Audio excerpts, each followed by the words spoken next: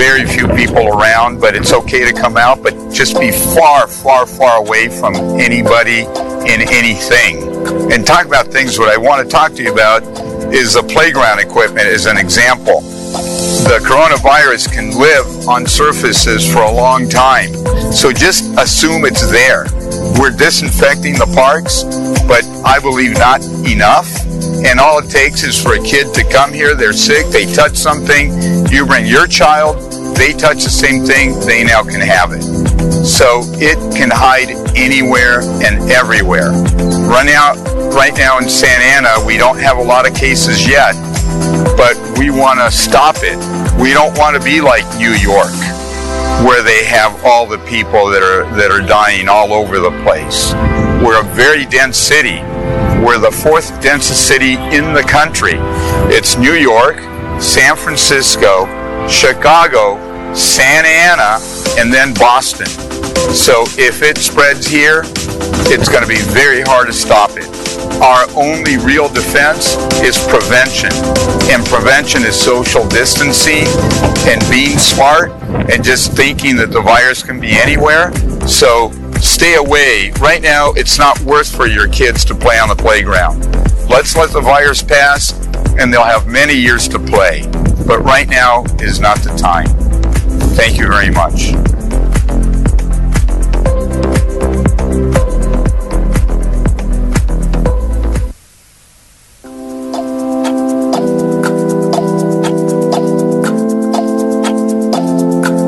Hola, les habla el alcalde de Santa Ana, Miguel Pulido, y hoy estoy aquí en un parque y lo que les quiero decir es mantengan muchísima distancia. La única manera que este virus los puede impactar es contagiándose. Entonces aquí, en este momento, por ejemplo, aquí ven donde pueden jugar los niños. Es mejor que no haya niños aquí ahorita. ¿Por qué? Porque aunque estamos desinfectando los parques, todas estas superficies, si llega un chiquillo o una chiquilla las toca, luego llega otro niño o niña, también lo tocan, ya se contagiaron. Entonces este virus se esconde. Tenemos que pensar que puede estar en todas partes, entonces mejor no tocar superficies. Si pueden ponerse guantes cuando vayan a la tienda o que sea, hagan eso, porque somos una ciudad muy densa. Tenemos casi 18,000 personas por milla cuadrada. Hablando de densidad, está Nueva York, San Francisco, Chicago, Santa Ana y luego Boston. Somos la número 4 más densa del país. Entonces es una cosa muy peligrosa. Si aquí se nos empieza a descontrolar la virus, vamos a estar como Nueva York, donde están viendo tanta gente muerta. Tenemos que evitar eso. Y la mejor manera es con distancia. No se acerquen a otras personas, no se acerquen a superficies. Y por lo pronto, si van al supermercado o lo que sea, toquen lo menos. Si pueden conseguir guantes, consigan guantes, pónganselos y protéjanse. Esto va a pasar, pero mientras estamos que no sabemos, la mejor defensa es cuidarnos. Y la manera de cuidarnos es limitando el acceso a la virus. Que Dios lo bendiga, mucha suerte y adelante.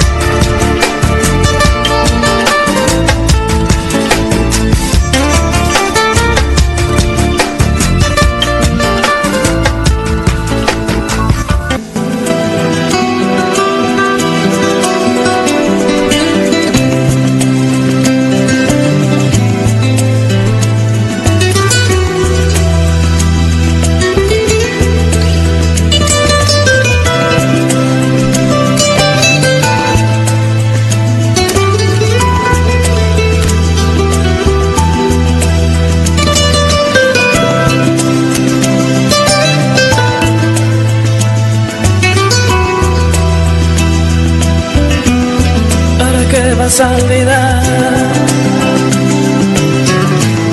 Yo he tenido tanto temor. ¿Para qué vas a olvidar? Si solo quiero tu amor.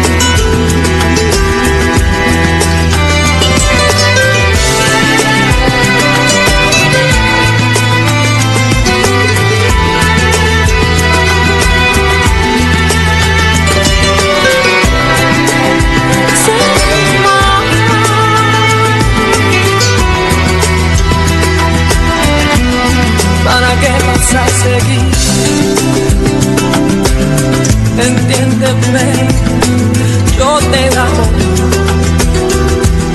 y luchar por una vida que vale la pena, eso es amor, entiéndelo, amor.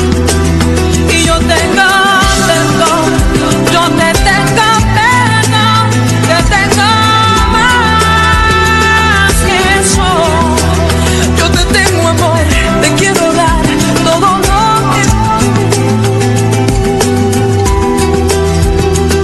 que quieras, sé de amor, corazón, sé de amor, eres mi corazón, yo te quiero dar amor, entiéndelo. Quiero dar mi perro, sin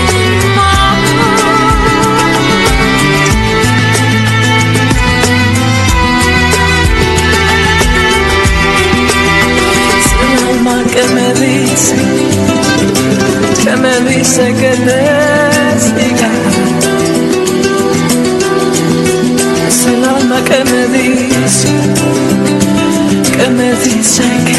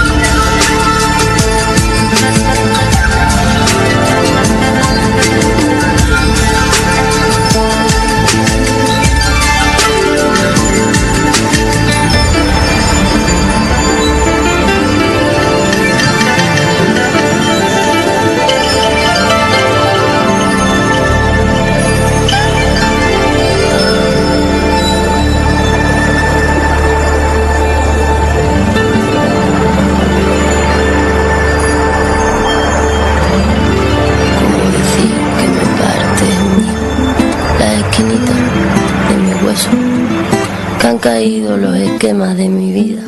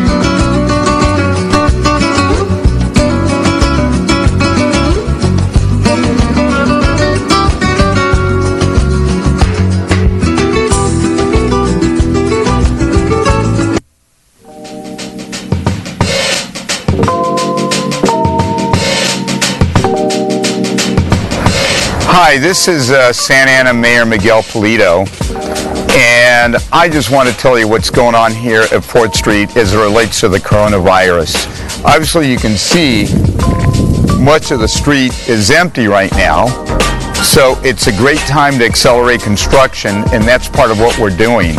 All this that you see, this trenching, some of the gravel that's going in, the work behind me, it's part of the undergrounding of the utilities here through the downtown. So we hope to get more of this work done in such fashion that we won't impact the businesses that right now are closed anyways by having this construction accelerated.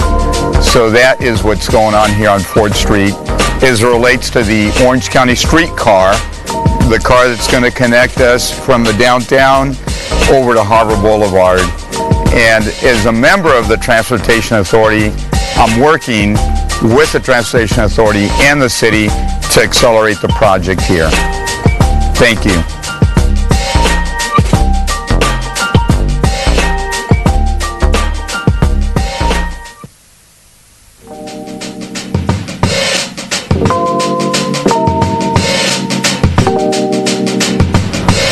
Hola, les habla el alcalde de la ciudad de Santa Ana y les quiero decir parte de lo que está pasando aquí en la 4, que es una cosa interesante con respecto a la construcción que ven aquí. Esta es la construcción para un tren ligero y ahorita durante esta crisis donde las tiendas están cerradas, todo está cerrado, estamos acelerando el trabajo para seguir abriendo todo esto, que es todo lo que está abajo de la tierra, toda la plomería, electricidad, todo lo que va por abajo lo estamos acelerando ahorita para no impactar los negocios. Cuando pase la crisis, esta parte del trabajo ya va a estar hecho y vamos a seguir adelante.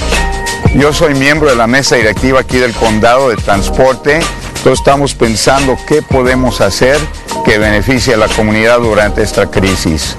Adelante, cuídense mucho, mucho, y que Dios nos bendiga. Hasta pronto.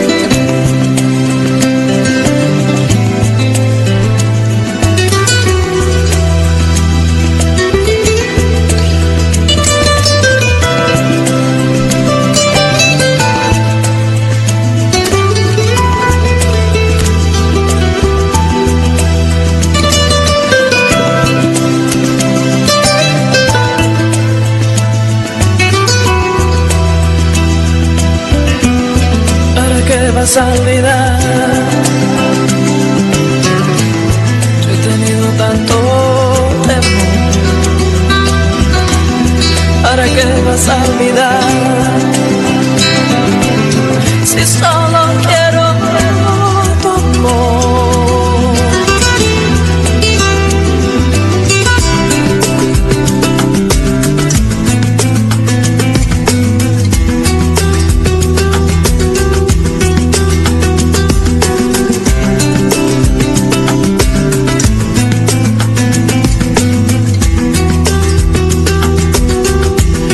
Es el alma que me dice que te siga. Quiero darte todo tu perdón, que no sé de amar, corazón. Yo sí sé de amar, sí sé de amor, corazón, corazón.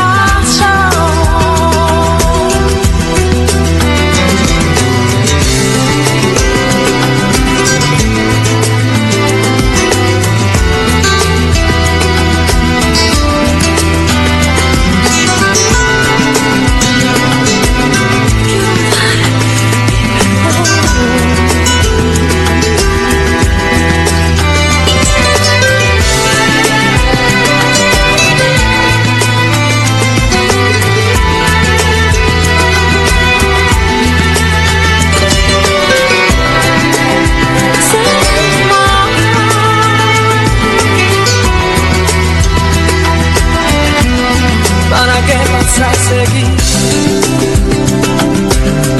Entiéndeme, yo te amo.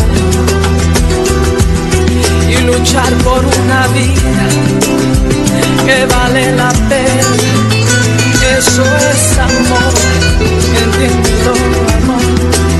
Y yo tengo perdón, yo te tengo perdón, te tengo más que eso. Yo te tengo amor, te quiero dar todo lo que quieras. Sé de amar, corazón.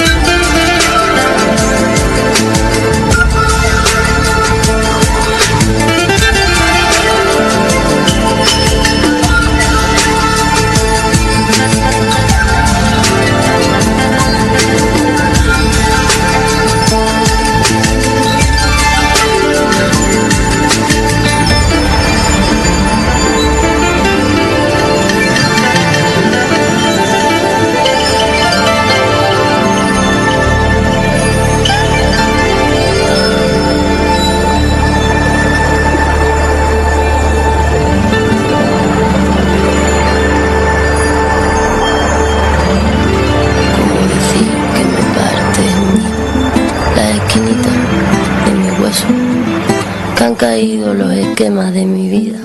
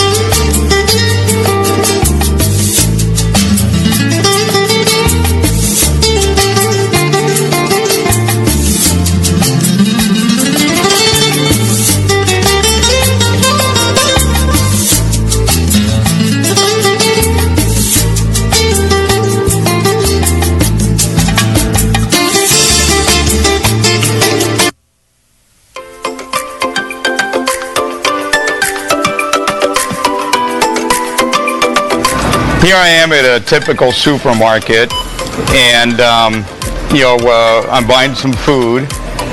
It's important to be wearing gloves, also the mask, the cashier as well as yourself, and realize that the virus can be in any one of these items.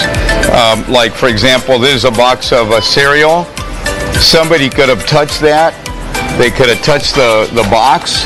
They could have put it back because they're reading the label or whatever. They put it back. You come, you grab it, you can get the virus.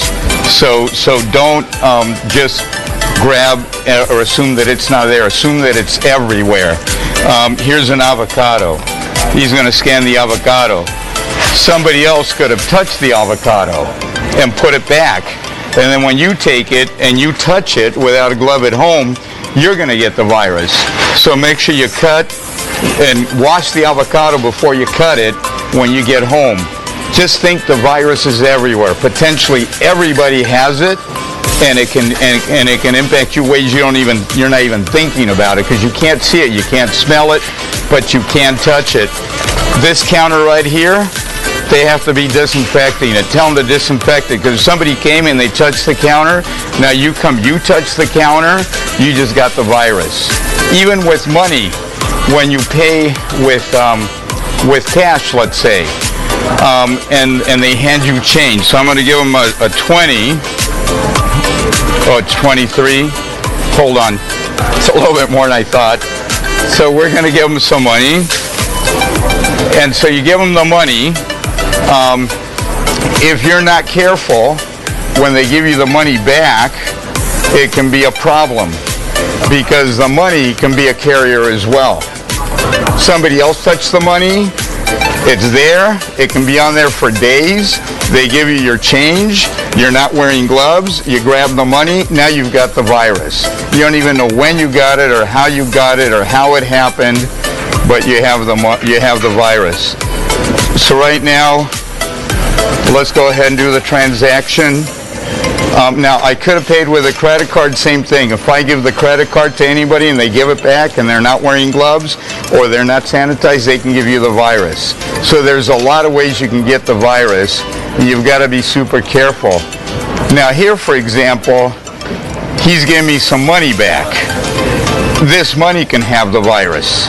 Even though he's giving it to me with gloves and all that, the money itself, somebody else could have touched it when they brought it to the store.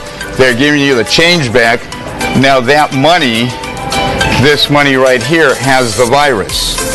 So you can't assume anything. This money has to be sanitized. So I'm going to put this, can I have a little bag or something? I'm going to put it in a little bag. When I get home, I'm going to clean this money, because you can't take any chances. This money could make you sick because it has the virus. So for right now, normally I pay with a credit card, but I want to make a point. So I'm just going to put it in here. I'm going to take it home. When I get it home, I'm going to sanitize it. Back and forth on both sides, make it clean money.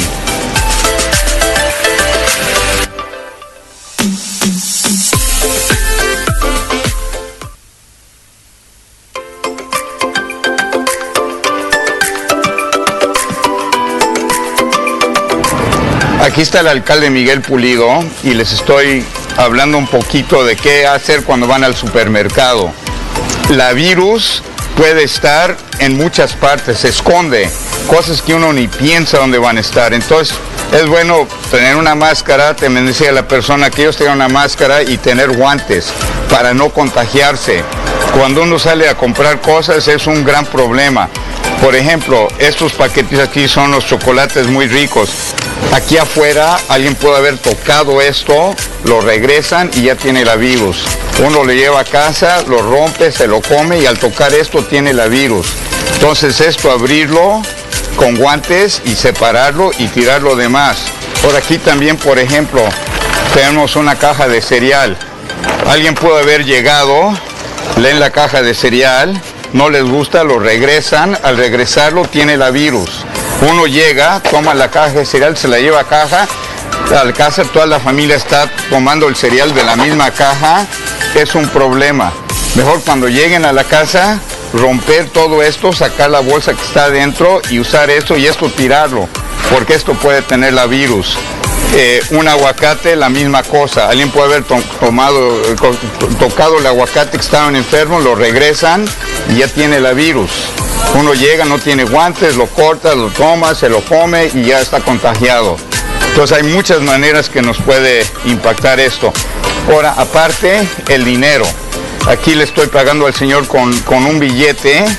Él ahorita me va a dar cambio, ya le pagué hace unos minutos, pero si me da mi cambio, mira, aquí me está dando el cambio.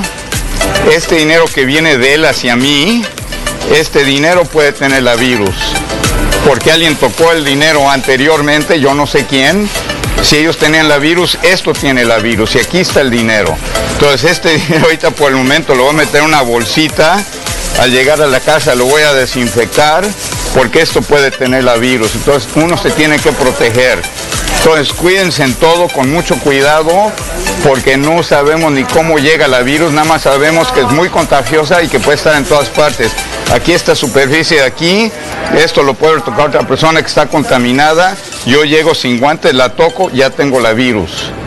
Entonces piensen que por todas partes puede estar y por favor cuídense mucho, mucho, mucho, mucho, mucho. Muchas gracias.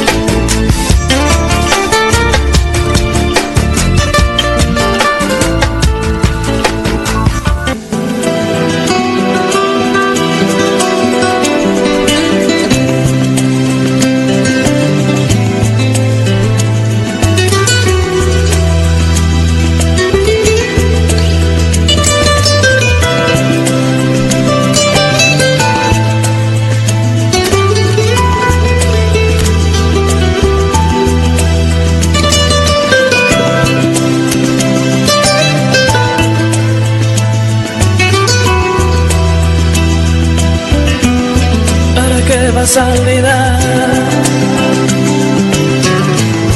Yo he tenido tanto temor. ¿Para qué vas a olvidar? Si solo quiero tu amor.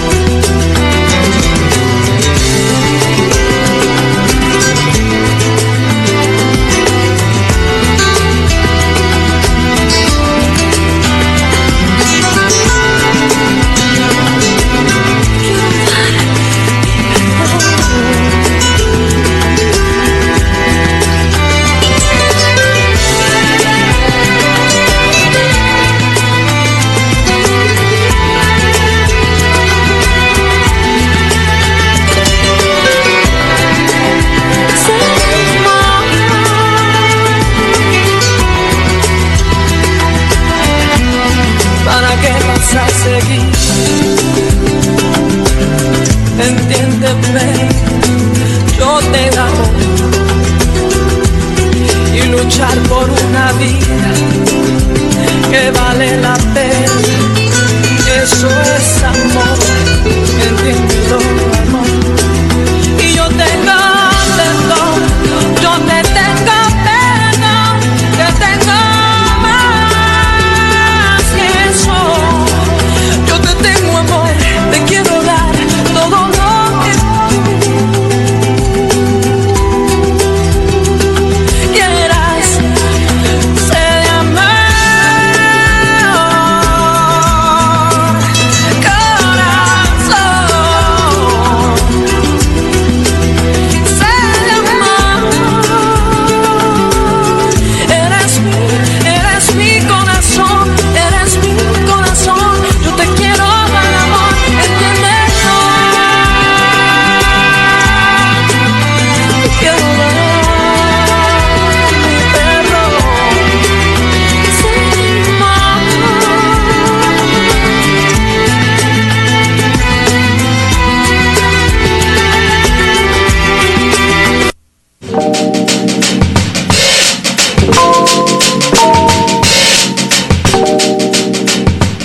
Hi, this is Santa Ana Mayor Miguel Pulido, and I just want to tell you that there's some flyers that are out there telling you not to answer the census.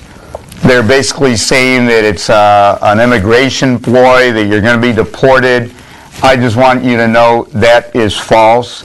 It is not true. I don't know who's putting it out, but whoever's putting it out, they're trying to hurt this community. They're trying to suppress the census count. That means we won't get as much money for education, for housing, for transportation. We'll be an undercounted community. And it's very dangerous because the census is once every 10 years. And people that do this are people that are trying to bring our numbers down, at least in a fictitious manner. In reality, people are here.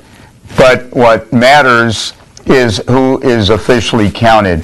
So don't believe any false advertising like that. If you see it, if you see somebody putting it up, take a picture, send it to us, let us investigate and put a stop to it. But while we're doing that, just please tell folks that it's false. Don't believe it. Know that the best thing is for us to have accurate numbers so we get our fair share of money. Thank you very much.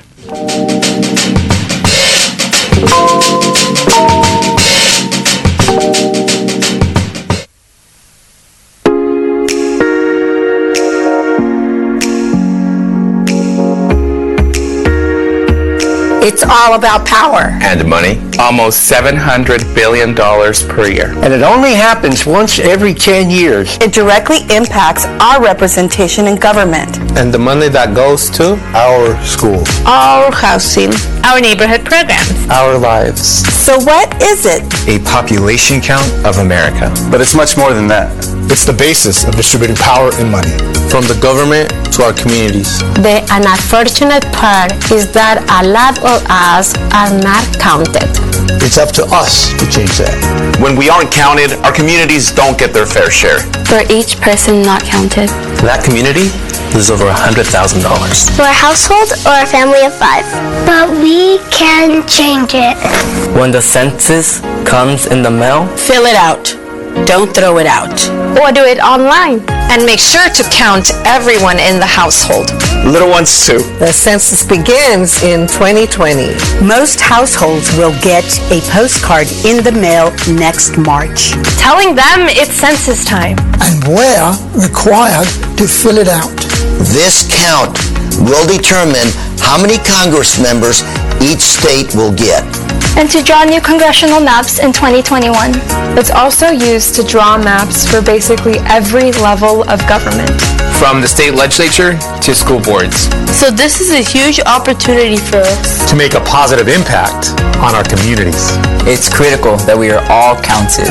So go ahead. Take the pledge. Pledged to be counted. Because there's too much at stake not to. I count. Yo cuento. Yo cuento. I count. Yo cuento. Yo cuento. We count. We count. We count. We count. We count. Santa Ana counts. Santana cuenta. Santa Ana counts. Santa Ana counts. In 2020, you count. Santa Ana counts.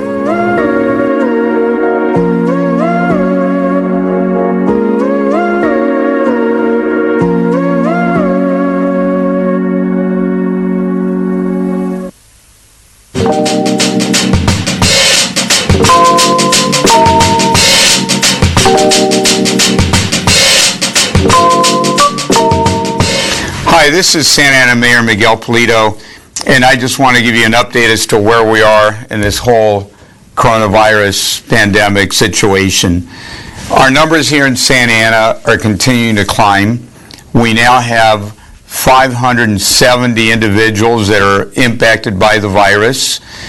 I believe the numbers could be higher because we're not doing enough testing, in my opinion, but we're pushing the county very hard to increase testing. We also have to be doing contact tracing, meaning if we find somebody that's infected, test people around that person, try to figure out how big that infectation is, that flare-up, if you will, and then try to put it out. So we're insisting on that. We also don't know right now how many of the 570 have gotten over it. We need to know that because maybe we have a very high recovery rate. You know, remember, Santa Ana is the 4th densest city in the country. It's New York, San Francisco, Chicago, then Santa Ana, followed by Boston. So we have a lot of people here, a lot of people within a relatively small area. In 27 square miles, we have, I believe, over 350,000 people. We're doing the census right now, and everybody please turn in your numbers because we need an accurate count. But we know that we have a difficult situation that we're dealing here with. So I would tell you, continue to do everything that you're doing. Be careful. Try to distance. Wear a mask when you can. Realize that going outdoors, exercising, staying away from other people, that's a fine thing to do. You can do that. It's healthy. You're not gonna infect others. They're not gonna infect you. But we as government need to do more for you because frankly, I think we're moving too slow, and I'm working every day with other mayors from the large cities across California, coordinating messages, coordinating practices. I'm also working with all the Orange County mayors, because we have 34 mayors here in Orange County, and we're coordinating, trying to bring best practices between one city and another city, attempting to do things together in unison for a common result that benefits our entire county. We have a beautiful city here in Santa Ana. We rely right now, our main tool is you. Your ability to cooperate, your ability to continue to stay indoors as much as you can in terms of being quarantined or isolated. If any of you think that you have symptoms, let us know, call City Hall, we'll get testing out to you. But what I want to do is do massive testing, because that's what we need. We need to be testing at much higher numbers here throughout Orange County, throughout the entire county. So with that, remember, as of today, the number is 570. I know we're going to continue to climb because I see the trends, but we've got to work harder to make that a smaller number ultimately and to have the pandemic under control here in Santa Ana. Thank you very much. Continue to keep the faith and realize at the end of the day, we're going to be okay.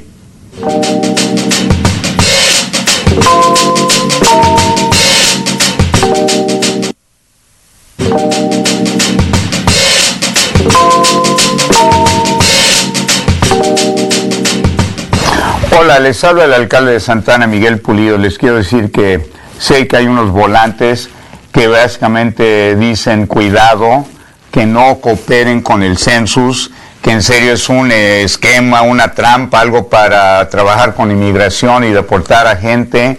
Les quiero decir que eso es completamente falso. No sé quién lo está haciendo, pero es alguien para tratar de que la gente no participe en el census. Eso es muy peligroso. ¿Por qué? Porque se nos baja la población en una manera ficticia, pero se baja. Entonces, como ciudad no recibimos el dinero federal que necesitamos recibir para poder trabajar en todos los temas que trabajamos. Vivienda, transportación, educación, etcétera. Entonces, por favor, si ven algo así, repórtenlo, hablen a aquellos, repórtenlo, pero quiero que sepan que no es verdad, no es cierto. Yo creo que es gente que quiere que no participemos, es gente que quiere que no tengamos voz, es gente que quiere que no progresemos. Por eso les digo, por favor, participen en el census y no crean cosas como esa que son cosas falsas. Gracias y adelante a darle con ganas.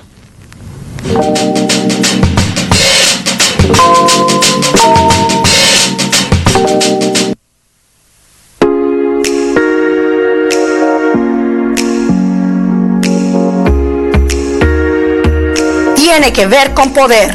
¿Y dinero? Casi 700 billones de dólares por año. Y solamente ocurre una vez cada 10 años. Impacta directamente nuestra representación en el gobierno. Y el dinero que va hacia nuestras comunidades, Nuestras escuelas. Nuestras viviendas. nuestras vidas. Y entonces, ¿qué es? El censo. Un conteo de la población de los Estados Unidos. Pero es mucho más que eso. Es la base de distribución de poder y dinero. Del gobierno a nuestras comunidades. La parte desafortunada es que muchos de nosotros no somos contados. Y depende de nosotros para cambiarlo. Cuando no somos contados, nuestras comunidades no reciben su parte justa. Por cada persona que no es contada, su comunidad pierde más de $20,000 sobre 10 años. Para un hogar o una familia de 5. Esa comunidad pierde más de $100,000. Pero podemos cambiarlo. Cuando el censo llega por correo. Llénelo. No lo tire. O hazlo en el internet. Y asegúrense de contar a todos en su hogar. No tengan miedo. El censo comienza en 2020. la mayoría de los hogares recibirán una tarjeta postal por correo el próximo marzo, diciéndoles que el censo ha llegado. Y estamos obligados a completarlo. Esta cuenta se usará para determinar cuántos congresistas recibe cada estado. Y para dibujar nuevas mapas del Congreso en 2021. También se usa para dibujar mapas para básicamente todos los niveles del gobierno. De la legislatura estatal al consejo escolar. Entonces, esta es una gran oportunidad para nosotros. Para tener impacto positivo en nuestras comunidades. Es crítico que todos seamos contados. Así que adelante. Haz la promesa. Promete de ser contado. Porque hay demasiado en juego para no participar. Yo cuento. Yo cuento. Yo cuento. Yo cuento. Contamos. Contamos. Contamos. Contamos. Contamos. Santa Ana cuenta. Santa Ana cuenta. Santa Ana cuenta. Santa Ana cuenta. Santa Ana cuenta. En 2020, cuentas. Santa Ana cuenta.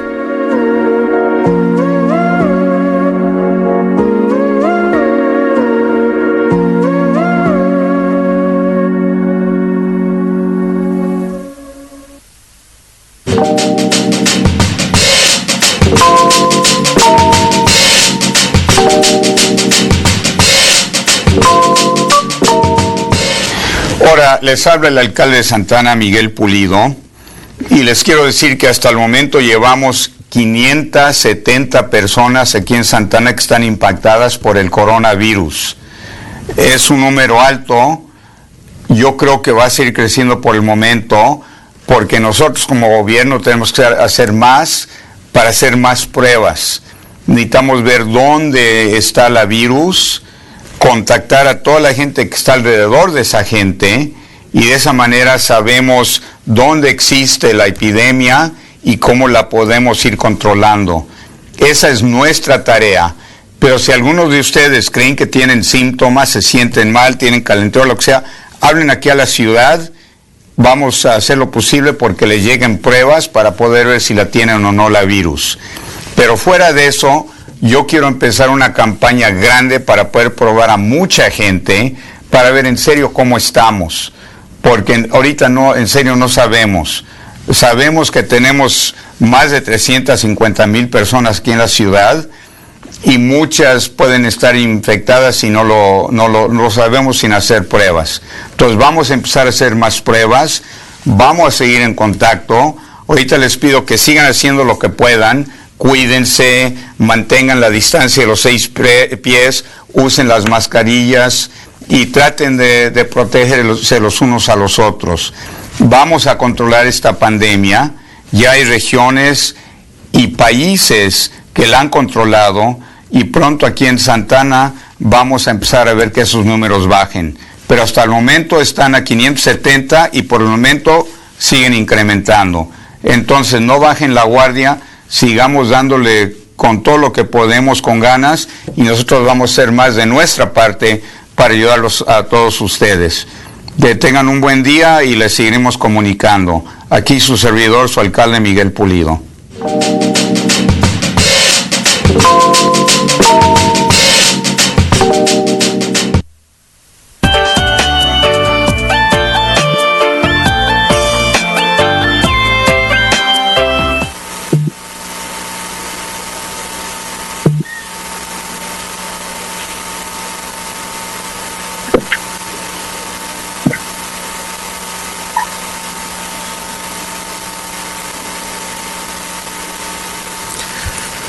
Good afternoon, everyone.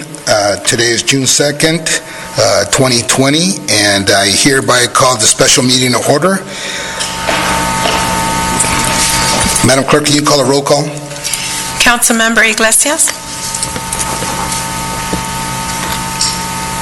Here. Councilmember Becerra? Here. Councilmember Peñalosa? Here. Councilmember Sarmiento? Councilmember Solorio? Here. Mayor Pro Tem Villegas? Here. And Mayor Pulido is absent.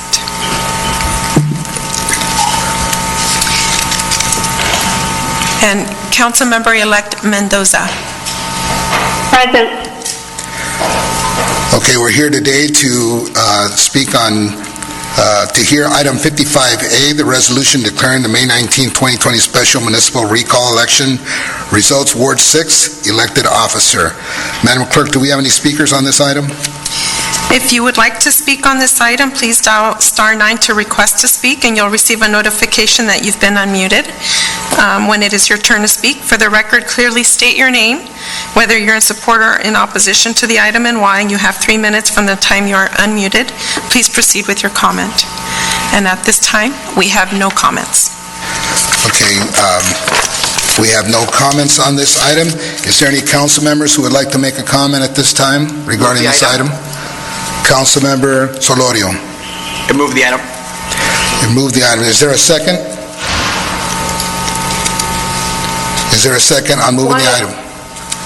One, if I may, when's my time to speak? I had asked the mayor if I could have a few words. Absolutely, council member. I will second for the sake of moving the meeting forward. And go ahead, Councilmember Iglesias. Okay, thank you. So, I want to thank, I want to take this opportunity, and first of all, thank God for the opportunity He gave me to serve the residents of Santa Ana.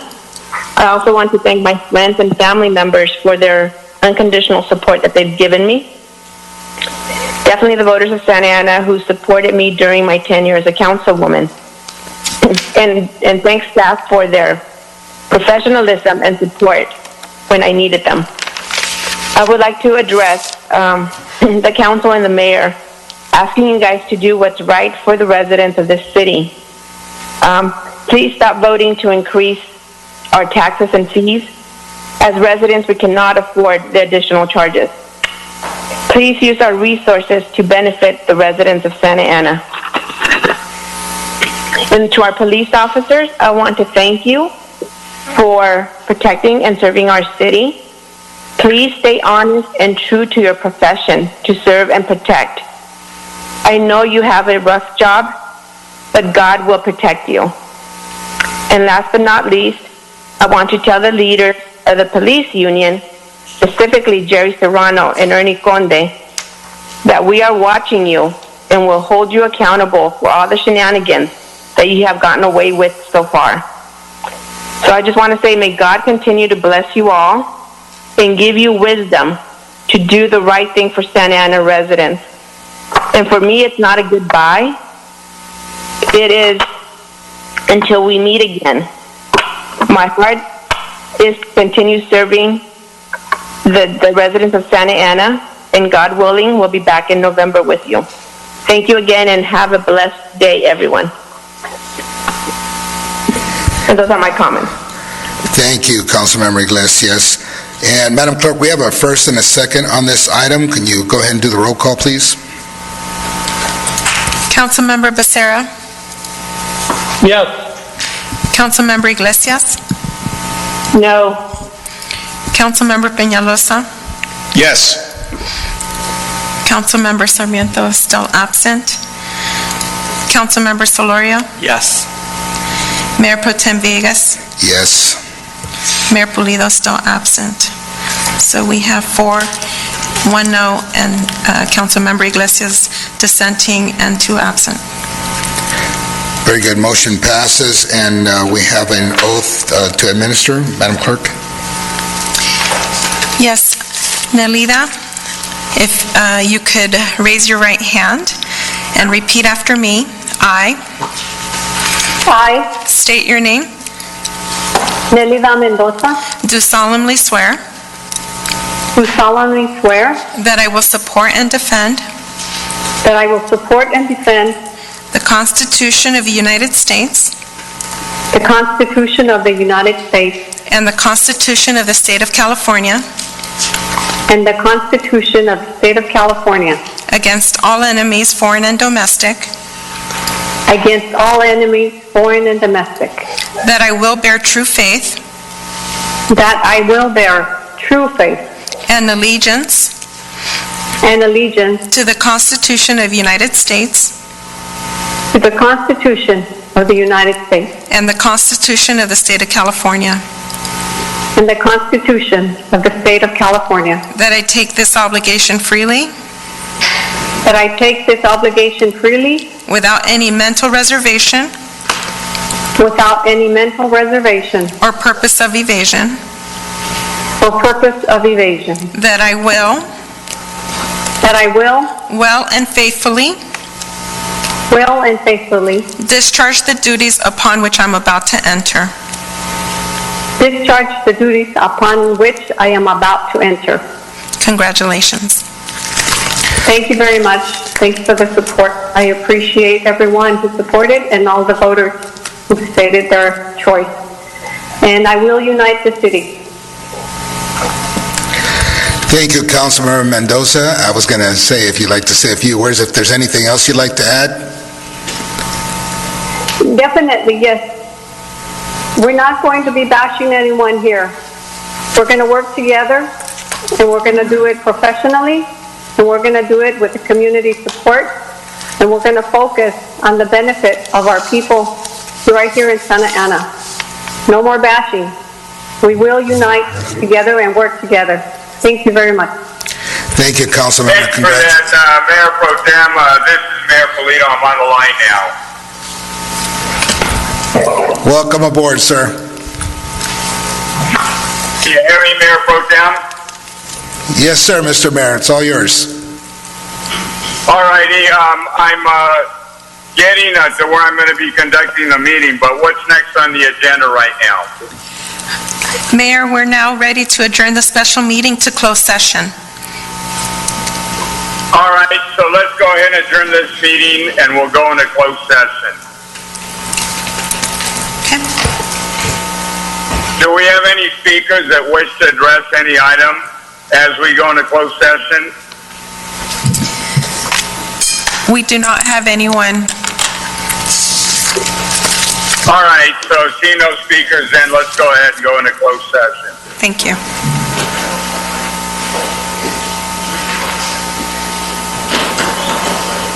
Madam City Manager, what is the first item on the closed session agenda? Mayor, the number that I sent you on the text message is going to be the one you want to call in for closed session. It's a separate, secure number. This is still a public number. Send it to me. All right, I see it. It just came in. All right, so we'll call in right now then. Thank you.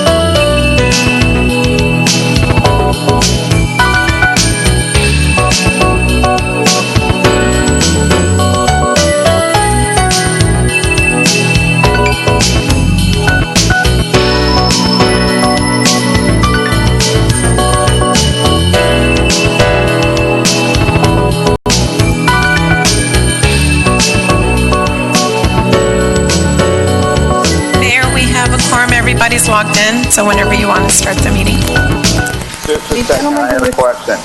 Go ahead. Yes, the gentleman who was speaking earlier, Steven Mendoza, Yes. that there is no relationship. I don't know the gentleman, so I wanted to clarify that there is no conflict of interest on my part. I do not know him, and we're not related. I don't think you have to say anything. I don't believe he'll be as active in the rest of the meeting, but if at Mayor, any we're point live. we can ask the city attorney. Mayor, we're live. All right. Okay. Madam City Attorney, just a quick question. Steven Mendoza is a city employee. Councilmember Mendoza, Nelita Mendoza just joined the council. There is no relation, there's no nepotism, no nothing. Should she make a statement to that effect or not needed? I don't think it's necessary, Mayor and Councilmember Mendoza, unless you feel it's necessary, but you just can declare that there's no relationship. At what point do I need to do that, or shall we just say it right now? Yeah. Just say it right now if you want. All right. Yes, for the record, with the City of Santa Ana City Council, there is no relationship between the city employee Steven Mendoza and myself. We are not related. We do not have any kind of relationship, and I don't think I even met the gentleman. So I just want to declare that there is no conflict of interest with Steven Mendoza and myself. So you guys don't even know each other, and if you did, you may not even like each other, correct? Oh, absolutely. I think that could be a problem. I'm kidding. I'm kidding about the latter part. You might like him, you might not, but you don't even know him. All right, with that, let me call this meeting to order. And Madam Clerk, I think we're going to stand for the Pledge of Allegiance. So wherever you are, please stand and place your hand over your heart. Ready? Begin. I pledge allegiance to the flag of the United States of America and to the republic for which it stands, one nation under God, indivisible, with liberty and justice for all. Amen. Okay, I believe we have an invocation. Madam Clerk, is the chaplain present? Yes, Chaplain Jerry Hill. Yes, I'm here. Let's go ahead and pray together. Heavenly Father, we thank you for this day, Lord, and we also recognize that as we come together, we are in unusual and certainly difficult times, Lord. And so tonight we would just like to ask for strength, for patience, for wisdom, for understanding, Lord. And I would personally, Lord, like to lift up our council members and our mayor, our city manager, our police chief, as they're dealing with difficult questions, Lord, and again, trying times. I pray for them, Lord. I pray that you would not only bless them, but keep them healthy, and that you would watch over their families and bless their families as well, Lord. And for our residents here in Santa Ana, Lord, who have lost jobs because of quarantine and lost businesses and lost income, Lord, we lift them up to you as well. And we pray that you would bless them, Lord, that you would help them get through this, that you would give them the strength that's necessary, Lord, in these trying times. And Lord, most of all, as we gather tonight, that you would bless this meeting and the decisions that have to be made, Lord. In your holy name we pray. Amen. Amen. Amen. Amen.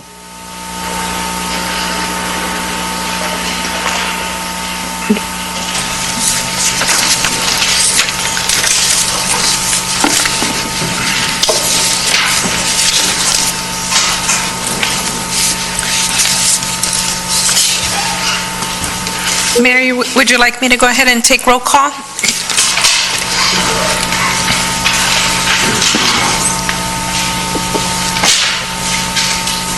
Mayor, are you there?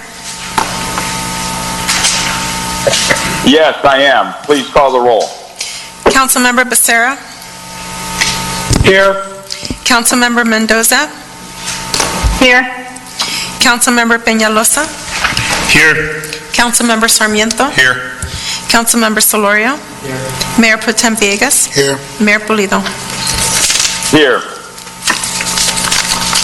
So we have a quorum, and now let's go on to the next item. Madam City Attorney, do you have anything to report out of closed session, please? Mayor, we had 3 closed session discussions this evening. We do not have reportable action, but I would like to notify our city clerk for the record that you did not participate in the conversation regarding the item of Orange County worker due to a conflict. Thank you. So with that, let's go on to the consent calendar. Do any council members wish to pull any items? Yes, Mayor Pulido, I have several items to pull. Okay. 10. Go ahead. It's item 10A, item 22A through E, and 55A. Wait a minute, you're not Councilmember Iglesias, right? I'm kidding. It was a joke. I'm kidding. But any other items by council members? Yeah, Mr. Mayor, this is Councilmember Peñalosa. I'd like to pull item 25A, and that's it. Any other items, council members? If not, I would entertain a motion on the balance. Becerra, so moved. Second by Villegas. Mr. Mayor? I'm sorry, I misspoke. It was 25F, not 25A. Please note that, Madam Clerk. Okay. I'll amend my motion. Amendment second? I will second. And then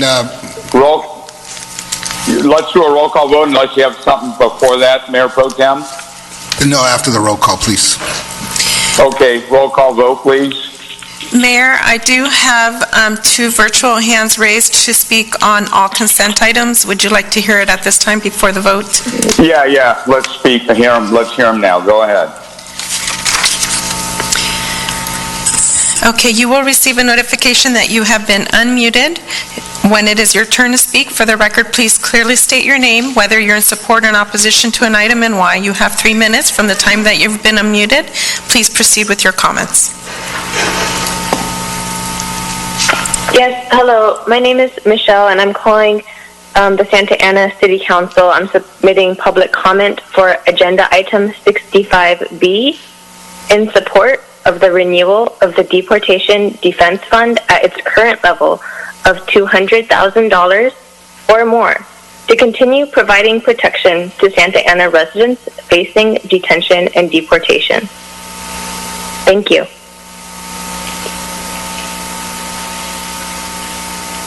Go ahead, Madam Clerk.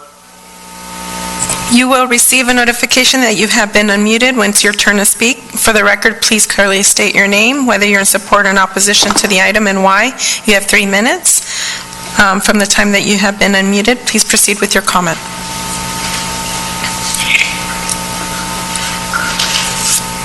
This is Claudio Gallegos speaking on behalf of Congressman Lou Correa.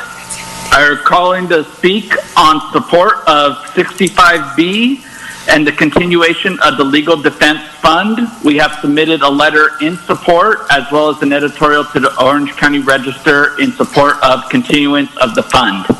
We ask that the Santa Ana City Council continue the Legal Defense Fund for the City of Santa Ana and for their residents. Thank you. We have no other callers, Mayor. All right. So I believe we had a motion and a second on the consent calendar, the balance of it. Roll call vote, please. Councilmember Becerra? Yes. Councilmember Mendoza? Yes. Councilmember Peñalosa? Yes. Councilmember Sarmiento? Yes. Councilmember Solorio? Yes. Mayor Pro Tem Villegas? Yes. Mayor Pulido? Yes. Motion carries. Let's go on to the first item that was pulled, please, Madam Clerk. 10A, the minutes from the regular meeting of May 19, 2020. Yes, and I pulled that item because I would like to abstain as I was not present for the meeting of May 19th. Let's entertain a motion to that effect, please. Motion to approve. Second. Roll call vote, please. Councilmember Becerra? Yes. Councilmember Mendoza, I captured your abstention. Councilmember Peñalosa? Yes. Councilmember Sarmiento? Yes. Councilmember Solorio? Mayor Pro Tem Vegas? Yes. Mayor Pulido? Yes. Next item. 22A. Yes, and that was Councilwoman Mendoza. I pulled 22A through E because I noted that these are contracts that were awarded to outside the city vendors, and I am sure that staff was able to obtain the best possible pricing for the city of Santa Ana. But I just wanted to see if there is a way that we could get more of Santa Ana businesses to participate in the RFP process so that we can leave the business here locally in Santa Ana rather than contract it out. That was, I am in support of these items as well. Why don't we entertain a motion that says yes on these items, but no that request from Councilmember Mendoza, and maybe later, Madam City Manager, you can tell her all the things we've been trying to do to encourage, contracts going out to local businesses. Mr. Mayor, this is Councilmember Peñalosa. Yeah. If I can add to, I just want to thank Councilwoman Mendoza for bringing that up. I've, over the last year, I've brought that issue up a couple times when we're purchasing usually vehicles, and I still yet to see a kind of report of what we're doing to really, incentivize Santa Ana dealerships to bidding on these different RFPs. To make sure that those dollars stay in our city. So I agree, and that would be my comment. Mr. Mayor? You make them, go ahead. Somebody make a motion at some point, but go ahead. I just want to echo the sentiments of my colleagues. I really would like to see us do more to be proactive in reaching out to local businesses to get them on board. I know that our staff does a great job of trying to get us the best deal, but whatever we can do, especially in these times, to really shop local, buy local would be appreciated. Mayor, if I may, this is Christine. Yes, go ahead. Go ahead, Madam City Manager. So on items 22A through 22E, with the exception of 22E, there were 6 Santa Ana vendors notified of the invitation to bid, and we did receive 0 bids from them. But certainly we can brainstorm among staff to determine if we can do additional reach out for those local vendors. Yes, that would be greatly appreciated, Madam City Manager. Thank you. Mr. Mayor, may I again? All right. This is Councilmember Peñalosa. Yes, go ahead, please. Go ahead. And I fully understand that, Madam City Manager, and thank you for that information.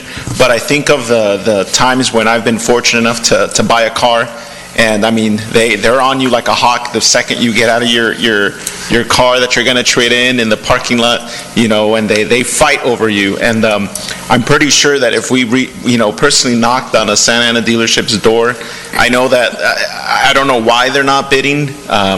Maybe it's not in their price. Their cars aren't as within the price range that we're proposing or whatnot. I'm not sure exactly the details on the RFP, but if we made sure to put effort into really calling them, and again, this is me not being so familiar with the RFP process when it comes to purchasing of vehicles, but I don't understand how they wouldn't want to bid, or why they wouldn't. Do we reach out to dealerships and say, hey, do we follow up? Do we ask why they didn't bid? Do we ever get that kind of feedback? So, Councilmember, it's not an RFP process. It's actually invitation to bid, so we're required to accept the low bid.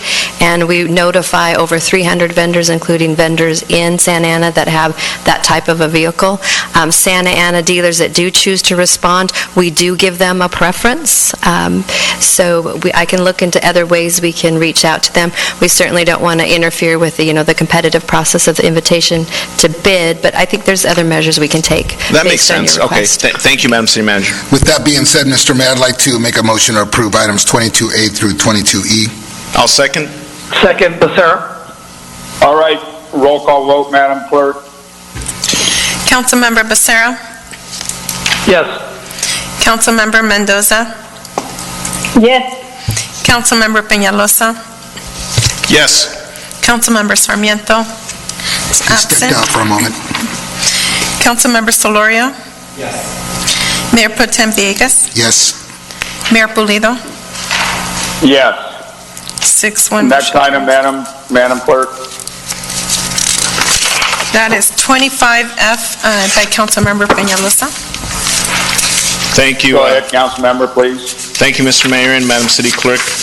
25F for the public listening was just authorized the city manager to execute an agreement for the use of certain city facilities with new Singular Wireless, basically just approving municipal facility license agreements with Singular Wireless and Crown Castle to use our utility poles in different neighborhoods in the city for cell towers. Just wanted to take the opportunity to thank Public Works for setting that Zoom virtual meeting with the Wilshire Square neighborhood earlier this week, or last week. Wanted to bring up a couple issues that were brought up, and I'm not sure if this is the appropriate time to do it, but just in regards to the notification of the public, I know that one of the issues that arose was that when it comes to cell phone antennas, we only notify within 150 feet of the cell phone tower. Neighborhoods like Wilshire Square found that problematic because of how old and the character that makes up these neighborhoods, and how, that limits it to, 5 or 6 homes distance radius around that pole. And they showed interest in wanting to involve more of the neighborhood and more of a distance surrounding the pole, and wanted to see Nabil or Madam City Manager what we could do if that would be something that would be added to this agreement. I know that probably wouldn't be the way, or changing the way we do things, the ordinance or design guidelines that we have put forward. I'll defer to our Public Works Director to see where that requirement is found, and to determine what we would need to change to expand the distance. Good evening, Mayor. Good evening, council members. Nabil Saba, Executive Director of Public Works. The 150 feet standard is written in our design guidelines, and but we not only notify the 100-foot radius neighbors around the pole, but we also notify the neighborhood association themselves, and we get them involved. So it's more than just 150, so we add to that. That 150, we can expand on it, but there is rules in the FCC that may prohibit us from expanding the notification radius, but we will look into that. That's something we are looking at right now as a result of our meeting yesterday. It's not in this agreement. To answer your question, it's not in this agreement. This agreement here is really to allow the providers to use our street lights for antennas. What we discussed yesterday, it was for the utility pole, which is completely different. Okay. Well, because it's related, that's why I wanted to make sure I commented. The notification process is the same. Okay. And design guidelines and whatnot. So that would I know we have design guidelines via an ordinance, if I'm not mistaken. So that would require that to be brought to council if we want to change things, of course compliant to FCC, right? Sure. Okay. All right. Those are my comments. Thank you, Nabil. Would you like to make a motion? Yeah, I'll make a motion to approve. Second. Second. All right. Roll call vote, please, Madam Clerk. We're in, Councilmember Becerra. Yes. Councilmember Mendoza. Yes. Councilmember Peñalosa. Yes. Councilmember Sarmiento. Yes. Councilmember Solorio. Mayor Pro Tem Villegas. Yes. Mayor Pulido. Yes. Motion carries 7-0. Our next item, Madam Clerk. 55A Pulled by Councilmember Mendoza. Yes, I Go ahead, support- Councilor Mendoza. Go Thank ahead. you. I support item 55A, and the reason I pulled it is because it's my understanding that the increase in the fee has been about 41%, so that is significant. And I wanted to commend staff for their efforts in saving the city of Santa Ana such an incredible amount of money. That's a 41% reduction in the fee to administer this. So thank you very much. And I make a motion to accept, to approve item 55A. Second. Roll call vote, please. Councilmember Becerra. Yes. Councilmember Mendoza. Yes. Councilmember Peñalosa. Yes. Councilmember Sarmiento. Yes. Councilmember Solorio. Yes. Mayor Pro Tem Villegas. Yes. Mayor Pulido. Yes. Motion carries Our 7-0. next item. 65A, it's a report item. All righty, I'll refer to staff.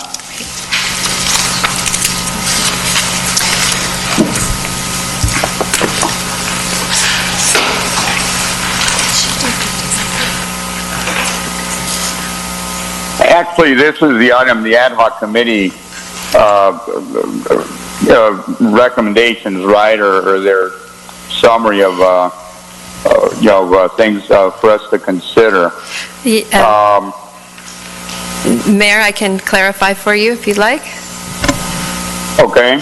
So we do have a brief presentation, but the purpose of this item is for the rest of the council to see the recommendations that the ad hoc committee had been working on.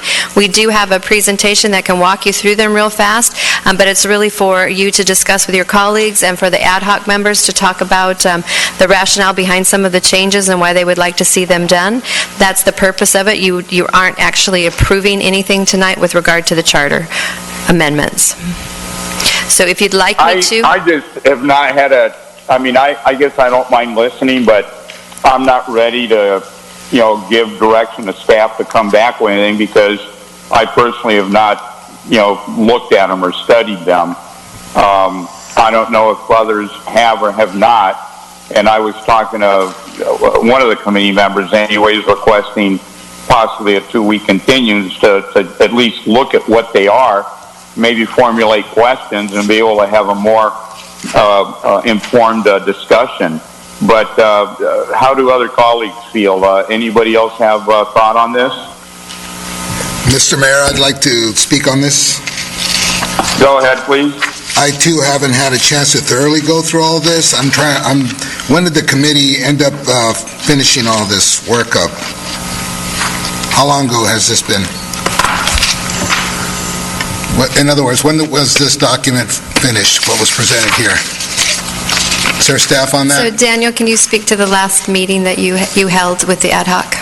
Mayor and City Council, the Ad Hoc Charter Review Committee last met on Thursday, May 28th. The documents were finalized that day and were published with the City Council meeting agenda for tonight's meeting. I can't tell with your mask on. What was that? The last Ad Hoc Charter Review Committee was on Thursday, May 28th, and the meeting materials were published that same day for tonight's City Council meeting. Very good. Mr. Mayor? I haven't had a chance to review everything because there seems to be quite a bit of changes on here. And I got the red line copy recently. I just got that yesterday, but with all the, demonstrations going on throughout the city, it's kind of hard to go through all this and speak with our city attorney about it and our city clerk. So I'm comfortable with a 2-week continuance. That's my comment, Mr. Mayor. Mr. Mayor, this is Councilmember Peñalosa. May I make a comment? Go ahead. I just want to say that it's very irresponsible of you and the Mayor Pro Tem to say that we didn't have enough time. The red line version has been attached to the staff report since Thursday night when the agenda was posted and made available to the public. So I don't understand how we could sit here and approve 500-page environmental impact reports, $1 million contracts with 3 days of the staff report being available to the public, but we can't even consider a presentation from the Charter Review Committee and staff. So this is a presentation for discussion That is why the PowerPoint is before us. I think that with this presentation, you'll be more informed of what these charter review potential changes are about, and then we could go from there with discussion and possible changes. And I take offense to your comment.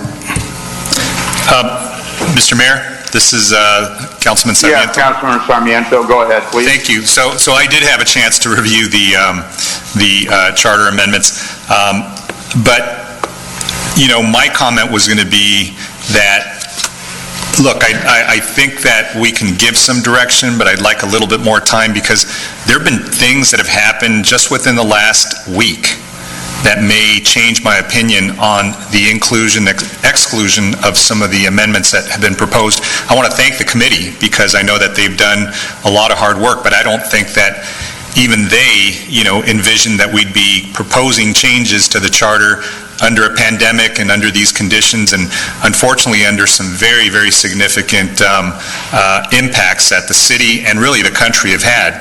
And I think that it's prudent to maybe consider those, consider the context in which we're living under right now, and maybe introduce some additional amendments that might be important. So I would just say, I think the work has been done, but there may be some augments or some supplements to what's been proposed already, given where we are. Because I know that, my concerns have been, people have been questioning, authority by the director of the Emergency Operating Center, which is the city manager, issues having to deal with issuing citywide curfews, different authorities that we don't even think we were going to be dealing with just a few weeks ago or a few months ago, and just living under a pandemic has really made me reflect on powers that we extend and how sometimes we have to move so quickly that we may need to reconsider just some of that language and some of those parts of the charter that we may need to now look at, because these are certainly irregular times, and we certainly want to be very thorough in our analysis. So those are my comments. Additional comments? Yes, Councilman Mr. Mayor.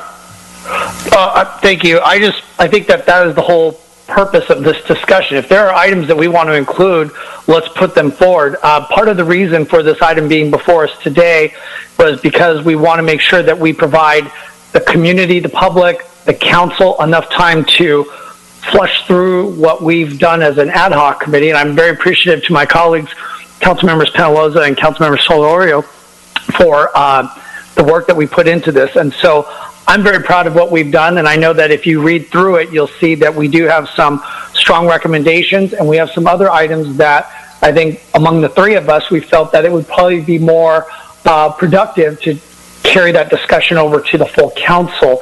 I welcome any additions that my colleagues may have as far as what we could consider, and I think that Councilmember Sarmiento is correct. I mean, with the pandemic, there's a lot of policies that we need to really think about as we go forward.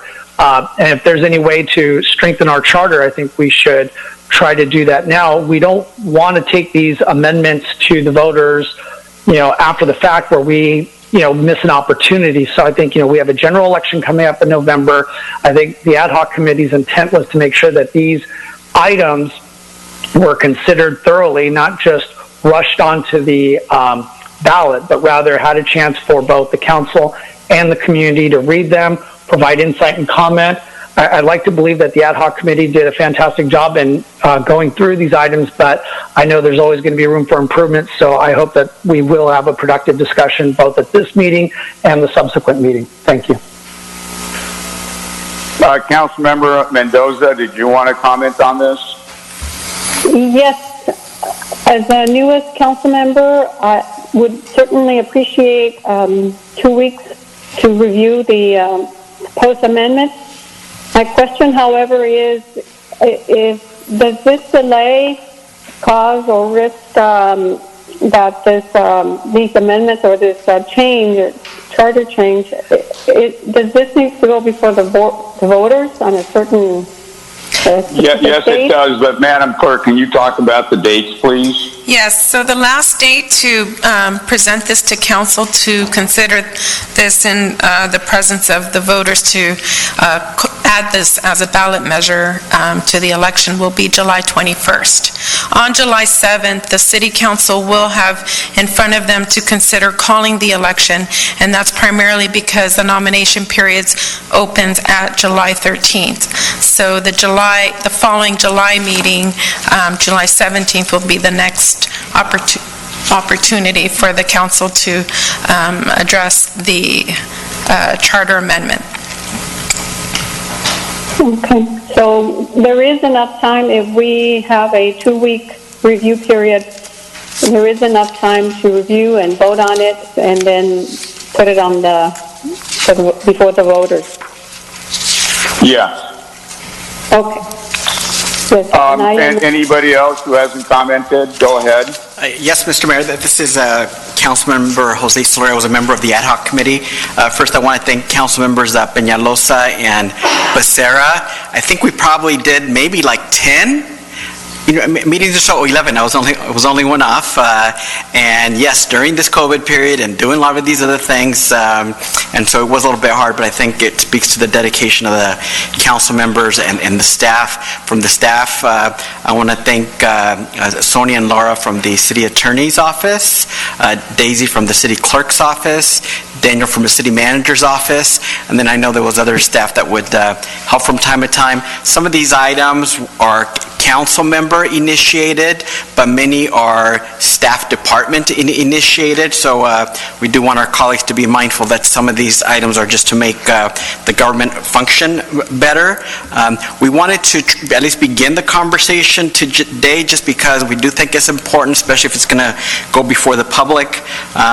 We know that in the past they all don't get approved to move forward, but the sooner we begin vetting, the better. And I agree with Councilmember Sarmiento. If there's additional suggestions that make sense, we have to begin to look at those. And tonight's a good start, and we already got one idea from him, so that would be good. Finally, at least some level of report today by staff or my other colleagues. And I know I said a few things already, and there's a staff report. But really, this extra time is also just for the public to know what we're thinking about, because they may have suggestions or thoughts for the council or the staff. So if nothing else, they began to hear a little bit about what we're trying to do with these verbal comments, and just here trying to share with the public. That's all. Thank you. Mr. Mayor, if I will. Yes, go ahead, Councilman Peñalosa. Go ahead. This is Councilman Peñalosa. I just wanted to remind my colleagues that the reason we're here is to have the discussion and have the PowerPoint that was put together by staff presented to us so that we could see the discussions that we've been having the last 3 months about the charter review and potential charter changes, the amount of time that staff has put into this to present this to us to review. The reason why we're holding this today is so that we could have, like Councilmember Becerra said, enough time in the next 2 months to really dissect this, really go through it, add things, remove them, gut them. This isn't a final document. This is an informative presentation that we put together for our colleagues and the public to see. And it's been available for 4 days now. And I would prefer that we start having the conversation today, because if we don't, we all know how this is going to go, just from the sound of it. So, and if that doesn't happen, I want to apologize to staff for wasting your time with this, because that's what clearly we're heading. So, with that said, those are my comments, Mr. Mayor. All right, Mr. Mayor, look. Mr. Mayor? Yeah, one final comment, then I want to comment. Go ahead, Councilor Becerra. Thank you. I would just prefer that staff go ahead and at least show us the presentation. To echo Councilmember Peñalosa's comments, they put the time into it. Let's go ahead and put that out there. If not for anybody on the dais, at least for the community to see what work has been done. I hope that, as much as I want to hear what my colleagues have to say about the ad hoc committee's work, I really welcome input from the community. I want to know what they think about it. I think there's been a lot of thought put into these ideas, and I hope we've covered many of the concerns of the community, but maybe we haven't, and maybe those are things that they can bring to us. But let's go ahead and put this out there for public consumption, and obviously we'll discuss this at subsequent meetings. All right, let me speak if I may.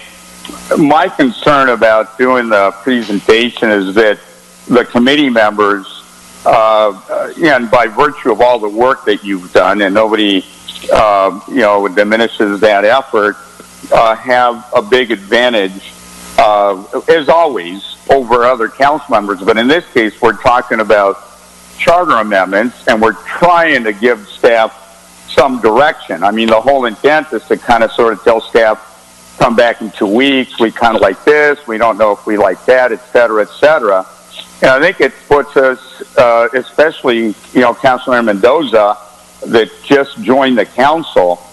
And I know 4 days is a long time, but not really, not when you're talking about these many amendments. And you guys have met for 11 times, and only last Thursday does it come out in a form for us to begin to consider them. So I think it'd be best, let's see where we're at, but I would say, look, we can all look at what the recommendations are. We can study up on them. We can potentially suggest changes. We can put it on the internet. We can have the community look at everything they want. And then when we're prepared to have a more educated discussion, we can have it. So right now what I'd like to move is just move for a 2-week continuance, taking into account everything that everybody has said. If there's a vote to continue, we continue. And we get, Councilor Sarmiento's comments and potential amendments. We get everybody that hasn't been up to speed, and I'm guilty. I'm one of the ones that have been, working on curfews and COVID and riots and everything else that you guys have been working on. But I've not done this work. So I'd like to move for a 2-week continuance. If there's a second, let's see if there's support for that, and then we'll go from there. I will second the 2-week continuance, Mr. Mayor, and I'd like to advise or comment that the charter is the footprint, and the ordinances and the resolutions are the fine print. We need to remember that, and that's my second and comment. And you're limiting discussion on it. Great. Yeah, for today only, correct. Yeah, but Madam Clerk, can you call the vote, please? Mr. Mayor, can we have the presentation for today? Well, that's what I'm saying. My motion is not to. My motion is to hold the presentation, hold the whole thing for 2 weeks, so that when it's presented, we have some ability to understand more about it. If we're going to have questions and thoughts, I'd rather us be more up to speed.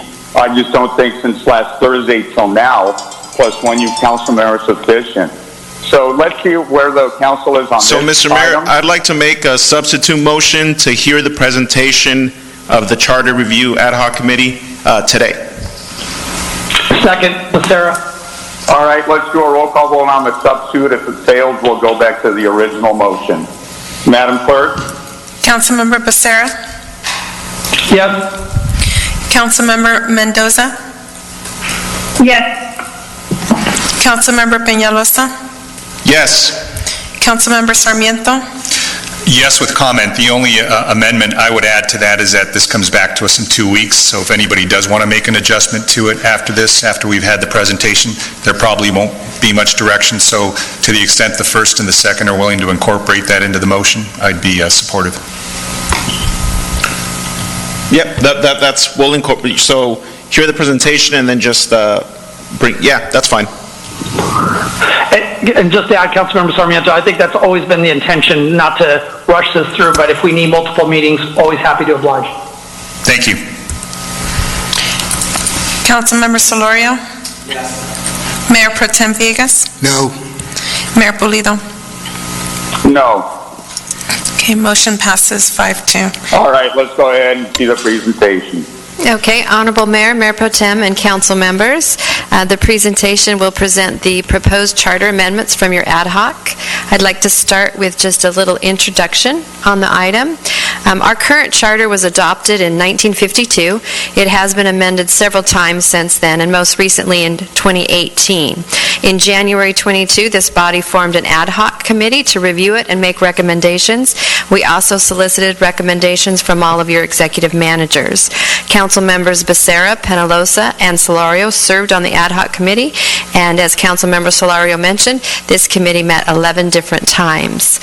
They have 17 recommended charter amendments, and then additionally there are about 5 areas that they were looking for a discussion with their colleagues on.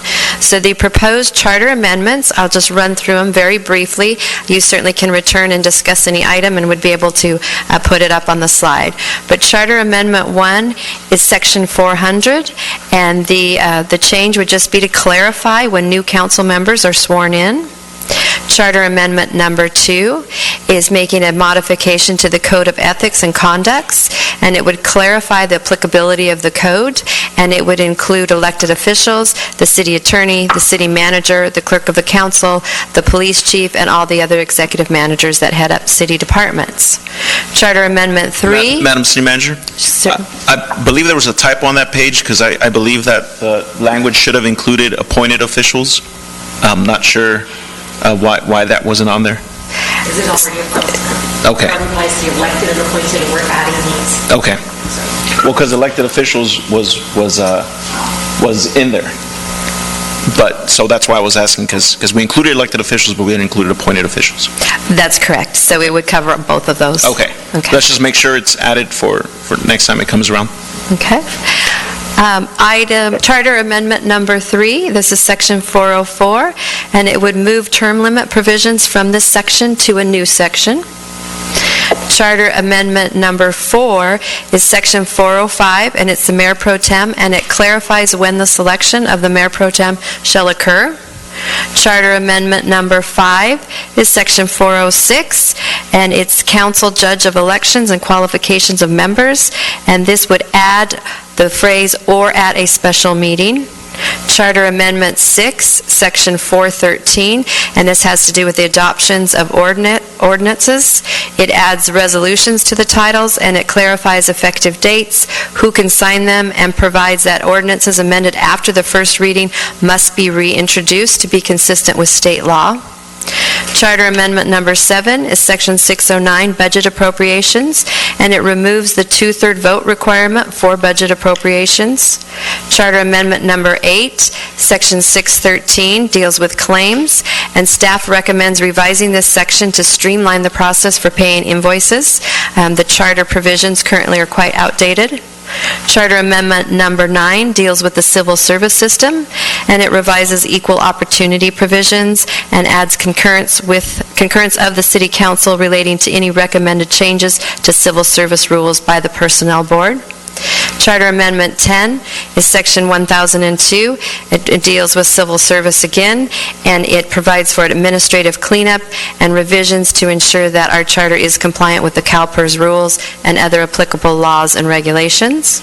Charter Amendment 11 is Section 1010, and it updates the anti-discrimination provision and adds a provision requiring that the City Council adopt an anti-nepotism policy.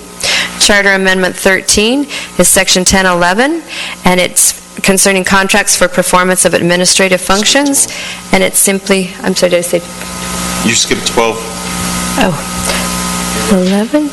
Charter Amendment, no, I did 11, and this is Charter Amendment 12. Contract for performance of administrative functions, Section 1011, and it changes just the term personnel to human resources. Charter Amendment number 13 deals with work stoppages, Section 1014, and it removes the section in its entirety to comply with state law. Charter Amendment 14, Section 1208, is enforcement, and it allows the city to contract with a state or county entity to enforce the campaign contribution provisions of the charter. Charter Amendment 15 is Section 1400, deals with the retirement system, and it makes revisions to be consistent with the changes in Section 1002. Charter Amendment 16 covers various ones, and it's just replacing gender-specific language with gender-neutral language. And the final Charter Amendment, number 17, is also various, and it replaces clerk of the council with the terminology that we use currently of city clerk. In addition to those 17, there are 5 areas that the ad hoc wanted to discuss with the full council. And so the first topic, Topic A, is a proposed charter amendment with Section 401 for the qualification of the members. And the reason for this is to revise the residency requirements for mayor and council member and add procedures to confirm residency and move term limit provisions to this section as well. The ad hoc charter review recommends that this item, including the attached red line changes, be discussed by the full council. Topic B is Section 401, and this deals with term limits. And the purpose or reason for amendment is to restate the term limits for mayor and council members already set forth in Sections 401 and 404. The 3 issues to analyze and discuss would be whether to impose a lifetime ban, whether to remove the term consecutive, and whether to remove the cooling off period. The Ad hoc Charter Review Committee members individually provided their recommendations regarding these issues and is asking if the City Council supports these recommendations. Topic C for discussion is Section 1206, Campaign Contribution Limitation, and the purpose is to revise provisions to increase transparency. And the Ad hoc Charter Review Committee added this provision that would apply to developers, their principals or owners with pending significant planning entitlements, and a definition of person that's consistent with the Political Reform Act. Topic D, Section 1206, deals with required disclosures, and the purpose for amendment would be to add campaign finance disclosure requirements in addition to those that are required by the FPPC. This purpose of this section would be to supplement the required disclosures pursuant to the Public Reform Act and to increase transparency regarding campaign contributions to city elected officials, candidates for city elective office, their campaign committees, and other committees formed to support or oppose ballot measures or candidates. The final topic that the ad hoc wanted to discuss with the entire body is a proposed charter amendment for Public Works. And this is Public Works recommends that the following topics be incorporated into the charter. That is local preference, exemption from the state's public contract code, updating the definition of Public Works construction, changing the lowest and best bidder to the lowest responsible bidder, and allow for alternate project delivery systems such as a design build. This did come out of the Public Works Department as noted on the item. We already really talked about the timeline. Your pressing timeline would be that the adoption of the resolution to send it out to the voters would just have to take place before July 21st. So with that, I am going to turn it over for the ad hoc members. We can certainly put any one of the slides up if you want to talk about a specific charter amendment or go straight to the topics to discuss with your colleagues. Go ahead, committee members.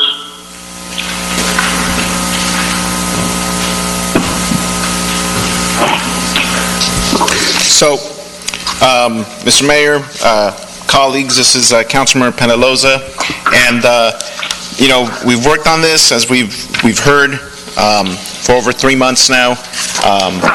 We met 11 times with staff, the city attorney's office, finance, CDA, the clerk's office. It's been a community effort to look at the charter and bring new changes. We looked at the charter amendments that were proposed from the last time the charter was looked at, the Charter Ad Hoc Committee, which was in 2018, I believe. We looked at that. We looked at new ones. We worked with staff, department heads, looked through their sections of the charter and brought that stuff forward to us, what could best work in their departments. I'm happy of the work we've done. Of course, this isn't final. The reason for us wanting to bring it forward to you guys is so we could all look at it, dissect it, cross things out, add things if we need to.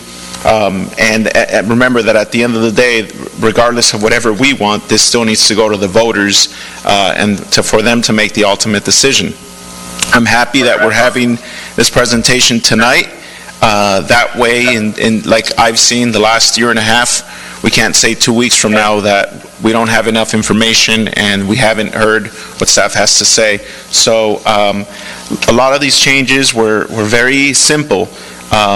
Going through our outdated charter that's over 70 years old, you look at the language that says referring to the city manager as he, referring to the city attorney as he, the city clerk I think is referred to as she.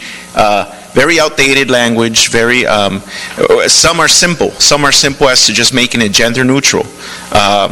All our 3 appointed officials are women, and I'm proud of that, and that should be reflected on the charter instead of our charter referring to as he. That's one of the minor ones. Then it gets into the deeper ones as everything from public works contracts to elections and qualifications of mayor. One of the things that I campaigned on and when I was running for office and saying that we don't, as a elected body, we shouldn't, sit out 8 years and then be allowed to come back when somebody's termed out, whether it's me, whether this isn't to, single out any one individual or any particular person, but I'll use me as an example. Let's say this is where I'm termed out. Ain't nobody want to hear from me again after 8 years. I served my time. God bless you. Thank you. We'll welcome new blood, new ideas, new leadership, and that's what democracy is all about. And that's what my intention was to bringing that forward, is that I'm not comfortable with having an 8-year cooling off period where somebody could term out and come back and run for office again. I think you did your work, and thank you, and time for new leadership. And that lifetime ban is something that I had in mind, and I know that that's very popular with the public. The public agrees, likes it. And I know there's some legal questions with our city attorney of how we could, and that's even the question that we brought up. Can we apply retroactively? And a lot of times it was like, oh, possibly not. There isn't any case law to it, I believe. But that's not even the point. If it only applies to me, then so be it. Moving forward, we'd be a changed, better community and better democracy at our city hall if we did it. And I could care less if it just applied to me. So those are the big ones that I was pushing forward. At one point, I even considered reducing our terms as council members, going from 3 4-year terms back to 2. But I looked at the history of why we added a 3rd one, which I was fine with. And Code of Ethics, we've had this come up again over the last year with ethics complaints and how we have no real process to look through them and address any ethics complaints submitted by the public against any of us. And that's something that we also want to, change a little bit to benefit the public and the way we do business. And those are my comments. My push for having this presentation tonight is so that we won't be able to come back in 2 weeks and say, we haven't had this conversation, we need more. It is the blueprint of our city, and we need to have multiple conversations, and that's why we're having it tonight, and that's why I'm happy that we were able to have it tonight and see this presentation. So staff, again, thank you so much for all the work you guys put forward to this. I've taken the temperature of the public with a lot of these charter amendments, and they're very popular, and people like them, and it's an outdated charter that needs change and upgrades to our current, it's 2020, and I'm happy with them. But of course, we're a full body council, and if whoever has more amendments to it or changes, or if something isn't popular with the council, then that's how it works. But those are my comments, Mr. Mayor. Thank you for allowing me to speak, and that's it. Absolutely. Can we, Madam Clerk, please start the clock, because I think it's unfair to allow way more time to one councilman versus another. So just remind us when we're at 4 minutes, and then let's try to limit it to 5 minutes, please, colleagues. Well, Mr. Mayor. Other Mr. comments? Yes, Mr. Mayor. Sarah, go ahead. Thank you. I just want to start off with, being an elected official is a public service. It's an opportunity for us to give back to our community in these leadership roles. And I want to echo the sentiments already stated that, our intentions with the term limits was not, as I believe previous councils have tried to do, to play games and figure out ways to add terms or figure out a way to sneak back onto the council or do the kinds of games that have helped make the public, the community, lose faith, lose hope, and lose trust in City Hall. And so I think that what I really appreciate about this exercise with this ad hoc committee is that I believe we all were rowing in the same direction. We wanted to see changes that, people would scratch their heads and go, really? That's really what they want to do? Yes, absolutely. The lifetime ban, I think, is something that should have been done a long time ago. And, we just had folks that wanted to play games, and I'm glad that these ideas are rising to the surface, and that hopefully my colleagues will agree to them and we'll put them before the voters, and hopefully they'll enact them. Especially as we have our next or subsequent meetings and we talk about some of these other items for discussions, like the campaign contribution limitations and the required disclosures. I don't think I need to rehash all that's happened over the last couple of years and the dark money that has just infected our processes, infected our system. And you hear certain people in the community talk about certain groups. There are individuals as well that are doing this, and they are playing games. All you need to do is search online and you can read about it.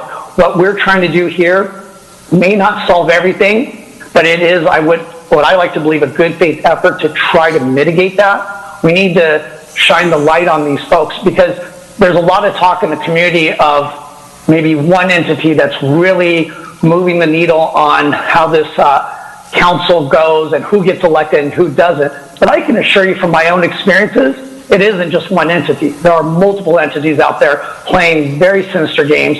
And what we are trying to do through these ideas, these amendments, is to hopefully, again, we probably will not be able to stop all of it, but we're going to do our best to try to provide as many regulations and rules that will prevent that sort of activity from taking place. So I just want to thank my colleagues that served with me on the ad hoc. As the presentation indicated, we went through 11 meetings and hashed it out, and I'm very proud of the fact that we had so many proposals that we all agreed on, and there's just literally a handful left that I think, with the guidance of the rest of the council, we can provide a very healthy package for the healthy package of amendments for our community to vote on. Thank you, Mr. Mayor. Mr. Mayor, this is Sarmiento. Yes. This is just a Go question. ahead, This is just a Sarmiento. question Go for the city attorney. Wasn't the motion to just simply hear the presentation, not provide comment? I think that's what we agreed on. That's what we voted on. That's what the amendment was. These comments, I think, the summary that Councilmember Peñalosa did, I think, was sufficient.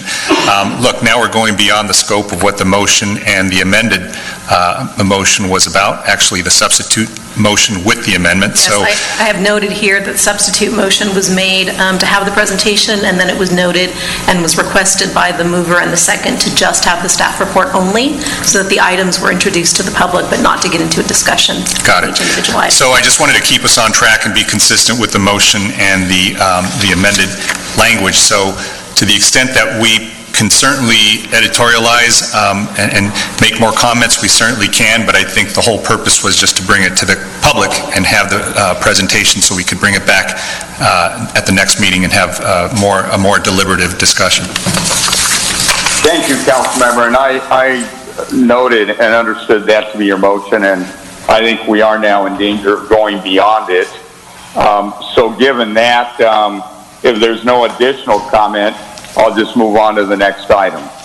Are there additional comment? If not, I'll just move to the next item. I just want to make a note, Mr. Mayor, for the entire council. Okay. It's not discussion, it's just a note. Look, meeting 11 times in 4 months and us having 4 days, big difference. I would caution that I would caution the council that they're looking at 17 different changes, and every time you're going to take this to the voters, and unless you put them all in one lump sum, which is not transparent, but if you take it to the voters, it's $65,000 every time you put it on the ballot. And you got to understand that. And if you did half of these, we're looking at $500,000. You think this is the time to make these changes, especially with our finance presentation coming here pretty soon? I just caution everyone.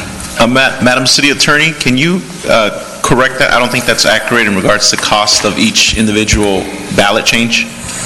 I'm not aware of that. Maybe the city clerk can speak to the cost. Yes, so the county had provided to me a cost estimate for the general municipal election, and they indicated with the mayoral race and then the wards 1, 3, and 5 with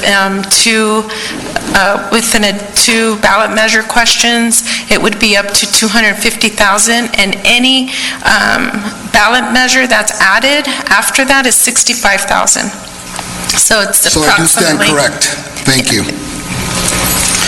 Well, just to add that, I think there's truth to both sides. You know, it's $65,000 per, but like last year, we were able to put a number of the amendments into one item. So as we continue to see which items has support, we'll see whether is it one item or multiple items. And again, that's why we're having this conversation early, so we can begin to think about the financial piece too. I'm just and thank you saying for the careful with the presentation. money. Yeah, that was the point. All right, let's take the presentation. So at this point, I think we've had enough presentation and some discussion. Let's go ahead and go on to the next item. Madam Clerk, that would be 65. Is that 65B? That's correct. And Mayor, just so you're aware, we do have 4 virtual hands raised, 5 now, and so just want to let you know for public comment. On well, we're right now. I want to move on. Is it on 65B or on what? Yes, it's on 65B. All right, let's go ahead and take them, and then we'll let staff make the presentation. Go ahead, please. Dial 9 to request to speak, star 9 to request to speak. You will receive a notification that you've been unmuted when it's your turn to speak. For the record, clearly state your name, whether you're in support or in opposition to an item and why. You have 3 minutes from the moment that you are unmuted. Please proceed with your comments. Okay, my name is Kelly Alipin, Ward 3 in Santa Ana, and I wanted to note that the police department union is pursuing a $9.7 million raise while we are anticipating a $12 million loss this fiscal year, a $25.6 million loss in the next fiscal year, and they currently take out 43% of the city's general fund. In light of recent events, I think it would be appropriate to eliminate that $9.7 million raise and to subject them to the cuts and furloughs that the rest of the departments are in solidarity with the people of Santa Ana, with the Black Lives Matter movement, and also just as an ethical policy. This would be common sense, but I worry that members of City Council will allow the police to continue to receive a rapacious proportion of the city's budget. Will you agree to these guidelines? Thank you. Thank you. You have been unmuted, and if you would please clearly state your name for the record. If you're in support or in opposition to the item and why, you have 3 minutes. Please proceed. Hi, my name is Tai Fan, and I'm here in my personal capacity as a homeowner and longtime Santa Ana resident to speak in support of adopting the 2020-21 budget with $200,000 of funding for the city's Universal Representation Program in Agenda Item 65B. I am a first-generation immigrant and refugee, and I have seen firsthand the obstacles that new immigrants face in navigating a new country, often speaking without English, without education, without trade skills, and without resources. Santa Ana is an incredibly diverse city with people from all backgrounds. But with the COVID-19 crisis, and even long before that, providing support for our immigrant community is more important than ever. Many of our immigrant residents are disproportionately affected by the economic and health crisis and are not receiving financial support. As an attorney, I know how convoluted and complex the legal system is. In fact, as a law student and now as a practicing attorney, I have provided many hours of pro bono legal services on immigration matters because I know how hard it is to navigate a system that is set up to make you fail. In Santa Ana, we're all connected to each other by an invisible thread of community, whether we know it or not. But, federal law just doesn't guarantee the right to an attorney when an immigrant, a Santa Ana resident, faces deportation proceedings. But we know for a fact that having an attorney drastically increases a person's likelihood of winning their case, particularly when that person does not speak English. A deportation affects not just the individual's life, it separates families, it rips apart neighborhoods, and it destroys our communities. The Universal Representation Program not only protects the Santa Ana residents who qualify for its services, it keeps the lifeblood of our community together. It keeps the city of Santa Ana thriving. I really hope that we not only keep the funding for the program, but we increase it to $2,000. I know that as a sanctuary city, as a city that fought against the public charge rule by the president and the White House, we are willing and able to stand up even during this time of crisis with our immigrant community and say, we have your back, we support you, we are one family, and I really hope that you support this item and protect our Universal Representation Program. Thank you. Please state your name for the record, whether you're in support or in opposition to the item and why. You have 3 minutes. You have been unmuted.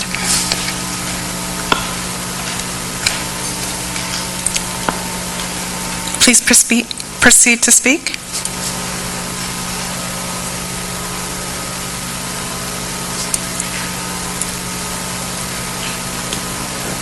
They may not be there, Madam Clerk. Okay, proceed with the next. If you would please state your name for the record, and if you're in support or opposition to the item, you have 3 minutes. You have been unmuted. Please proceed with your comment.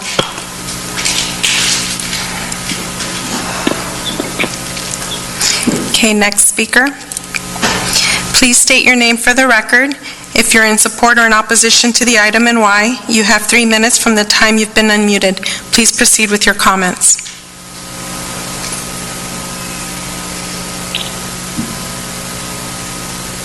Okay, proceeding with the next speaker. Please state your name for the record, whether you're in support or in opposition to the item and why. You have 3 minutes from the time you've been unmuted. Please proceed with your comments. Hello, my name is Hector Bustos, and I'm a rising senior at the University of San Francisco and also a proud product of Santa Ana. I'm here to address some of the concerns I have regarding the lack of action being taken by the City Council to address one of the city's most pressing issues. Over the course of the weekend, thousands of people organized and practiced our First Amendment right here in Santa Ana, and I'm disappointed by the rhetoric used to describe our community. My people are not animals. It is disappointing to hear these words come from the social media of our City Council member. Our community is hurting. We are mourning the death of George Floyd and so many others who have fallen victims to police brutality and murder. The simple fact that you can speak on the destruction of property of big businesses before the murder of an individual whose life was taken because of racist police is very telling. Why does our black community have to fight for the right to breathe? I'm calling on our city council to take action once and for all. We've been asking you to establish a police oversight committee with subpoena power, and your lack of action has brought us here today. We are no longer asking you, we're demanding that you do your due diligence as elected officials and carry out the needs of your constituents. Our police officers need to be held accountable for their actions. The Police Officer Association in Santa Ana has a monopoly of power, and it is no surprise to any of you or any of us in the community. Our city needs to be led by people who truly care about the future of Santa Ana. In addition to that, I now would like to bring your attention back to item 65B. The city's proposed budget is not reflective of the needs of our city. We cannot afford to raise public safety spending by tens of millions. This city cannot be bought and run by an institution known for their abuse of power and systemic racism. Every single one of you up on the dais loves to include community safety as part of your platform when running for office, but if you really want to keep our community safe, protect us from the racist police that are killing us every single day. The youth are listening. We are watching your every move. We will continue to hold you accountable, and we will fight until we finally have a city council and a mayor that listens to our demands. You have 1 minute Santa Ana needs elected officials who will do what they say they will do. We do not want politicians. Thank you. Your time is up. Next speaker, please, Madam Clerk.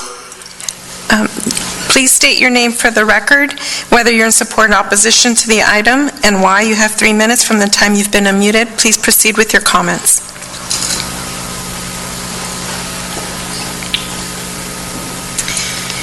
Okay, next speaker.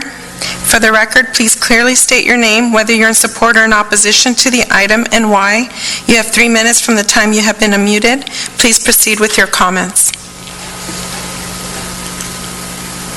Hi, my name is Indigo Vu. I'm a resident of Ward 1 in Santa Ana, and I'm an educator in Orange County.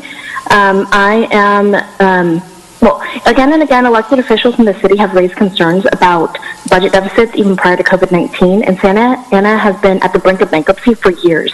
All of the residents of the city feel the impacts of that on a daily basis, from underfunded public school system to streets with potholes and cracks that never get fixed, to libraries that aren't funded enough to serve the public the way they should, to poor maintenance of the few parks we have in our city, and so much more.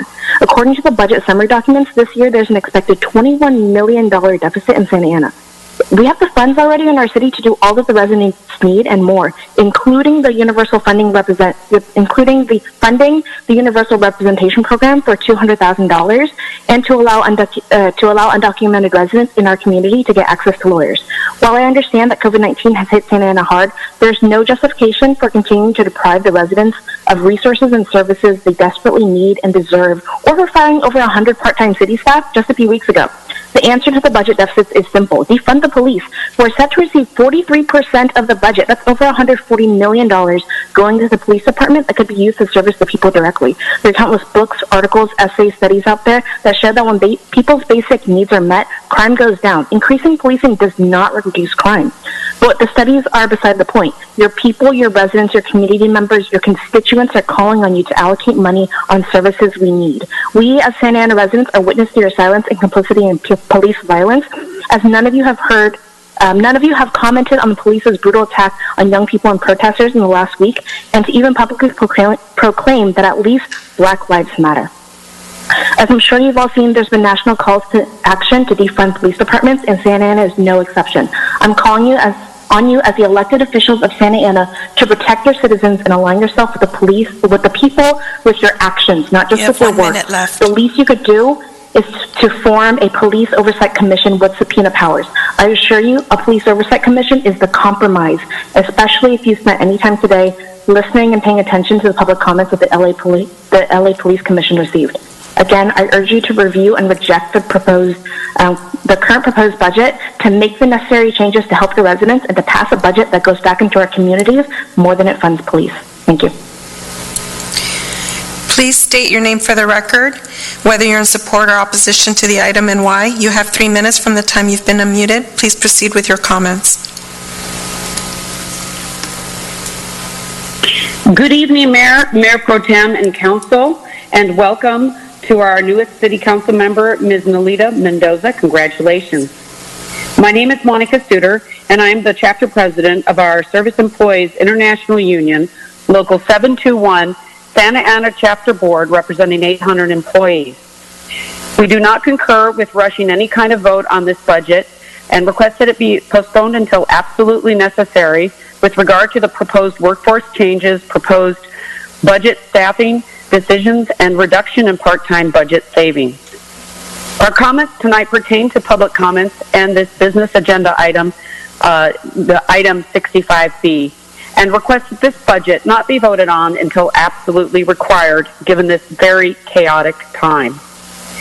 We appreciate the mayor's work to obtain fiscal relief from California's governor, and additionally, SEIU, our union, and the House of Labor have participated in the team effort to successfully obtain the $28 million of the state funding. And also, we have been advocating for the Federal's HERO Act of 2020 for additional fiscal relief given the COVID-19. We will continue to partner in these efforts the best we can to assist. We are glad that many of our full-time and part-time staff are returned to work in the latter part of May, early June, to serve our community as soft openings with the public begin. And we appreciate the meetings held through the middle of May. And we had the original expectation that all employees would be returned back to work. The only question was when. Prior to COVID-19, we represented 400 part-time and 400 full-time, and also some part-time civil service in the number of magnitude of 5. When deemed non-essential, several had to file for unemployment, including full-time and part-time, and 300 to 350 part-time employees were sent home in the phase 1 back in March. Now, it turns out that the furloughed status of 176 of the part-time workers has continued and been changed on May 22nd, effective to an actual termination of our Parks and Rec, library, very dedicated employees. And the city was not actually paying them back beginning early April. So we were surprised to learn on May 13th, as an aside to the return to work 30 meeting seconds left. with our, thank you, that 161 of the part-time members, instead it was 176, would be separated. We did not have adequate notice on this. They are dedicated part-time servants, public servants who make only $15,000 to $20,000 per year and do a tremendous amount of work. It affects all of our employees, and we see them now as a line item as a part-time budget savings, which is listed in the fiscal year 2021 budget. Yet those are people, and those are families in Santa Ana, and we urge that the city's HR department immediately recall, and that the city council direct them to recall 176 employees and rescind the actions taken to separate them from the city, and direct them to follow the proper processes to make these kinds of decisions going forward in a proper manner. Thank you. Thank you. For the record, if you could please clearly state your name, whether you're in support or opposition to the item, and why. You have 3 minutes from the time you've been unmuted. Please proceed with your comments. Hello, good night, City Council. My name is Erica Gonzalez. I am a lifelong Santanera, small business owner, parent, educator, and grassroots organizer. I would also like to say a prayer, a Tolteca prayer, before I say my what I have to say, Tlazo Camati. And I would also like to remind you that we are on stolen land, the Tongva territory. So Tlazo Camati, Uyo Yokoyani, Ipanemaoani. Thank you for this day to live here on this earth among your beautiful creations. Tlazo Camati for another day to get it right. Tlazo Camati for all my relatives, the earth, the fire, the water, and the wind, which give us form, and to the animal and plant relatives that bless us with beautiful friendships, medicines, and nourishment. Tlazo Camati to all the ancestor spirits with me on this earth, guiding me in ways that I sometimes may not see or understand, which leads me to where I am today. Shame on you, City Council. Shame, shame, shame. I am in opposition of the increase in police funding. I would like to express my utmost disappointment in the lack of leadership from this council from over the weekend. Your actions spoke volumes of where you stand in regards to the Black Lives Matter movement and how little you value your youth. The SAPD receives more funding than any other department, more than 60% of our annual budget. It's the 8th most violent police department in all the nation, 8th. Okay? It was clear in the community forums, and it is clear when you speak to residents all over the city, they prioritize our youth. Stop criminalizing them. This weekend, police officers shot rubber-coated steel bullets at peaceful protesters. Peaceful. They tackled 2 youths in downtown Santa Ana. There is video. You have been silent. Crickets. They tackled them for existing, okay? Enforcing a curfew in order to protect property, but failing to enforce a curfew in order to protect our community from the pandemic, which, may I remind you, we have the leading causes. We are leading in the cases, okay? We have more cases than any other city, but failing to enforce a curfew to protect our community to show us where you are. And shame on you, Pinalosa, as an elected official, before speaking derogatorily about our youth, ask yourself this: is this helpful? Is this hurtful? Is this necessary? And we are going to remember in the... Please clearly state your name. Thank you, Madam Clerk. Please clearly state your name for the record, if you're in support or opposition to the item, and why. You have 3 minutes from the time you've been unmuted. Please proceed with your comments. Good evening, members of the council, Mayor. My name is Carlos Perea. I'm a Santa Ana resident and also a member of the city's Measure X Citizen Oversight Committee. I'm speaking here on my individual capacity. I'm calling to address a couple of items as you consider the adoption of this year's fiscal budget. One, I'm calling in support of the renewal of the Deportation Defense Fund at its current level of $200,000 to continue providing protection to Santa Ana residents facing detention and deportation. It has provided critical support to families and residents of the city facing detention and deportation. The city has taken really good leadership in the last 3 years in ensuring this fund exists. So I please ask you to continue that commitment. The second item, I'm calling also as a concerned resident, but also a member of the Measure X Oversight Committee, again on my individual capacity as a member, to raise concerns on the amount of funding that is being considered to public safety during the fiscal year allocation from the general fund, specifically to the police department. The city should not be considering increasing $13.5 million for public safety during a pandemic that has hit the city economically and massive scrutiny of police in the wake of the last incidents with the police incidents.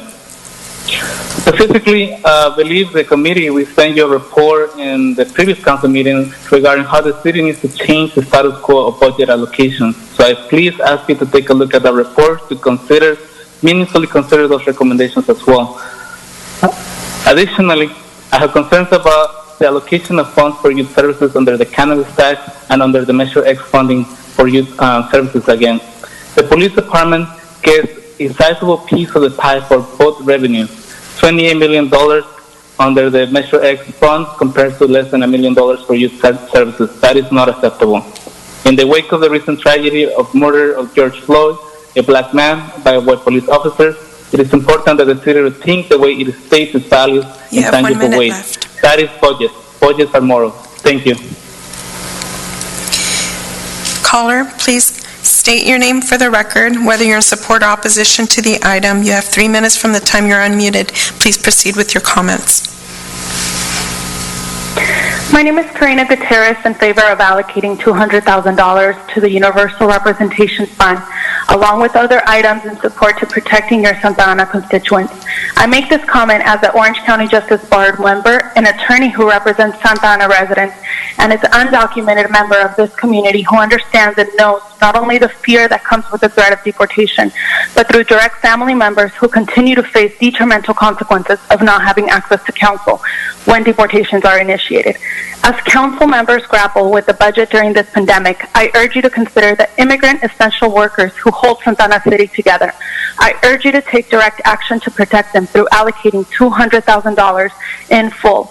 Immigrants are not only necessary to the city to execute essential jobs, but they are the main breadwinners of their family. Many families that are mixed status with an overwhelmingly amount of U.S. citizen and legal permanent resident children. There are long-lasting economic benefits to the city with the Universal Representation Program that allocates proper amounts of funding. It reduces the need for public use, promotes mental and physical health, stabilizes children through public pursuit of education, and quite frankly, it makes Santa Ana City's economic growth continue. This is not the program to be cutting during challenging times of crisis. And on my personal capacity, I would like to indicate that resources to the enforcement and weapons to confront a hurt community is not the answer. It is a problem. I want to hear from people in power positions who are you members of Congress, right, or of members of council, sitting, that you have an obligation to hear the real issues and to act on line action items that have a direct impact for your constituents in our community, a community that feels not only unheard and pushed aside, but unprotected. The Santa Ana City Council has an opportunity to continue to foster and protect the rights of their constituents, setting the example not only for your constituents, but for other cities to follow. It is practically impossible to isolate undocumented immigrants for those who are that are documented, because human lives naturally collide without prejudice until we are made aware of the man-made categories. Therefore, I urge you to support the universal representation allocation of $200,000 to send a message of equity, unity, and support for the most vulnerable members of your community. Thank you. Caller, please clearly state your name, whether you're in support or opposition to the item, and why. You have 3 minutes from the time you've been unmuted. Please proceed with your comment. Hi, Mayor and Council members. My name is Luis Lamon. I am a resident of Santa Ana in Ward 3. And speaking of the budget, I just want to speak in favor of continuing the $250,000 for the Immigrant Defense Fund. As a sanctuary city, we can't argue that we are a sanctuary if we don't provide some sort of protection for our undocumented brothers and sisters. So I wholeheartedly agree with that. Secondly, on item 65B, as resident of Santa Ana, a proud union member and a Parks and Recreation Commissioner, I'm speaking out against that, and I'm speaking out against the elimination of 176 jobs as a cost-cutting measure that will be detrimental to our city. Our city's employees take pride in the work they do to keep our community running. Parks and Recreation employees work hard to make sure our students and seniors have safe and clean parks, after-school and summer city programs, warm meals, renovated city pools, and an amazing public library, and much more. This COVID-19 epidemic has shown how vital public services are at keeping our community running and thriving. We cannot balance our budgets on the back of hardworking city employees and the programs our working class families use. Permanently cutting 176 jobs means 176 families losing their source of income, and it means thousands of Santa Ana residents losing access to vital city services. Since the recovery of the Great Recession, we have asked city employees and the community at large to bear the brunt of budget cuts and reduced services. We cannot continue down that road. These employees are not expendable. They are the lifeblood of our city, and the work they perform on a day-to-day basis shows how much they love Santa Ana. Our budgets must be an extension of our values. When we talk about public safety, we have to remember that parks, libraries, pools, and mobile hotspot programs, community after-school programs, other city services contribute to a safe community. Let's rise to the occasion, roll up our sleeves, and make sure we don't put livelihoods and the health of our community to the side in the name of budget cuts. And as a commissioner myself, if it means us not taking a $50 stipend a month, I'm more than willing to contribute to that to make sure that every penny we save is a job we save for our community. Thank you. Excuse me. Caller, please clearly state your name, whether you're in support or opposition to the item. You have 3 minutes from the time you've been unmuted. Please proceed with your comment. Hi, hello everyone. My name is Roberto. I'm Director of Community Engagement with Resilience Orange County, and I prepared my statements while Santa Ana youth continue to take to the streets to show their frustration and anger. The Santa Ana Police Department continues to violently punish and suppress their valid emotions. What is happening around the country around police brutality and the disproportionate impact and death of Black life in the United States has a direct connection to Orange County. We cannot stay silent during these times. As an organization that works primarily with youth and undocumented community members, we have a duty to speak up and speak against these injustices.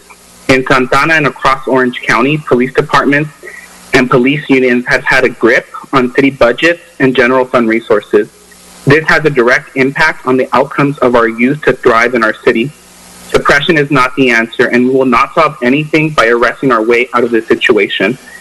Time and time again, our organization has called for proper investments in youth to thrive in our city, and time again, the city council fails and ignores these calls, opting instead to invest in policing.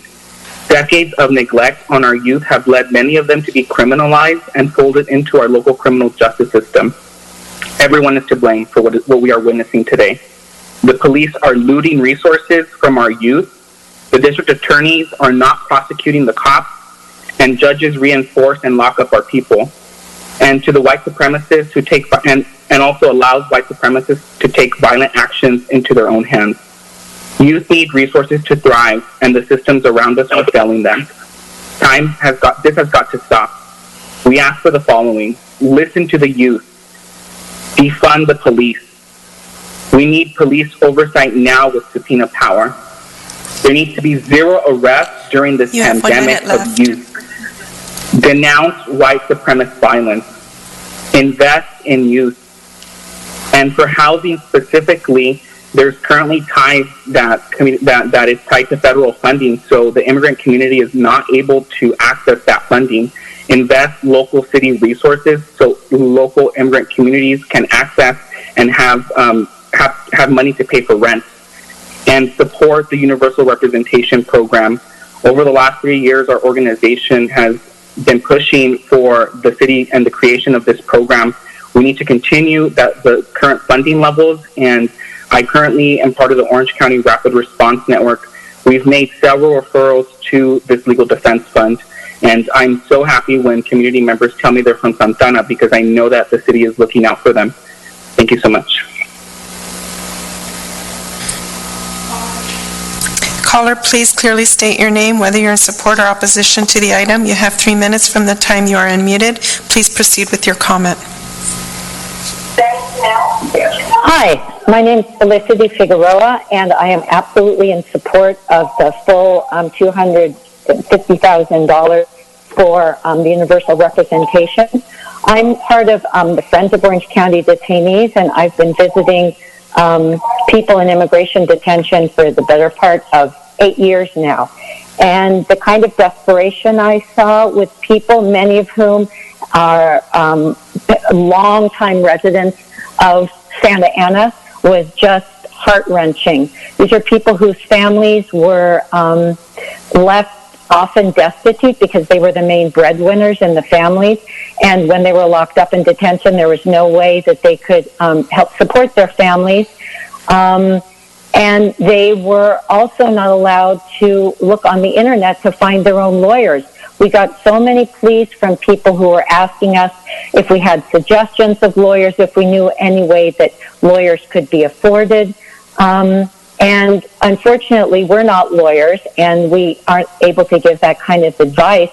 And it was just made us feel so helpless to listen to their pleas and their kind of hopelessness as far as being able to find a way to come back to their families. I think you've heard from the other speakers the statistical realities that people who have lawyers have such a much better chance of having a positive resolution of their cases, whereas those who don't have lawyers, there's the language issue. They don't know any of the legal terminology. They often don't, the translators that they have are often not very fluent in the language themselves. And it's just, I mean, I can't understand how our system can allow that to happen. But the reality is they do. And that's why it's so important that city governments can step up and help fill the gaps. Pardon? You have 49 seconds left. Okay. And help fill the gaps that our federal government has left empty. And especially in Santa Ana. I mean, Santa Ana has such a wonderful reputation of holding up immigrants. It's a city of immigrants. And I think that it's something that is expected of Santa Ana just because Santa Ana is a sanctuary city, and we really want Santa Ana to live up to that image and provide for the people who don't have the means to provide for themselves to be back with their families by getting legal representation. Thank you. Caller, please clearly state your name for the record. Whether you're in support or opposition to the item, you have 3 minutes from the time you're unmuted. Please proceed with your comment. Hi, my name is Tracy Law, and I am a resident in Ward 1. I am also the executive director of Vit Rise, a Vietnamese community organization that promotes social justice, civic engagement, and immigrant rights in Orange County. Many of the people we work with are Vietnamese residents in Santa Ana. I'm speaking in my personal capacity and on behalf of my organization on agenda item 65B around 7 points. Firstly, I am in support of the city's Deportation Defense Fund and its current level of funding of $200,000 or more in the city's proposed 2020-2021 budget. This is an important program that should be continued to ensure legal representation for families facing detention and deportation. Secondly, in the wake of the murder of George Floyd, Ahmaud Arbery, Breonna Taylor, and countless Black people by police officers across this country, including the murders of residents and police brutality against youth and residents in the city that have been committed by the Santa Ana Police Department for years, I oppose increasing any police spending in the city budget. Instead, I urge the City Council to use any funding that has been designated to increase police funding toward youth programs, employment programs, rental assistance for residents impacted by COVID-19, and other programs that would actually directly benefit the city's residents. Given the continued systematic trend of police abuse of power and lack of accountability in this city and across the country, Santa Ana should establish a long overdue Community Police Oversight Commission with subpoena power, investigatory authority, and disciplinary authority. Over the last few days alone, I have seen the Santa Ana police throw tear gas and shoot young people and residents with rubber bullets for rightfully protesting the injustice against Black people in this country. This is shameful and important, and the city's residents deserve better than the City Council's silence and lack of action holding the police accountable. I look forward to meaningful action from the City Council. Thank you. Caller, please clearly state your name, whether you're in support or opposition to the item. You have 3 minutes from the time you're unmuted. Please proceed with your comment.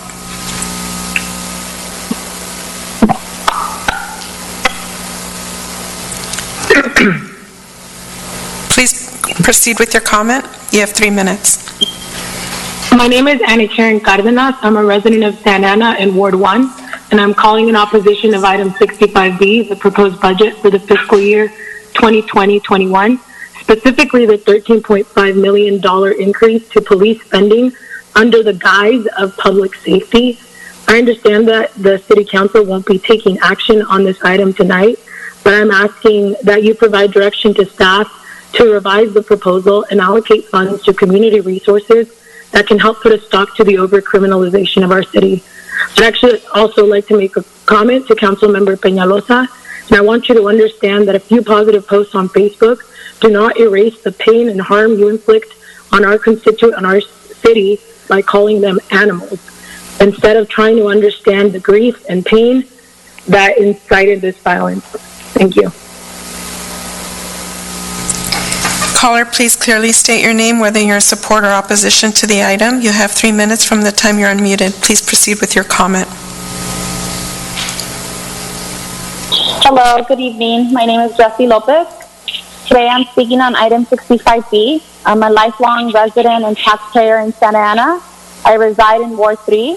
I believe that our budget must be an extension of our values. I reject the proposed budget to increase public safety spending by $13.5 million. The city laid off 176 essential workers from the library and the Parks and Rec department. Yes, they are essential because they provide some of the most basic and urgent support that our youth needs. Now more than ever, it is crucial that our city's leadership prioritize the well-being of our working families by making sure that we have the support we need, like staff libraries and staff community gardens, to help us have a better quality of life. As someone who has benefited from these resources, I ask you to rehire our workers. I ask you to not rush the budget vote, because there may be future FEMA, federal, and state funding that may come to the city. The city has 60 days after July 1st, 2020, to approve a budget. And under such serious circumstances, the City Council should not rush any important decisions without the community's awareness and input. We know what it is like to grow up in a city that is park poor. We know what it's like to grow up in neighborhoods that are underfunded. And we also know the positive impact that healthy communities can have on our youth and families. Our budgets need to prioritize them. I also ask you to continue funding the city's deportation defense funds at the current level. Lastly, I urge you to take a moment to listen to what we are again asking you for, which is an investment in the people of Santa Ana. Thank you. Caller, please clearly state your name, whether you're in support or opposition to the item. You have 3 minutes from the time you've been unmuted. Please proceed with your comment. Hello, City Council members and Mr. Mayor. I'm Jairo Cortez. I'm the Executive Director of Chispa. I want to make a comment regarding the city budget and the city spending priorities. I understand that COVID-19 and the ensuing pandemic has had a very direct and a very deep impact on the city's taxpayer base and the city's tax revenues. But if COVID-19 related cuts are to be made, they must come first and foremost from the Santa Ana Police Department budget. The Santa Ana City Council has increased the police department's budget year after year, most egregiously in the form of the $25 million Police Officers Association contract of 2018. Residents should not make sacrifices while use of police force continues to receive unjust and exorbitant rewards. Instead, the city should make cuts to protect other vital city programs like libraries, parks, housing, and yes, the Immigrant Defense Fund, which positively impact the community and contribute to a healthier city. These services do far more for public safety than policing and enforcement ever has. We ask for the following actions from the City Council in order to challenge systemic racism, champion police accountability, and end police violence for our residents.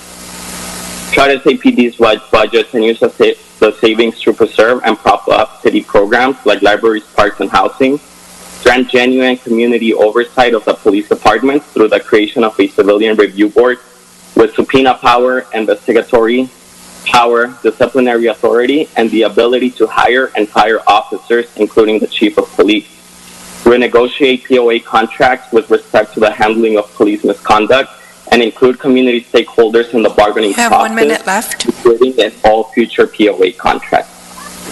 Thank you. Caller, please clearly state your name, whether you're in support or opposition to the item.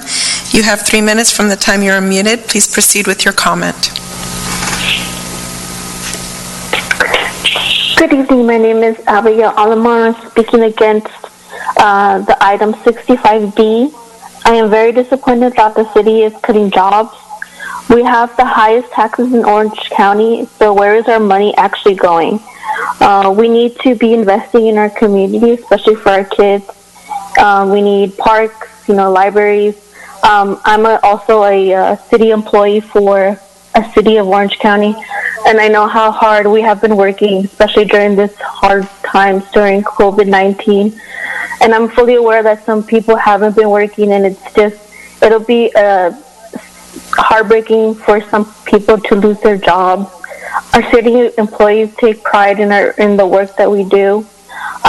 So I also would like to know where our money is actually going, because how do we keep proposing higher taxes and doing all these amendments and stuff when we don't even have the money to provide other stuff for our communities.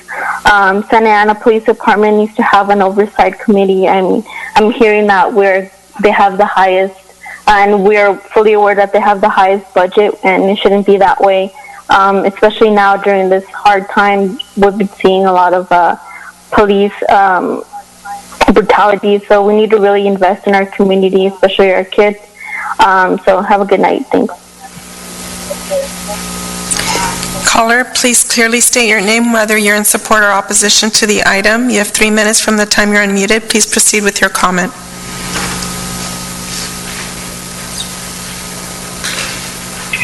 Hi, my name is Forbes.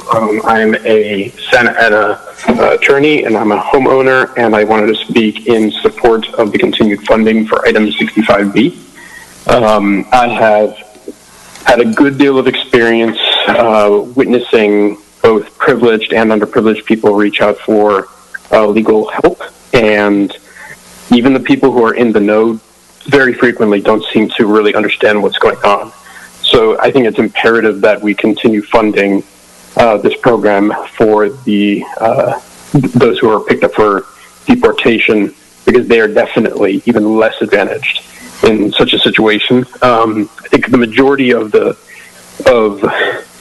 citizens are overwhelmingly in support of not just sanctuary city status, but also of having a properly funded legal platform to help these underprivileged individuals. I think that if need be, there are definitely other areas of the budget that are far lower priority than taking care of the lifeblood of our citizens and of the country. We all know that undocumented individuals do quite a bit, and I don't think that's properly appreciated, and I don't think that we've done right by DACA. So I would strongly urge to definitely continue at the level that has been funded in the past. Thank you. Caller, please clearly state your name, whether you're in support or opposition to the item. You have 3 minutes from the time you're unmuted. Please proceed with your comment. Hi, good evening. My name is Carla Juarez. I am a longtime resident of Santa Ana. I am in support, but I would like to also request that you defund the police. Also request an oversight committee with a subpoena power, and also would like for you to support a universal representation. I also want to express my disappointment on how the police department handled the protest. And I also want you guys to acknowledge the violence that were put against our youth before curfew. I wanted to let you guys know that I am a homeowner. I live in Santa Ana. I have for all my life. My brother and sister are U.S. citizens, and they're not going anywhere. I'm not going anywhere. And what you guys do and how you guys vote and how you move forward is going to represent you, but we will also be watching. And I have been very disappointed, and I hope and pray that you guys do the right thing and stop the violence against our youth. Publicly support Black Lives Matter and put the money and investment in youth in our community and not the police. This is why we came to this point, and this is why our city is burning, because of civil unrest. It didn't build up in a week or over one incident. It's been here. I remember for years since I've been here, since late 1980s and before then. You have 1 minute left. So it is up to you to do the right thing. And we're watching. We're not the only ones that are watching. Our kids are watching. My brother and sister are citizens. Our citizens are watching you. And we're not going to take you mistreating us and you mistreating our city and continuing to oppress us. It is not okay for you to shoot rubber bullets, steel cover rubber bullets and tear gas way before curfew at a peaceful protest. That is disgusting, and you should be ashamed. You don't do that to your kids. Thank you. Caller, please clearly state your name, whether you're in support or opposition to the item. You have 3 minutes from the time you're unmuted. Please proceed with your comment.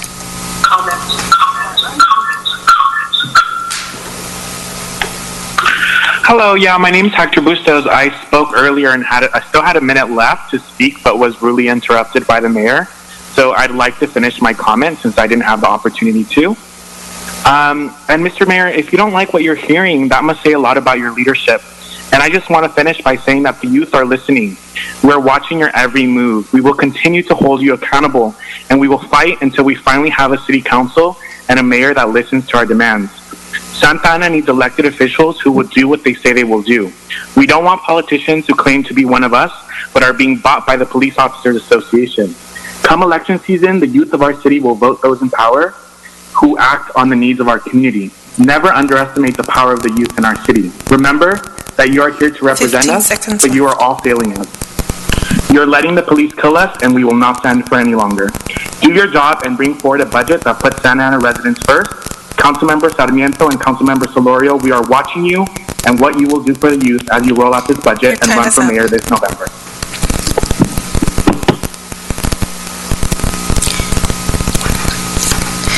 Caller, please clearly state your name, whether you're in support or opposition to the item. You have 3 minutes from the time you're unmuted. Please proceed with your comment.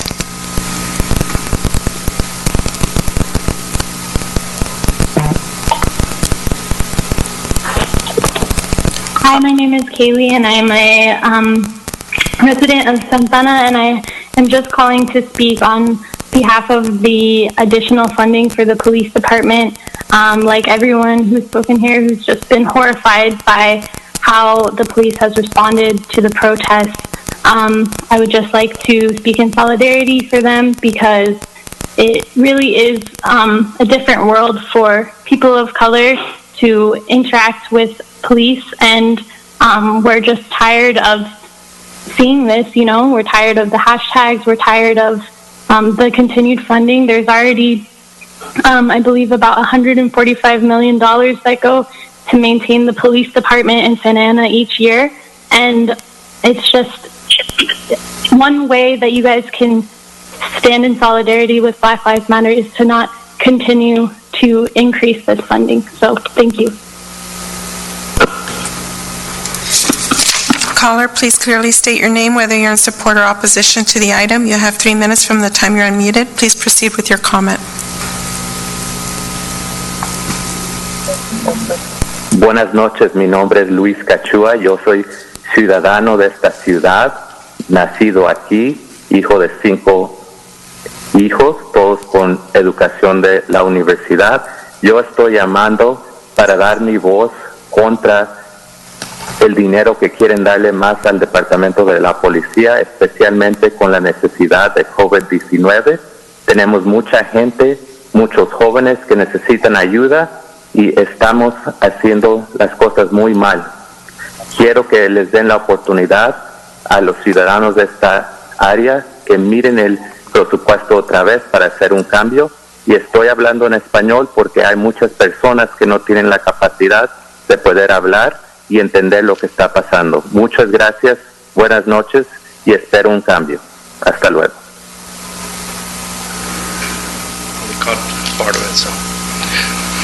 My name is Luis Cachua, and I'm here to ask not to fund the police.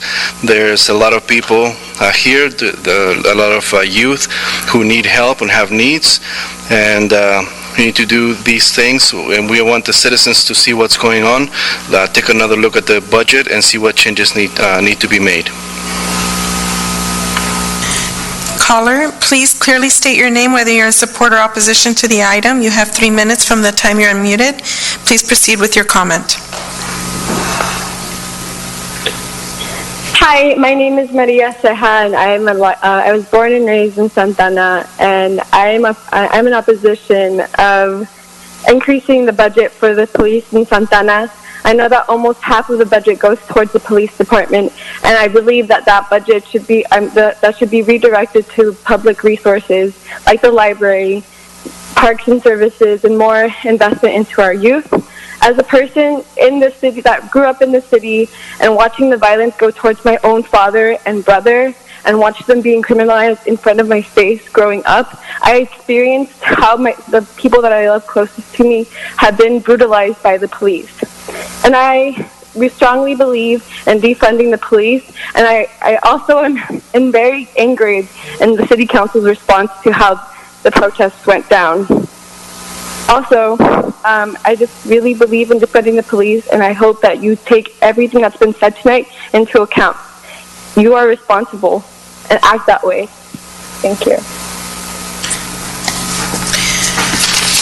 We have no more callers raising their hands virtually, but I did want to take this time to announce that today we did have a glitch in our email system, and that went out to the e-comment at santa-ana.org. The error message that you may have received clearly indicated that only one recipient out of the multiple recipients did not receive the message to the email group e-comment at santa-ana.org.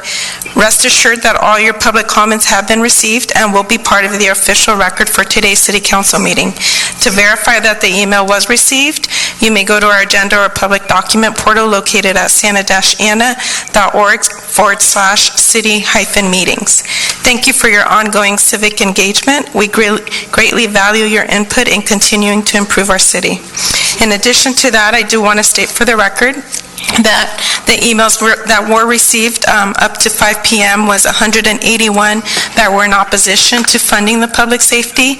1 was in support of funding the public safety. 9 were in opposition of laying off part-timers. 1 was indicated support in increasing towards senior center. 21 were support of the legal defense, and then 1 was just a question on the prison to employment program. And that is all we have. Thank you, Madam City Manager. Would you like to proceed at this time? Yes, sir. Thank you, Mayor. So the item before you, just to clarify, you're not being asked to take any action right now. As we discussed at the work study session on the budget, it is still a moving, flexible budget as we are still waiting to hear what level of assistance we're going to receive either from the federal level or the state level or the county level. So there are some moving parts that we don't have solidified yet. But we wanted to keep the budget in front of you. The agenda materials include a 7-page staff report, a detailed budget, a budget summary, along with the CIP. So we're hoping that over the next 2 weeks, we can answer any questions. You can provide any further directions for us. For tonight, we do have a brief presentation for you. We want to talk about, we heard your comments and direction from the work shop, and so we've incorporated those in there. We still have measures that we are searching so that we can present to you, hopefully in the second meeting of June, a budget that we will be recommending for your adoption. With that, I'm going to turn it over to our Finance Director, and she will walk you through the presentation and talk about next steps and things that, are still under review. So with that, thank you, Catherine Downs. Thank you, Madam City Manager, Mayor, Mayor Pro Tem, and council members for allowing us to present your updated draft budget.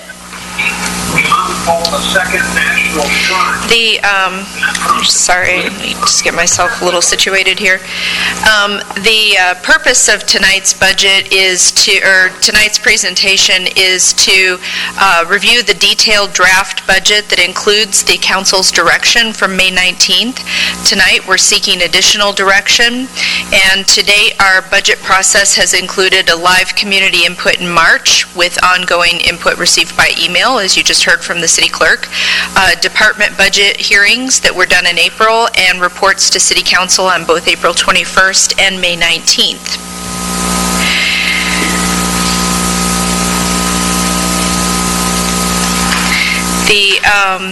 We heard the direction that you gave us on May 19th, and so we just wanted to give you the status of each of those items.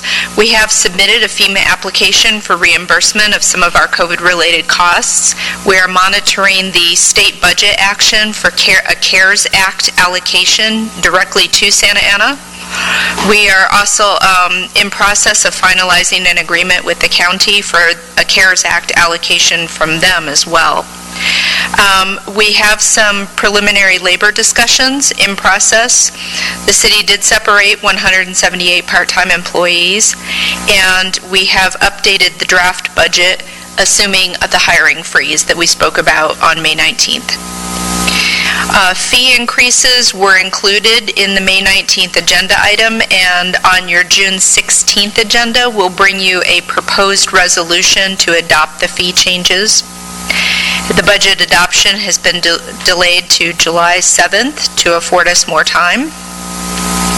We hope to present the pension analysis to the City Council in July with some options for reducing our costs related to that.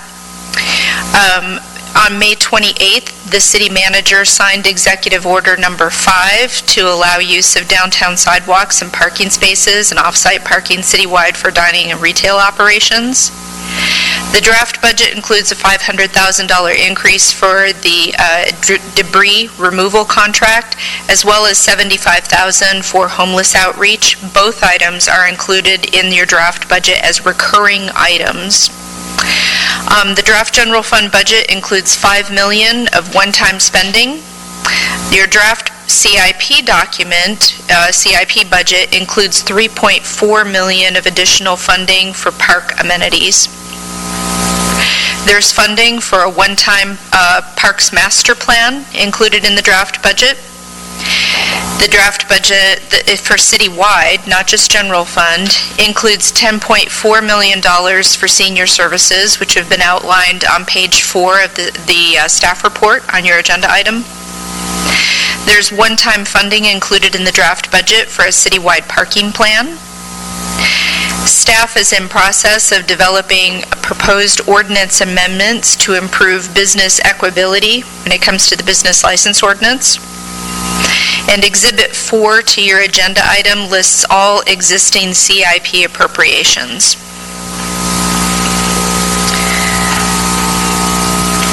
I apologize, I haven't been keeping up there. This is a snapshot of the current version of the draft general fund budget. Before it is presented for adoption on June 16th, it will be adjusted to ensure that the operating reserve remains intact.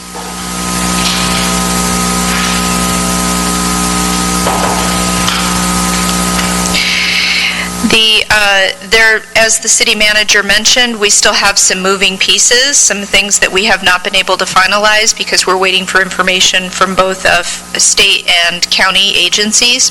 The draft budget is not ready for adoption. Some of our employees are responding to COVID-19 issues, and the compensation for those employees may be eligible for CARES Act funding as they are providing substantially different duties than originally budgeted. If the state adopts the governor's proposed budget, the city would receive a CARES Act allocation from the state, and the county plans to allocate CARES Act money to the city. The county is finalizing an agreement for the city to receive its allocation. A backfill for city revenue losses may be included in the pending federal Phase 4 assistance package, but we don't know that yet. It's a possibility. And labor negotiations could result in up to $6 million of savings, depending, of course, on what is agreed to. We're certainly open to any other mitigation strategies from the council. And our next steps, we will provide you an updated version of the draft budget on June 16th for your public hearing, with planned budget adoption on July 7th. It's imperative for us to carefully monitor the budget on a monthly basis, and we will provide a quarterly update to City Council no later than October, after we have actual sales tax data for April through June. So then we'll have more solid information for you at that point. That concludes my oral presentation, and we're ready to take direction from the council.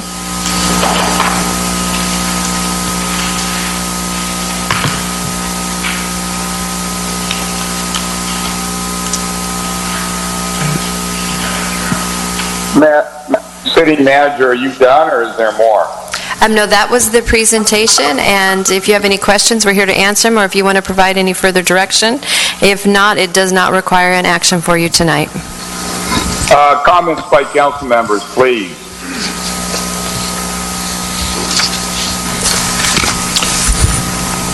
Madam City Manager, question. I have a quick question, Mr. Mayor. So regarding the employees that were furloughed and now are no longer with us, and the reason for that was because of COVID, and we ended up having to close the parks, and we don't have anything going on at the moment with the parks, correct? That is correct, sir. Yeah. And we did keep some library folks, but there were some also that were let go. And it breaks my heart for these people. I was getting correspondence from them. I was getting text messages from a few of them. You know, there's city employees, there are families. Like I said, they're it's our city family, and a lot of them are from the community, and they have good ties, they have relationships, they've been there for years, and it's a shame, but I mean, I don't even know what else to say. It's just a bad situation. It's just, that's what it is. And it's a bad reality. And like I said, I'm hopeful that they come back. But is there any idea when we might be able to be calling people back in the future, or is that still unknown? Certainly, sir. You know, I echo your sentiments too. It is very sad. They've served the city very well, and they are hardworking individuals and stellar employees. What first happened is when the governor did the shelter in order, we had to shut down all services that he didn't consider essential. That resulted in 600 of our employees being sent home. As things have started to slowly open up, there still is a prohibition on providing certain services. And for those individuals that we can't, you know, we don't have rec classes, we aren't having parades, we aren't having concerts in the park, and those are the positions which are, you know, serve the community very well that we're unable to have right now. So we did separate the employees. It actually was 178 part-time employees. We are looking at every opportunity possible if we can bring them back in a different capacity. They're going to be the first ones on a callback list. So it was initially the central service part. They weren't included, so we couldn't conduct those services. And then, of course, we're now seeing the impact from our budget as a result of the pandemic. So I hope the recovery of our revenue expedites, and we see, I know the finance director and I, we argue about it, whether it's going to be a V recovery or whether it's going to be a slow growth. But if we recover our revenues, I certainly hope to bring back every employee that we let go. And we don't even know, Madam City Manager, we don't even know if this if there'll be a spike in the, the COVID situation here, and then the parks will continue to be closed in the rec centers. And that's kind of like on the back end of a lot of things, like just like the movie theaters and the concerts and all that, you can't do it. And that is, it's tough. It's sad. I really hope the best. I hope things change regarding the COVID situation, and I hope that we can bring back our folks very soon. Those are my comments, Mr. Mayor. Mr. Mayor, Thank you. Other comments, council members? Yeah, this is Councilmember Penaloza. I have a couple comments. I basically wanted to echo what Mayor Pro Tem Villegas said, Madam City Manager. It's troubling to think of all our part-time workers in the library and our rec centers and our pools. Memorial Pool, we had just approved to have it a year-round pool, which was the first time in ever that we had full-time year-round programming at our pool, which is something that's much needed in our community. Memorial Pool alone is where I personally learned to swim. So I was excited for that, and I'm sad to have all these part-timers at our different community centers let go. With that, just early last week, I went to try out our library curbside service, which is great. So kudos to the library staff for that. And as I was using it, I was trying to film a little video to get the word out to the public about our library service and make sure they know that it's there.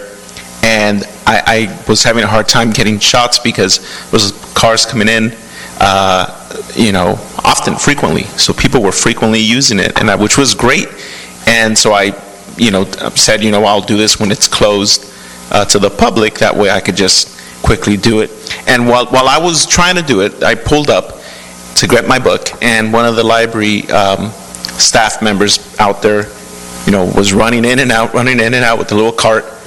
And I had a face mask, I had glasses on, I had a hat. Nobody knew it was me. He had no idea it was me. And I asked, how are you guys doing, with curbside service? And he was red, he was sweaty, he was like, oh man, he's like, we're gonna need those part-timers back. We're gonna need that staff, sooner than later, because we're busy and people are using, and that's just with the curbside service. So as we move forward and our libraries open up again, there's going to be an increased need. It's a sad situation. Definitely nobody was expecting this pandemic. And then in regards to the different cost savings that we could potentially have, I know that at the last council meeting when we had the budget workshop, I was the one that brought up the labor concessions and possibly looking at the different bargaining unions. Not SEIU, because that's who covers the part-time workers, but POA, and looking at possible concessions that they're willing to make, or have that conversation at the table to be able to offset the losses and that we're seeing. Have we had those conversations, Madam City Manager? Have we had any? Are we meeting with the labor groups and having these talks about possible concessions? I have engaged concession bargaining with one of our largest unions to date. Okay, that happened today, and there'll be more, I'm guessing? Depending on as the revenue scenario changes and as more information comes in, I would approach as needed to the other labor groups, but certainly I approach the largest one that would, should they agree to concessions, create the greatest savings to the general fund. Okay, and that's good to know, because when many of these contracts were approved, they were done in multiple year contracts, so it's these aren't new increases that we're bringing forward, but it's unfortunate because, again, nobody knew that a pandemic was going to happen and completely, cause a shortfall in revenue. And in regards to the income tax, or the sales tax, sales tax revenue, so are we getting, this might be for the Finance Director, Catherine, are we getting daily updates on how much money is coming in? Is that how it works? Because I know you mentioned October, for sales tax from April through June. That's when you get the final actual estimate of, or number of how much money came in? That's right. So there's two different pieces of information, actuals and estimates. We don't receive any information on a daily basis for sales tax specifically. We have been working with our sales tax consultant to provide us up-to-date estimates as they receive more data. Our sales tax consultant just received the data for first quarter, January through March, the actual data that included the first couple of weeks of the pandemic. They just received that last week. So they've been working through it, because when they receive the data from the state, they have to work through quite a bit of analysis and number crunching to make sense of it. And so we hope to hear from them any day now. I was actually hoping to hear from them in time for this meeting, but we've been reaching out with them on a daily basis. Where's our information? Where's our information? So we hope to hear very soon that they will have completed their analysis, and we will be able to make sense of our most recent payment, which was very low, and that's the cleanup payment for January through March quarter. And so we believe that there's been some businesses that have taken advantage of the state's deferral program. And so if that's the case, it's a timing issue for us. It means that we will get the revenue eventually. It's just that we may have to wait a little while for it. But other than that, the next set of actual data that we'll receive for the April through June timeframe is in September, and then of course it takes that time. It'll be at the end of September, and then it takes that time to crunch through and analyze that data.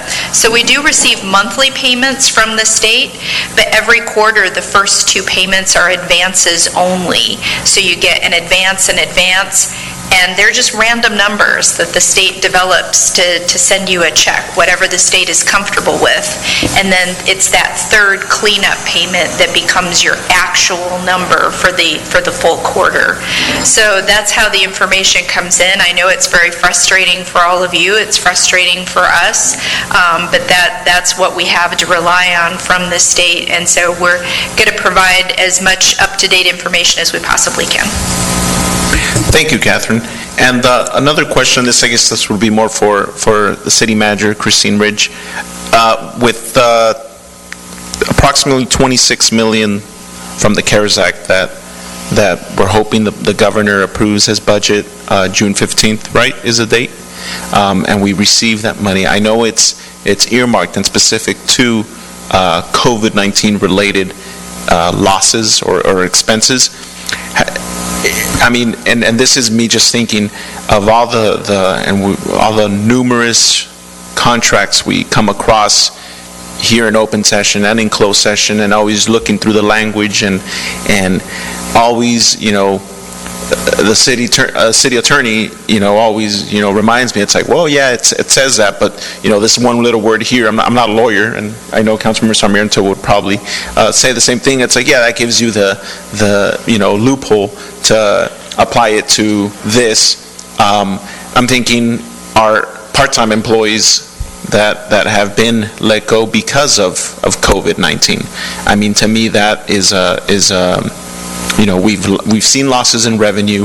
We couldn't. Well, not even the loss in revenue, but just the fact that we can't open our community centers because of gatherings, or we couldn't, and our Parks and Recs programming, our library, we couldn't have gatherings, so we had to shut down because of COVID. Would that be money that we could possibly use for those programmings that we had to shut down because of COVID?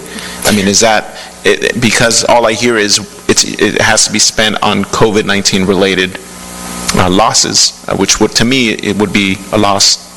And I'm just again thinking out loud here and trying to see if there's any way there to save these jobs and bring back our programming for the summer. No, council member, your questions are very good ones. The CARES Act does come with guidelines that's issued by the U.S. Department of Treasury, and they have been modifying them most recently as a week ago on what you could spend the dollars for. So the one thing that the CARES Act does not include is revenue recovery.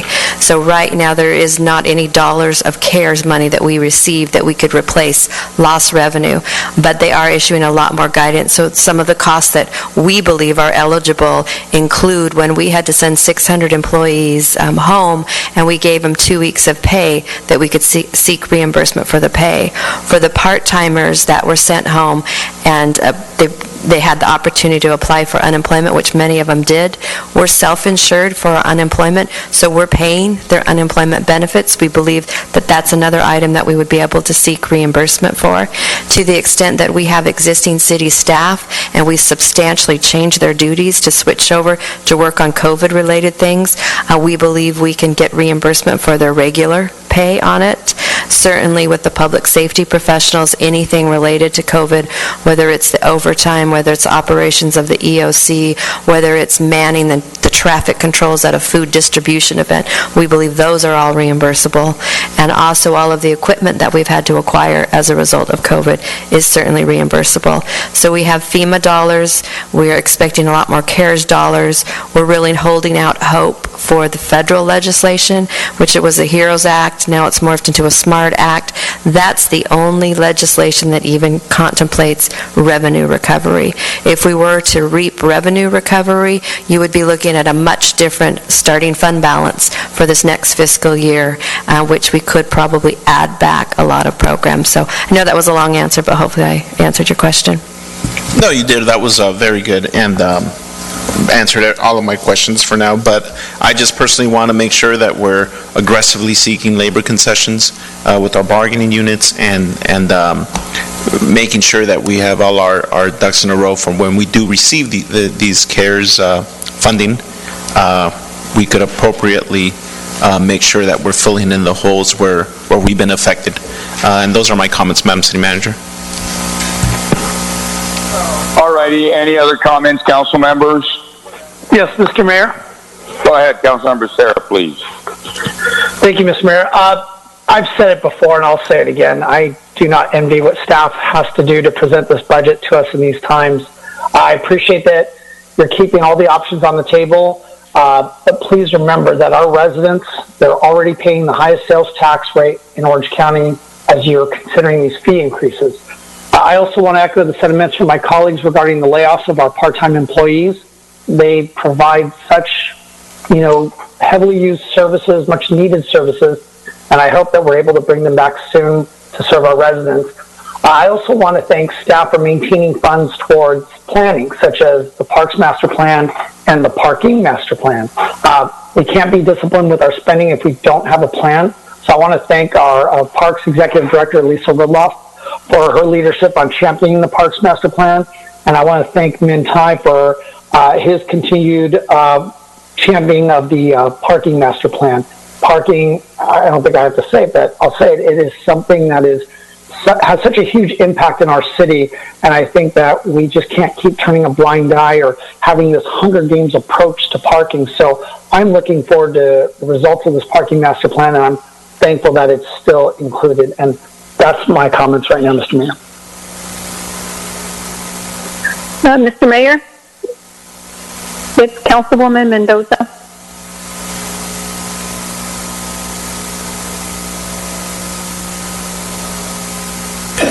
Go ahead, council member.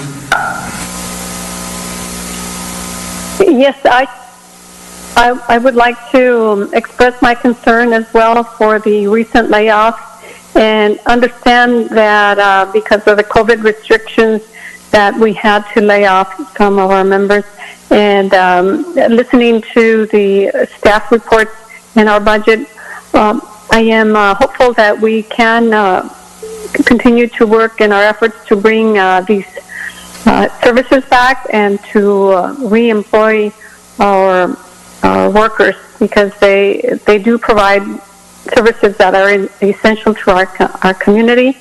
And hopefully once the nation returns to more of a concrete restrictive COVID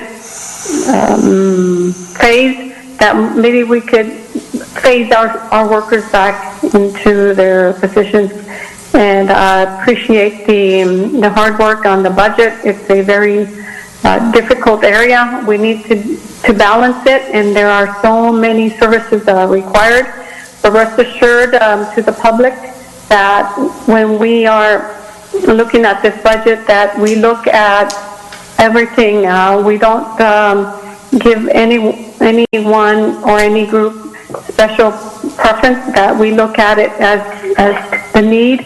And so when the budget is approved, it is with all of our constituents in mind and for the greater good of the community. Thank you, Mr. Mayor. That is all my comments. Thank you. Any other council member comments? Yeah, Mr. Mayor, this is Councilmember Sarmiento. Go ahead, please. Yeah, and so I don't want to repeat a lot of what was said, and I want to thank staff obviously for continuing to bring this back and refining it. We know it's a moving target, and this is sort of a moment in time image of what we're looking at, and maybe when we see this in 15 days at the next council meeting, it'll be a completely different one, right, depending on whether or not we're successful with federal and state money. So I certainly appreciate that. I don't want to belabor the whole discussion on our employees that we've separated with, just to kind of maybe just dig in a little deeper on just specifics that I didn't hear. As we separated with these part-time employees, I just want to make sure that we did it in a surgical way, and by that I mean, there are some employees that probably, or could have been, or can be, sort of repurposed for other things, and I've always looked at some of the contracts that we've had with vendors, such as just for example, graffiti removal. I know that we contract with GPC, I believe, and Madam City Attorney, if you could maybe take a look at some of those outside vendors that we have contracts with and see if there's any way we can pause those and maybe toll those contracts, and in the interim, as we're trying to absorb folks during this time, maybe we could repurpose them for those things.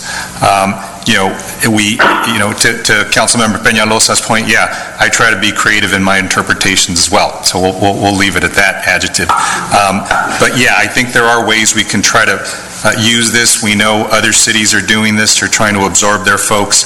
But I just think as we separate, and maybe when we separated, we needed to do it in a very compassionate way and in a very, again, surgical and methodical way to make sure that we have many folks that are residents of the city, many folks that have been here with us for a very, very long time, and have tenure and seniority and just longevity with the organization. So I just wanted to make sure that we are thoughtful as we're going through that. But I also think that, some of the things that I know our Public Works Director has done to try to absorb some of those folks and being creative with his personnel and staffing, those things are very helpful. So, let's just keep on looking at that. The other thing I wanted to talk about were, I think it was mentioned, the fee increases. So what's interesting is I know that we're, looking at increasing some fees here as a way to offset some of the revenue losses, but later on in the agenda we're going to be looking at an item that is going to try to put a pause on some fees that I think serve a very important purpose for our low-income community. So I think that that's a little bit of a contradiction in my point of view. So you can't argue for one and then support something else that just does exactly the opposite. So another thing I know that the city manager had spoken to me about was the incidents that we had over the weekend. I'm sure changed the numbers a little bit, but Madam City Manager, I think we'll be able to recover those funds that we may have had to expend for additional overtime, some other costs that we experienced because the governor declared a state of emergency for Southern California, so that won't be an additional burden that we're going to have. And the last thing I'd like to say is that you please incorporate the comments that were made tonight by folks who spoke from the public. Obviously, we're not able to have community gatherings any longer. We can't have folks come and speak their opinion. So those 200 plus emails that were sent, those numerous speakers that were before us, at least by audio, they were speaking to specific items. One thing I heard was that we need to invest in our youth, especially in light of what's been happening throughout the country. And just like a pandemic that we're experiencing, we're also experiencing just incredible despair, right? And we saw it, in our city, we saw it in our county, in our state, and all across the country. So we have to acknowledge it. It's real. It's not something that's made up. There were hundreds of people that I saw over the weekend, very, very disillusioned. And so maybe there's a way we can marry these things and we can increase the trust that folks need to have in their police department and law enforcement, and maybe increasing engagement with the youth program better, and maybe it's the department that does that. Maybe there's a way that we can marry those two things, where we can increase that level of trust and confidence that we have when a person sees another person in uniform, and they don't sense fear, but they sense love and they sense trust. And I think there's a moment in time that, what I see is that we've been doing the same thing for years. I've been on this council now close to 14 years, and somebody told me the definition of insanity is doing the same thing over and over and expecting a different result. And this is a time maybe where we can step back and say, let's be creative. Let's be thoughtful. Let's be intelligent. And we obviously have gotten, our attention's been gathered by folks that have been not only protesting here, not only decrying and just crying for their voices to be heard. So let's see if we can incorporate that maybe into our budget. And I know it's going to be difficult because we're facing a tremendous burden of just cost. But that doesn't mean we can't work with these numbers and see if we can impact people's lives, make them better their conditions. But that's what we're here to do, to be responsive. And I remember, just a few months ago, we were talking about a development over on North Main, 2525, and we had, a number of people come to us, and that was one development. This is talking about systemic changes that really affect our entire community. So we need to make sure we proportion these things, balance these things.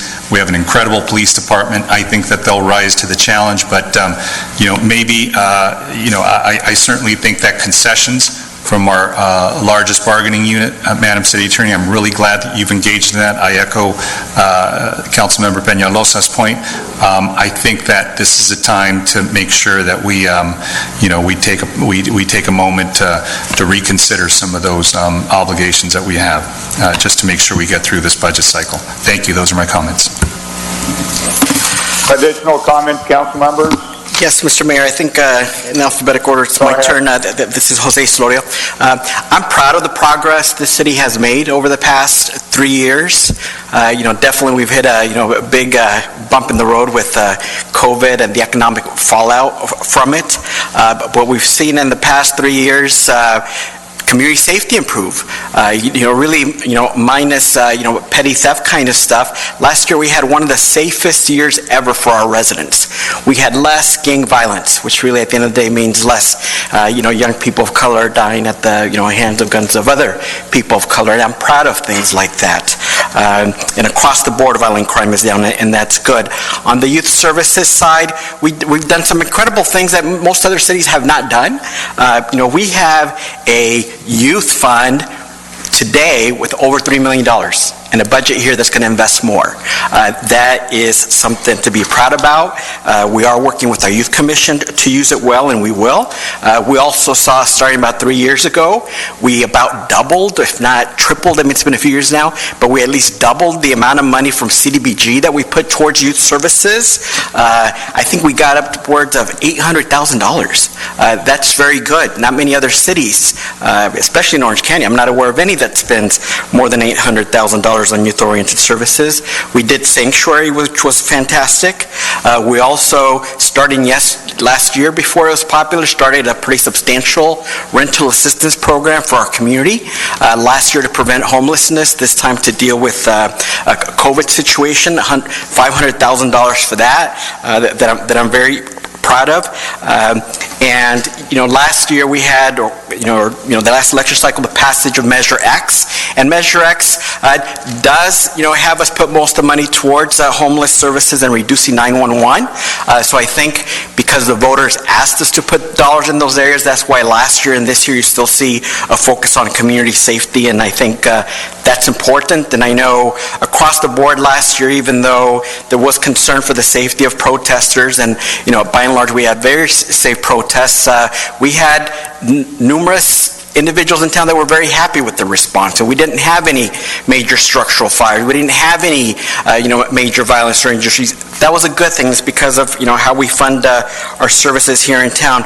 With the youth fund, I would like to see how we can use more of those dollars sooner for this summer's programs, in particular in partnership with our school districts of San Unified, Garden Grove, and Tustin, because we do have there, like I said, $3 or $4 million today, and this plan would put another, several $1 million in there, and so I think we could use it. Same with for high tech for them, for mobile hotspots, to other things, summer jobs, whatever that might be.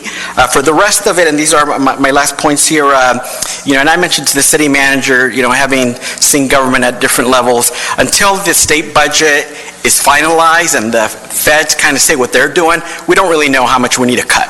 So I do think we need to kind of pause on firing people. We need to pause on doing bad things for our employees. With our SEIU part-timers, one of the suggestions I would make to our mayor, city manager, and SEIU as well is other industries, they've been very aggressive about working with the state to develop guidelines to open things up. I'd like our city, I like our mayors, I like our parks and soccer people to, for example, come up earlier with guidelines on soccer. I mean, in soccer, don't tell we can't figure out how to, have some separation, maybe no audience to watch, many opportunities there. Also, we still have a homelessness problem. And again, I spoke of Measure X and the money for homelessness. Maybe we can have some of these, staffers help us with homelessness outreach, education, etc. That would be good as well. I know that this year is going to be tough. Quite frankly, next year's budget will probably be harder. I do think that this year won't be as bad as we think. And I also remain very supportive of the Legal Assistance Fund for Immigrants. I'm especially proud and thankful that the group took some of the suggestions that Councilmember Villegas and I made some years ago to try to focus it on Santa Ana residents and dreamers and veterans and folks in town rather than people from out of town, and they've been running the program very responsibly. I am proud of it, and those are my comments, and I look forward to continuing to work with the staff on making our city better and keeping our employees intact and safe. Thank you. Mr. Mayor, this is Member Pro Tem Villegas. Yes, go ahead, council member. One last comment real quick. Go ahead. A couple of things, I forgot about this.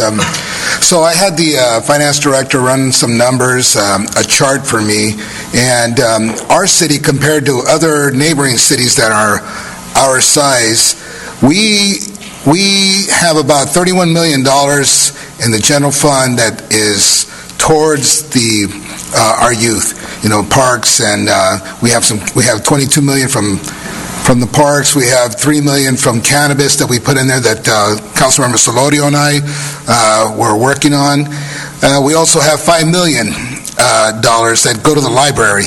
In comparison to this chart that I have, Irvine is the one that beats us, but Irvine doesn't pay out of their general fund for our library. I don't know where they get their funds from, but we outrank all the other ones, and we're at about 31 million. And yes, we want to add some more money on that. Speaking of money, so all these emails I received regarding the $13 million that's going to law enforcement, Ms. Downs, can you clear that up for us? That is in the budget because that is part of the contract that we have to honor. Is that correct?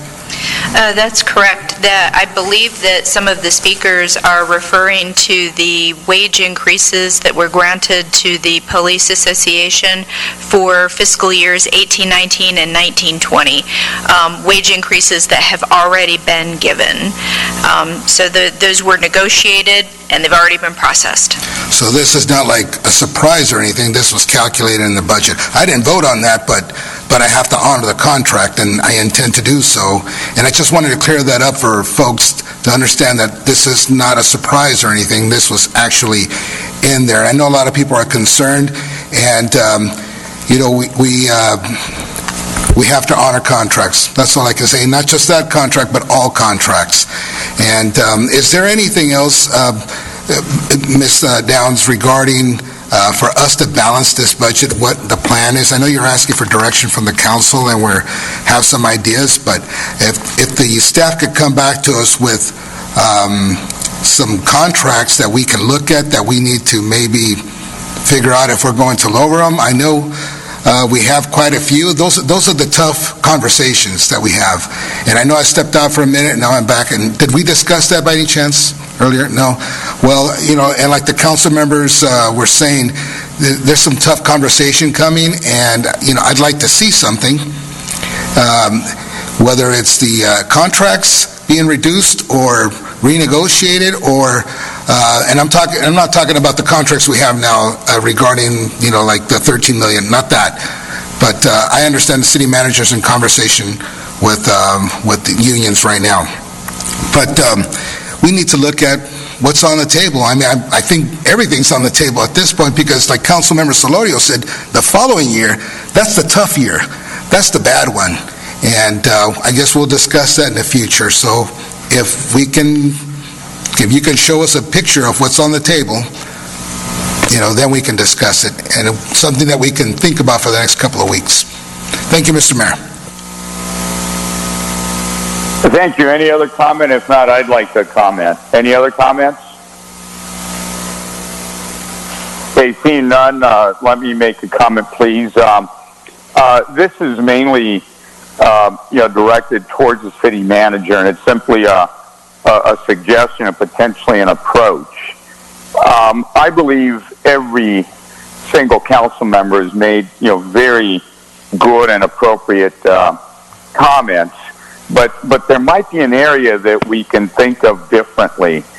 And what I'm talking about is that I'm very certain that in the near future we're going to be getting about $28 million from Governor Newsom. He has put that earmarked in the budget for Santa Ana. And, I've been talking to the pro tem and the speaker, and of course the governor. And if that money should come, it's got to be used for COVID-related uses. But why couldn't we take potentially some of the employees that we've had to lay off, maybe potentially, community groups if there's interest, and maybe do our own COVID-related activities. I know I'm talking about a real complicated effort, but look, we need contact tracing. We need people that can find people in the community that are infected and figure out who else do they know, who else have they infected. Right now, I believe we're over 1,300 cases here in the city. Now, given fortunately the mortality rate is not as high as maybe one initially thought when the whole coronavirus issue began, but it's still taken its toll. And my fear is that if we're at 1,300 now, what happens if we're at 3,000 or 5,000 or 10,000 in the not too distant future? And the county, as much as they're doing, I believe they're not doing nearly enough to slow this down.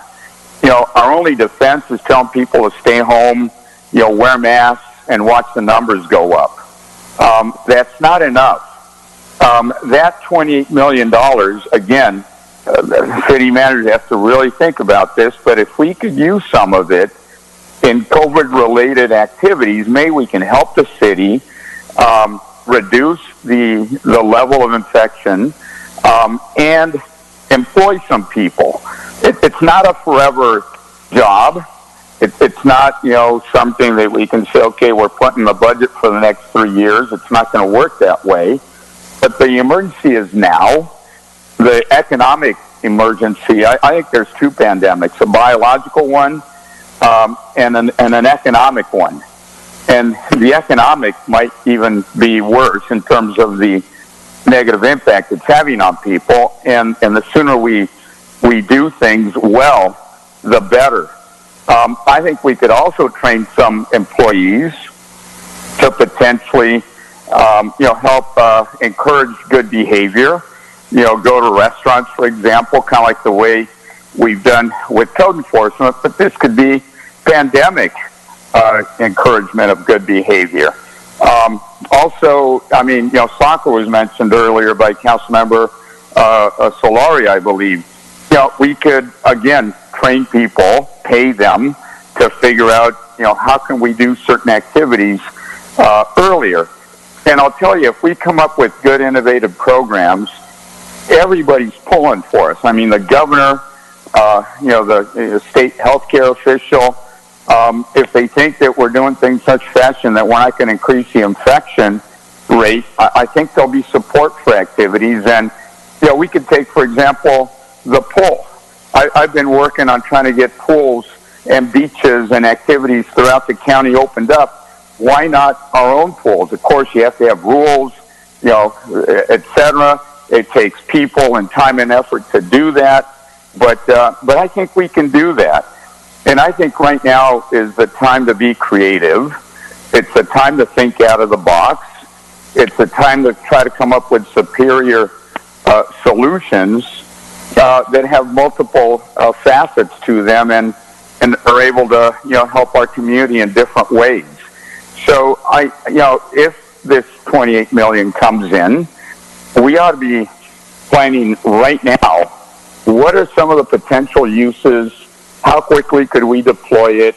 How do we maximize the benefit to the community at large? And what, systems and decisions are we going to have to, have in place in order to implement it? The other monies, I'm not so optimistic about. I don't think we're going to get anything from the county.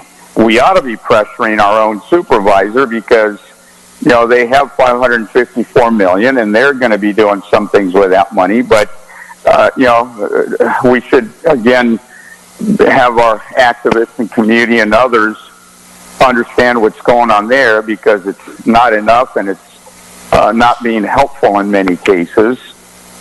And the federal government, I think we need to keep pushing, but I think it's going to be tough. I think Congress is starting to, bog down, and the discussions are becoming more and more philosophical. And I don't know what happens. I'm trying to get Republican mayors here in the state and across the country to try to, contact their friends in the Senate because they're the ones that are going to have to make a decision as to where to compromise. And if we are successful there, that money would potentially be able to come into the budget and make a direct benefit in terms of some of these, labor-related expenses that we're incurring, and be able to balance the budget. Then I do think we can say, okay, now we're in good shape at least for a year, maybe longer. So we need to track that one and do whatever we can here in the next few days because that's when these decisions are going to be made. But as a minimum, I think it's 50-50, maybe more. I like to think it's more that we're going to get this $28 million from the state. And I really have to thank, the council for all your, support over the years, but also thank the mayors across the state because, that's the group that's working very aggressively to, move these dollars across the state to help cities like Santa Ana, because frankly we have a lot of need, a lot of potential, and a lot of ability to execute along those lines.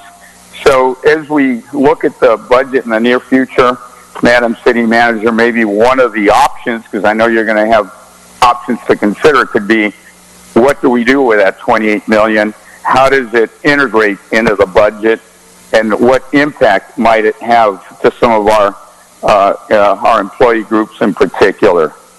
So with that, if there's no more comments, I'd like to take a moment right now and ask I believe our chief of police and our fire chief, if you would like to say a few words. I know I was supposed to call you earlier, and I apologize. We kind of got off on different subjects, but if it's appropriate, Madam City Manager, why don't I turn things over to you at this time? Thank you, Mayor, and our police chief and our fire chief are present, so I know they want to talk about give you an update on all of the events that have transpired across our city over the last 3 days. So I'll turn it over to our chief. Mr. Mayor, City Council, Madam City Manager, thank you for the opportunity to speak very briefly on what occurred over this last weekend and really the last week nationally. Before I get into, again, just a brief summary, I want to share with you that, one, as your police chief, and two, on behalf of everyone in the police department, we do not condone what we saw occur in Minneapolis. It is not within the law. It is not within contemporary policing practices and use of force de-escalation practices either. And so we take what occurred that led up to the death of Mr. George Floyd very serious. And I want to be on record, number one, to reassure you and the public that we stand very firm, really, with the community that is upset by this, as they should be. The actions that we saw were not, as I said, appropriate and within policing practices. It tarnishes all of our badges that we work very hard to represent. We're entrusted to provide defensible policing services to our community, and that's what we intend to continue to do in this city. With that, what occurred is protests began across the nation. We had information that on Friday that there would be a protest here in our city. We had less than 24 hours to prepare for that, mining open source information, social media intelligence, and we put our plan together. And really, what's important also to know is what is the philosophical perspective and approach on how to handle these incidents. I think it's important for the men and women of the police department to hear directly from their police chief, and that's exactly what occurred each and every day before each deployment. They need to understand clearly what my perspective is and what my expectations are. And so we did that to begin each evening and each day of deployment. So our mission was to facilitate a safe opportunity for folks to share their perspective on what occurred and keep them safe, both folks that showed up to protest and demonstrate and the police officers that were there to provide for their safety. So that was our goal. On the first day, starting at Bristol McFadden, that group grew to about 500 to 600 people. I will share directly from my own experience in 30 years and from officers that have been in the field all 30 years, including SWAT team members that have been on the team for 25 years. A lot of experience there in handling some very, very tense situations. They will tell you, and I will tell you, that Saturday night was one of the most aggressive and violent incidents that we had in this city. I'm talking about Saturday night at nightfall, late into the evening. It began peaceful, but into the evening, very, very aggressive and violent actions that folks took. It is my opinion that a lot of the people involved in those acts weren't from our city. And so outsiders coming in and engaging and inciting this behavior, which was very unfortunate to see. Again, I and my officers stand in solidarity with folks that want to simply express themselves. When people target others for violence and target property, that is what we can't stand. So that's what our focus was. There was really three missions, and that is to ensure that we kept the community and police officers safe, that they did not suffer any major injuries, and then also ensure that no structures were burnt. We saw what occurred across Southern California and the nation. That was important to us. And then the other piece, from a symbolic standpoint, to see police cars burnt to the ground, that would be problematic in terms of kind of a loss of control messaging and that. And so those were our three goals, very clear, and we stuck to those. We did have to call mutual aid on Friday. That provided us in excess of 450 police officers and sheriff's deputies from across Orange County. I believe I had every law enforcement agency represented Saturday night. We did not make any arrests that night because it was really about restoring order that evening, late into the evening. Our officers were taking rocks and bottles. You hear that phrase a lot. It's really, sometimes it turns into police vernacular. I'm concerned with mortars, fire missiles, and big, large items thrown at our officers. Everyone's wearing helmets, shields, and they're still getting pelted. When officers came back into the station house, into our command post, deputies, officers from throughout the county, cuts and bruises and scrapes, that's part of this physical job. When you see burn marks throughout the police officers' uniforms because of all the fire they were taking, that's a problem. It paints a picture for what we were dealing with Saturday night. In spite of that, the feedback that I have received, and many of you have received because you shared it with me, is that our community, our businesses, our business owners, and I've heard from other police chiefs, very impressed with the manner in which officers were disciplined in conducting their work. They didn't immediately engage people. They were very disciplined and ordered in how they approached this situation. Again, we had to make certain decisions at a certain point to be proactive and respond to what we were faced with to regain order of the city. The next night, on Sunday, May 31st, that event, the core of it was targeted in our downtown business district. And so throughout the day with officers, I patrolled the city and actually spoke to various business owners who knew what occurred the day before. And they could not say enough about the really genuine appreciation that they had for the police department and everyone that came to help Saturday. They knew what it took to maintain order.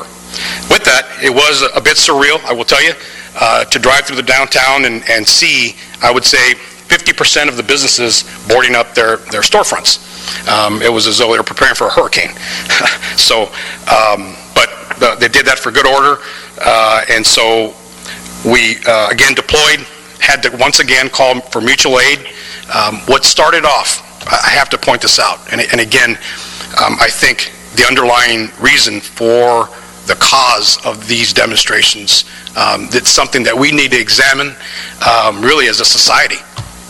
But as it evolved throughout the day, after 5 hours of very peaceful demonstration and people saying their piece, as night fell, the crowd turned different. Their focus was different, and not all of them. Everyone that came, that was part of that initial crowd, left, and that wasn't the issue. The issue was folks that came late into the evening with really one purpose: to take advantage of the situation and to target innocent people, target police officers, target property. When I see mortars and fire-held missiles that are thrown directly at police officers, that's not by mistake. That's intentional. When I see that same effort in an attempt to burn down our credit union or target our federal courthouse, etc., that's intentional. And so that's what we're dealing with. As a byproduct of that, one of the protesters, one of the violent protesters that was seen throwing mortars directly at our officers, also had a gun. And so that led to the seizure of various assault rifles, handguns, additional mortars, a significant cache of ammunition, body armor, heavy body armor. This was from someone originating in that protest Sunday night. So this is what officers are facing, unfortunately, from a very small element that are involved in this good cause. Across the nation, we've seen officers shot and killed as they're doing their jobs and trying to provide for a safe environment to voice people's concerns. We did have a deputy suffer a minor injury Saturday night. I went and saw him at the hospital. He was released. Sunday night we had a Santa Ana officer suffer an injury, and an Anaheim police officer suffer another injury. Both hospitalized, visit with them, they were released as well.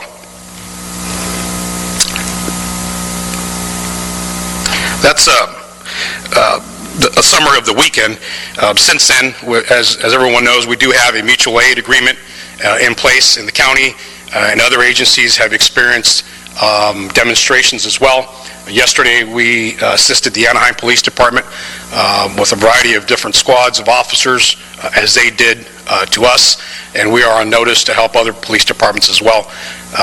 And so what I want the public to hear is that we are focused on providing for the safety of the community. We take these incidents very serious. Our first and foremost goal is to keep people safe, but we will respond assertively when incidents do not support a safe event. And so we'll continue to do that. With that, I can pass it on to the fire chief, or if there's any questions for me. Before we go to the fire chief, if you could speak a little bit more about the level of enforcement. I know we were speaking, through the day and on into the night. I was on the phone, talking, texting, trying to get cities to up their mutual aid contribution, i.e. get more officers here, and they kept arriving and arriving. I think at one point we had about 450 from other law enforcement agencies. Can you just speak about that? Because I think it's a level we had never seen before, and I think especially Saturday night, that additional level of support was very, very helpful. Can you just speak to that, please? Yes, as I said, there on Saturday night we did have approximately 450 police officers and sheriff's deputies arrive to assist us, and that was needed. With those reinforcements, we were able to regain control. On Saturday night, the number of arrests were low simply because our number one focus was to regain control of the violent crowd that was present, and then also ensure that no structures were burnt. If you set, the fire chief is here, you set a structure on fire initially and it just takes off. We've seen that throughout the nation. So that was critical for us. The next night, we did make 29 arrests. Again, we had some 300 officers from throughout Orange County come in to assist us, and that included recalling every Santa Ana police officer that was available. So if you were, not in the hospital or not, you were in town, you were coming to work, and that was irrespective of rank. Everybody was on deck as we needed. And I appreciate, Mr. Mayor, your support in making those calls. City manager, her support in making calls to her colleagues as well. We certainly appreciate it. Thank you. Fire chief, please.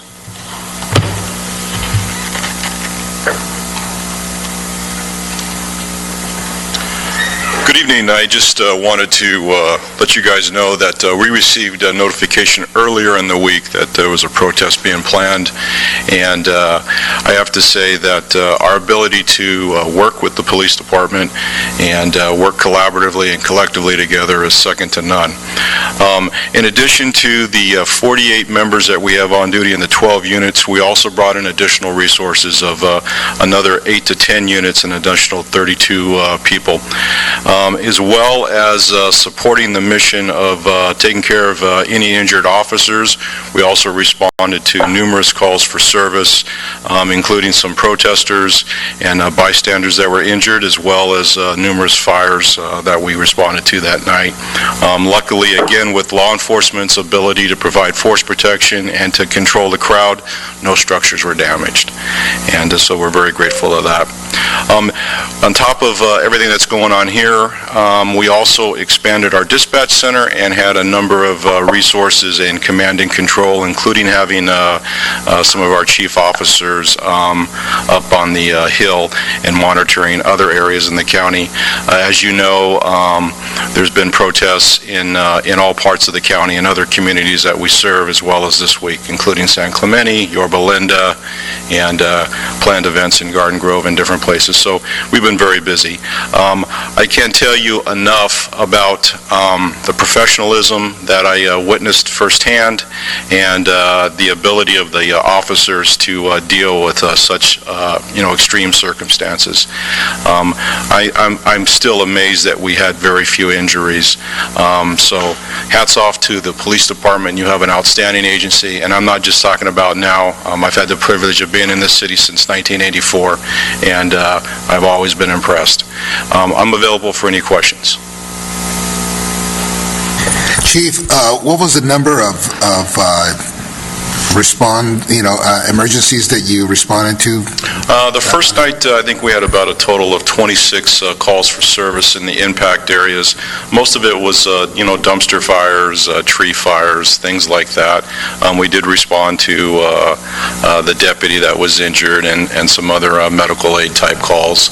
But other than that, that was it. And then the next night, a little less. So don't have those exact numbers, but Saturday night I think tested everybody's limits. So tested everyone's limits, I see. 26 related to the demonstration, and then you also had other medical, Yes. regular medical calls that, helps for calls for service. Absolutely. Also in the city. And we average about anywhere from 150 to 200 calls a day in the city. So we had a structure fire that afternoon prior to the demonstration, but the calls for service that we had were in the identified impact areas. When we have situations like this, what we do is we identify an impact area, and then we coordinate responses from our dispatch center with our local law enforcement to ensure the appropriate routes to be safe, as well as to ensure that our people are going to be able to effectively do their job safely. And so, again, that takes resources from the law enforcement agencies who are not available now to, continue to deal with the protesters when they have to ensure that we're able to come into that impact area and be safe to do our jobs. Thank you, Chief. Have a good night.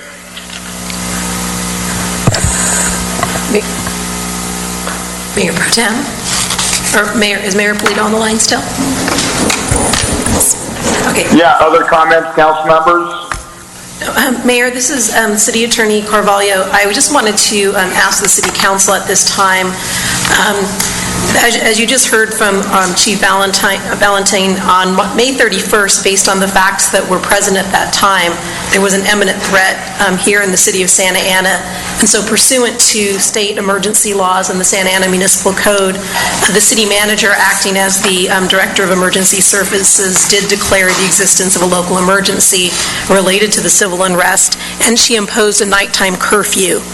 Because the police department used the curfew order in limited cases to enforce order in the city council is now requested under the Emergency Services Act to affirm that action that was taken. So I'd like to ask the city council if you would permit me to walk before you an emergency item. I would need there to be a finding that this occurred after the posting of the agenda, which it did because we posted the agenda on Thursday. I would need a supermajority vote to walk it on.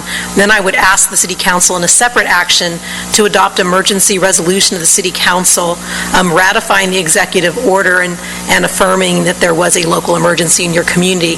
This action could allow the city to recover and to be reimbursed for any cost should they need to do so. Go ahead, please. I would need a motion first to add the item. Is there such a motion? I'll make a motion. I'd be happy to move. Second. Is there a second? Go ahead, roll call vote. I'd like you want to make comments on? Go ahead. Go ahead. Yes, thank you, Mr. Mayor. Before we proceed with the vote, I just wanted to, thank both our police and fire departments for the work that they did that evening. But what I'd like to ask our police chief, just because I know all of us have been asked this question by the community, and as we're about to take action on this curfew item, I would like the chief to, I guess, answer to the community. Many have asked me and others why we haven't had a curfew imposed last night and why we don't have one tonight. And, I'm not the law enforcement professional, you are, and I would just ask if you could just give an explanation so that we understand, as we're about to vote on this item, what folks should, what they should understand as far as your actions and what to expect. If I may, Councilmember Becerra, if I could ask the council to please take action on adding the item to the agenda, that would make it lawful for the chief to respond to your questions and engage in that conversation. Sorry, so roll call vote, please. Councilmember Becerra? Yes. Councilmember Mendoza? Yes. Councilmember Peñalosa? Yes. Councilmember Sarmiento? Yes. Councilmember Solorio? Yes. Mayor Pro Tem Villegas? Yes. Mayor Pulido? Yes. Okay, so I just want to announce that this item has been added to our agenda. Okay, Councilmember Becerra, thank you for the question. It's a great question. So the curfew is a good tool for us to have in law enforcement, but I think it's really about understanding the expectations of a curfew, particularly under these circumstances. So you really need to have the resources available and necessary to enforce that curfew. And so what you saw in communities throughout Southern California is those jurisdictions that went to a curfew very quickly and very early, you saw that they did not have the resources to enforce that provision. So what we wanted to do is really, from the intelligence that we had and confirming the information, ask that the curfew be implemented.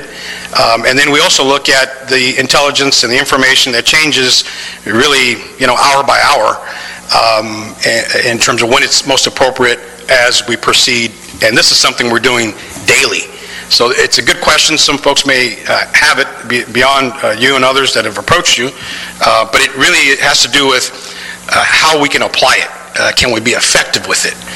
We just assisted another agency here in the county. They imposed early and didn't have enough resources to affect that. The city of Los Angeles is a good example. They went with a curfew early on. You really did not have the resources to do much with it until the National Guard arrived, of course, and were able to protect assets, and then their police officers were able to go out into the community and enforce that curfew. And it wasn't unilateral either. It was really incident driven. I hope that answered the question. Thank you, Chief. I appreciate that. Thank you, sir. So if we could also get an action on the, a motion on the adoption of the emergency Another resolution. motion, I'll move the second item that the city attorney requested. I'll second Councilmember Becerra. Mr. Mayor, this is Jose. I just wanted to make a suggestion. You all know this area much more than we do, and fortunately we don't need to do curfews too often, year to year. I do think that the logic is sound, but we can do a better job of communicating more information to our residents. I know in some of the conversations I've had with you, our city manager and mayor, it's also other things that you're doing. I mean, we're coordinating with other city police departments and monitoring things there. We are doing a lot of outreach in our city to see where there might be hot spots. And if there is a dangerous situation, an unlawful assembly, you can declare something an unlawful assembly, and I think that is a very useful tool. And then I know just a little bit earlier today you were speaking about how effective our helicopter services and how those eyes have been incredibly beneficial. I think our community, in addition to just do we have a curfew or not, they want to feel assured that we're safe, and then clarity for the businesses or others if they're going to and from work. Do they need to close early or not? Where it might be, etc. I do know that yesterday you did, put out a post conveying, some of that information. But even on days like this, maybe there isn't a need. But what happened in this era of social media, folks see reports from other cities, and so they're seeing that Anaheim, for example, I think tonight has a curfew. Costa Mesa might as well, and others. And so the question is, well, why don't we? And maybe we don't care or understand. And if anything, I think we're a little bit more sophisticated, have more tools, and we just need to communicate with our residents, how every single day that we're in this type of crisis, that you have all those things that your department is doing and doing well, because as you asserted, that we had very little, crime, very little injury. Our officers, did well. Fire did well. We coordinated very well with the other cities. I know, Mayor Katrina Fuller from Costa Mesa. I spoke with her yesterday and this morning. She was very happy with the mutual aid, and I'm sure Anaheim is as well. So thank you for all the good work that you're doing. Thank you. Thank you for those comments, Council Member. Mr. Mayor, just a point of order. Are we going to vote on this, and can we continue comments? Because I would like to respond to some of the comments that were made by both chiefs. So. What would be appropriate, Madam City Attorney? I'm just trying to follow your lead. Yeah, because the item is now officially on the agenda, you may engage in a conversation, and then I would ask for a vote on the resolution that's before you. So let's do more conversation, then why don't we vote at the end and give everybody a chance to comment prior to that. Is that okay? Yes. Yes. Go ahead, Councilmember Sarmiento, please. Thank you, Mr. Mayor, and I want to thank the comments by both chiefs before us, and I want to thank the city manager for her action over the weekend. I think, curfews are always tricky. We have to be very judicious with the way we use those, and so, I want to thank you for showing good judgment, because, sometimes it's easy just to say, let's shut down the city, and then what happens is, you sometimes strike fear into folks, and sometimes we can't have coverage the way we'd like to. And if in an emergency we have all our officers deployed someplace, they're unable to respond to some of our day-to-day emergencies that people have all the time. So it is a very difficult judgment to make, but I think the judgments were sound. Obviously, Sunday, as a result of what happened on Saturday, we didn't know how things were going to go, so I think it was appropriate. The one thing I did see is I did see a videotape that circulated about, and I sent it to the chief, somebody on a bicycle who was tackled or pushed off his bicycle as they were riding. I don't think it was somebody, it was one of our officers, and I think it was somebody from another department. But I guess the idea is that, those things sometimes happen in curfews because they're not supposed to be out there, and maybe they didn't have notice of it. But I guess I want to speak to some of what I saw on Sunday, because my family and I, my wife and I, and our 3 kids were marching with folks through the downtown, and I advised both the city manager and the police chief, and thank you both for, checking in with me as we went. As the chief said, for those 5 hours, and I think even Councilmember Peñalosa was there, I think I saw. But during that time, I saw people behaving really, really well, and kind of almost, to use a term, self-policing, and just saying, hey, don't damage businesses that are in town. I saw mothers and grandmothers handing bottles of water to people as they were walking by. So, it was, I think, a healing moment after a very difficult night, after a very difficult week. And, my first reaction was, when I saw that videotape, look, I got very sad, almost broke down in tears, and then I got very angry.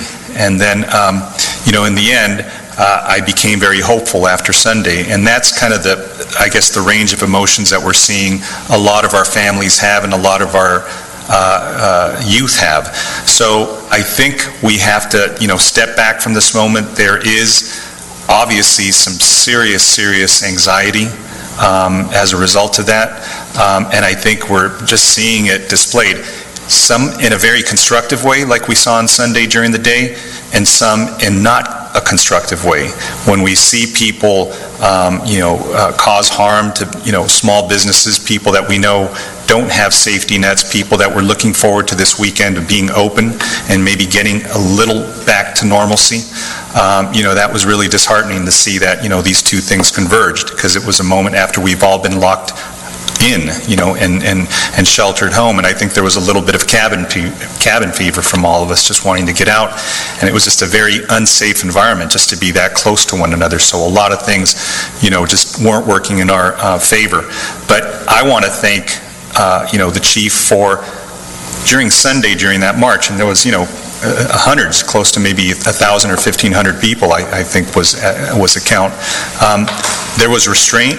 You sat back, your officers sat back and gave people space in order to kind of, vent their frustration and basically exhaust their First Amendment rights. And that's what we're supposed to do, is create a safe space for that, because those are the liberties that we've all fought for. And obviously this is a moment that we see that there's some very important things on people's minds.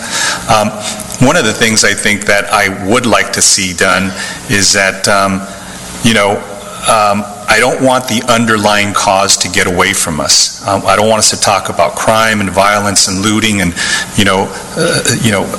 things like that, because it takes us away from the underlying issue, which is there is a sense of desperation from folks. And I think what can help is just communication. I saw some, folks that were marching get really close to some officers, and the officers were engaging in a real positive way. They were having an exchange.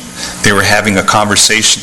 And, people were voicing their opinions, and the officers were smiling and talking back to them in a constructive way. I think that's what we need.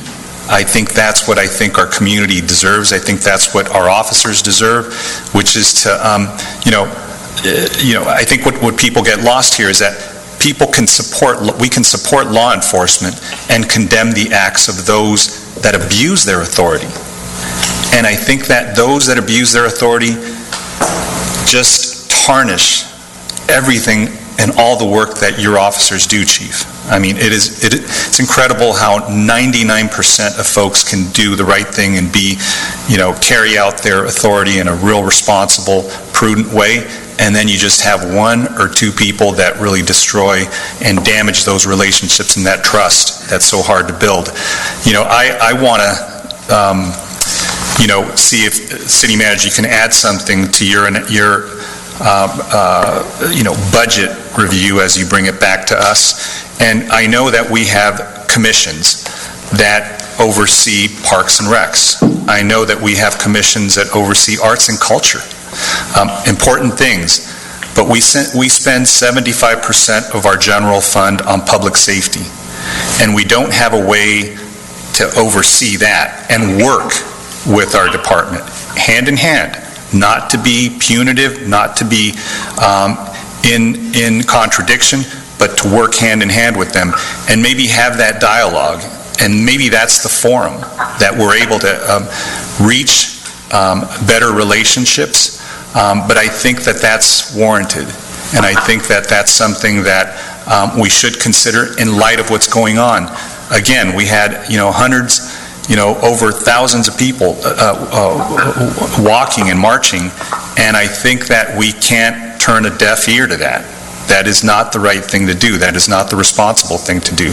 Our sister city in Anaheim has a commission that I think, again, works well. I think that could be a forum where we speak to one another. It's not the same as having council committees. These are residents whose tax dollars, whose public funds go towards these expenses. And if 3/4 of our general fund is spent on something, I think they have a right to say, hey, this is what we think works, this is what we think isn't working, but I think it's something at least to consider. And if we can learn something from this experience that we're all living through, look, it's a positive thing. I think it's a step in the right direction. I think that the trust that we can gain is incredibly important. So I just want to thank everything that the chief has done to get us to this point where your officers can have that conversation with the public, because they, I think, deserve it. Your officers deserve the respect mutually, and I, certainly support just having these ongoing conversations and ongoing dialogues, because we do have a very unsettled, nervous community, and I want them to feel like there is trust here and they're in a safe place. So those are my comments. Thank you. Mr. Mayor, can I say a comment? Yes, you may. Go ahead. Thank you, Mr. Mayor. And thank you, Councilmember Sarmiento, for bringing that up. And I think that the chief is open to having a chief's advisory board where he can actually hear from the communities that we've had dialogue in the past. And I'm sure we'll have to have this discussion later, because this is not what was on the agenda, but just for comment. And you're right.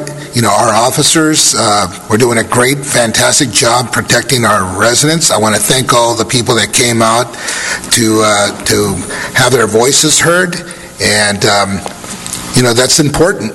This is America. You can speak your mind on these things, but the officers were there to make sure that everything was peaceful.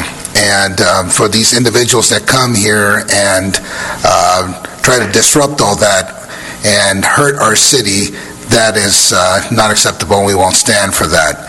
And I also want to thank Chief Henry and the OCFA for responding and making sure they take care of the protesters that were injured and the officers and it's very unfortunate that happened. But fire and medical is very important, and also our officers, but also first and foremost for the residents and for the people who wanted to come out and be heard. That's important. But yes, I'm with you, Councilmember, regarding Sarmiento, regarding a commission or a board that can have a dialogue with our chiefs and he could hear from them, and I think it's important to have that. And you can count on my support for that. And thank you again to everyone in the outside agencies that helped protect our city and our residents. Thank them all. Those are my comments, Mr. Mayor. Thank you. Any other comments, council members? Mr. Mayor, this is Councilmember Penaloza. Please.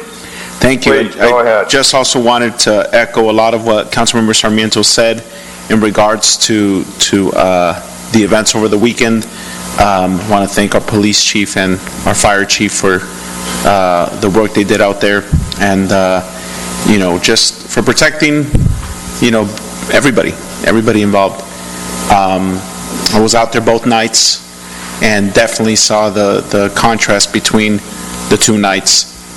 Sunday, was beautiful, and what it was about, Black Lives Matter and the movement that people are marching and trying to convey. It's an important movement that we can't lose sight of in regards, given all the events that are happening.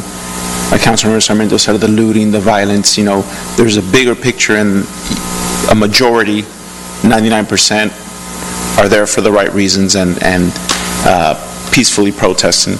And in regards to the commission, I'm also, supportive to have that conversation and look at it, and not sure if that was in a substitute motion, Councilmember Sarmiento, to the that consideration. I'm also supportive of that, so I'm happy you brought it up. And it's we need to repair that relationship. It was very, was very proud of our officers on Sunday afternoon, and very proud of the people protesting and marching in peace. And seeing along the at one point in the march on 4th and Broadway, I believe it was, when there were officers lined up, and I noticed a couple of them from there that I know our Santa Ana residents, grew up here, Santa Ana youth, and I know they're good-hearted people and have every good intention to protect our community. And seeing that was really eye-opening to see that contrast. So I'm supportive of having the conversation and considering a commission, and those are my thoughts. Mayor Pulido? Other comments? Yes, Councilwoman Mendoza here. Please, go ahead, Councilwoman. I would like to give a comments of gratitude from my colleagues to our fire chief and police chief, and we understand the strategies that go into keeping residents safe, and at the same time trying to curb those protesters who were here specifically to injure and destroy property. And I understand that they are not part of the peaceful protest, but nevertheless, you had to deal with that kind of stuff. And my question to both of you is, what actions or what is being planned for the upcoming protest? I know there's one being planned for Saturday on Bristol and 17th. And I'm wondering whether we're going to have a large-scale police and fire activity as well. Councilwoman Mendoza, thank you for the question. We are aware of some information regarding an event for this Saturday, and really ongoing assessment of information that we're looking at. So if that information does pan out, we certainly will prepare a contingency for a response. Thank you very much. Appreciate Thank you. Additional comments, council members?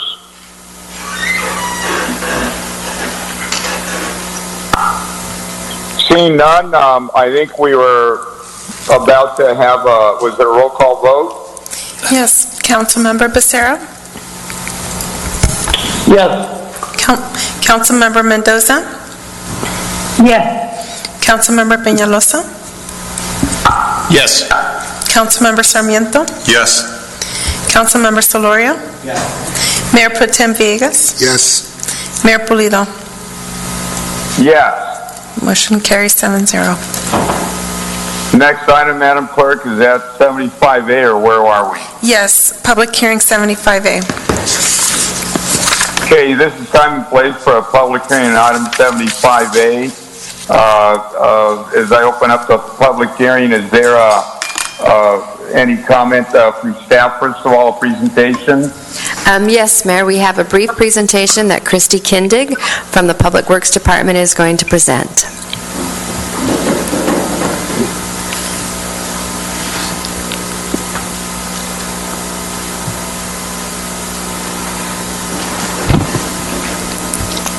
Thank you, Mayor Pro Tem, and City Council. I'm here to discuss the public hearing for the refuse cart rate increases. I wanted to start out with the outreach that we did. The very first thing that we did was sent out public notices to all the property owners on April 17th. as required by Proposition 218. In addition, we established a hotline where we received over 100 calls and responded to all of them. We also sent notices via social media of an April 30 community meeting so that we could address any questions presented by the community. We did that, and then we actually did do the meeting on April 30th. Just to step back for a moment, I want to just give you a little bit of history. Of course, we contract for solid waste services with Waste Management. And what they've done in the past is they have taken our green waste and used it as what is called alternative daily cover at the landfills. And this has provided us diversion credit with our goals that the state sets us.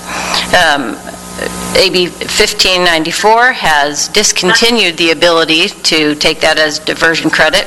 So we had to look to a new process to deal with the green waste. And what we did was we went back to negotiate with Waste Management, came up with an ability to compost, which will continue our diversion credit, but came at a higher cost.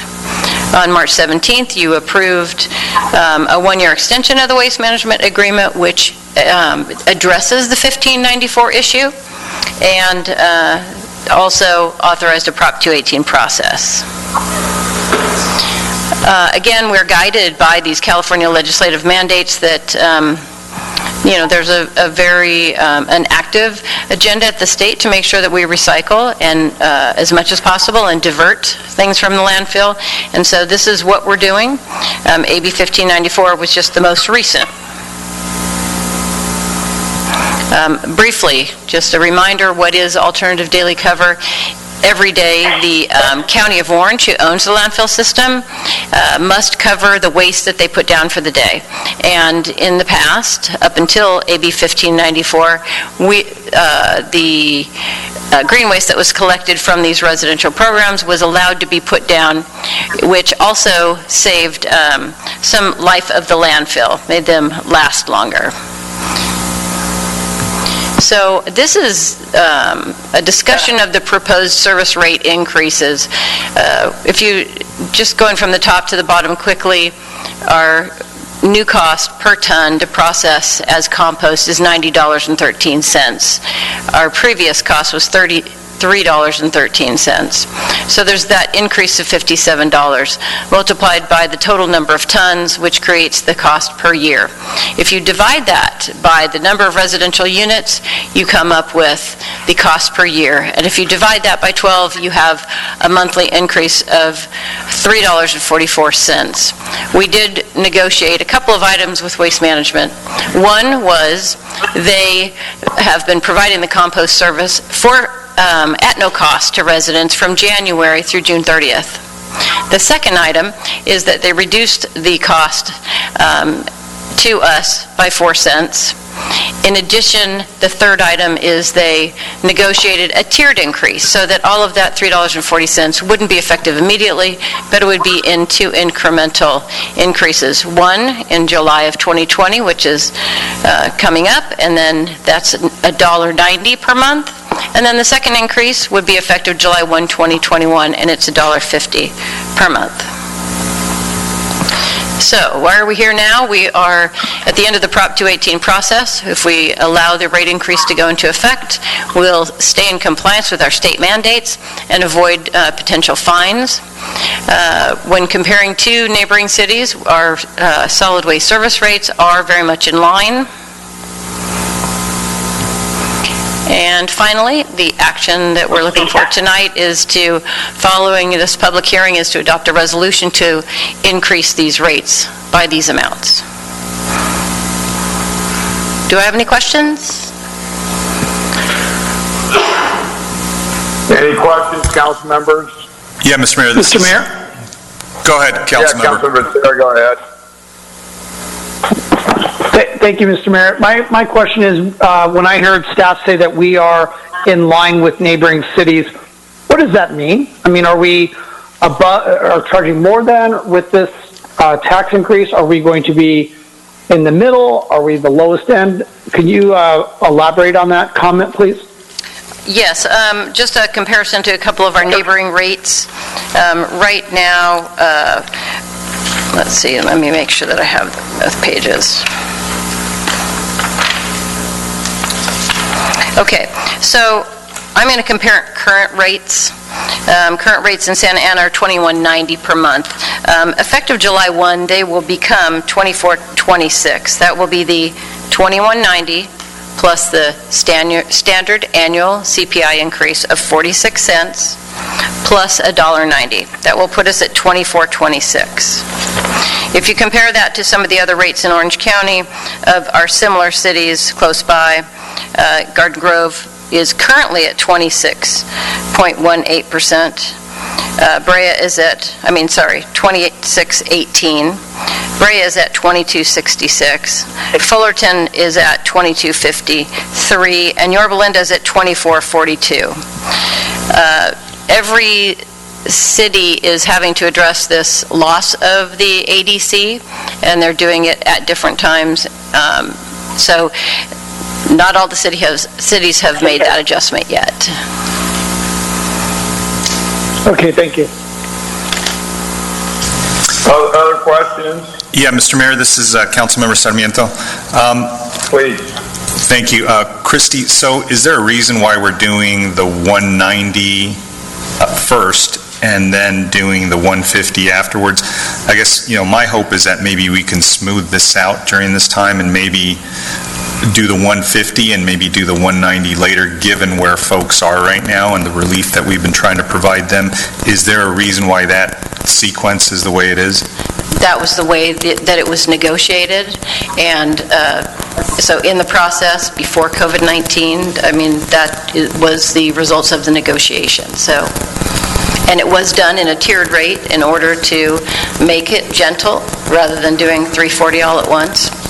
No, understood. I guess in hindsight, had we known where we would be, just to smooth that curve and maybe do the lower amount on the front end, and on the back end do maybe the larger increase. But if that was already something that was negotiated and we can't adjust that, then my hope is that as we do others, and as you negotiate any other adjustments, please, and I think I've had this conversation with the Director of Public Works, sort of, we got tired of this term, flattening the curve, but, kind of having the front end of that curve as low as we can, because we know that right now, just things are compressed and folks are feeling pressured. So thank you for answering that question.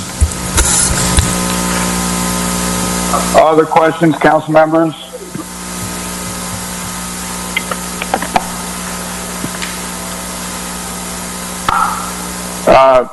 Seeing no other questions, Madam City Clerk, do we have members of the public that wish to address us on this item? Yes, we do. Go ahead, please. You will receive a notification that you've been unmuted. When it is your turn to speak, for the record, clearly state your name, whether you're in support or opposition to the item. You have 3 minutes from the time you're unmuted. Please proceed with your comment.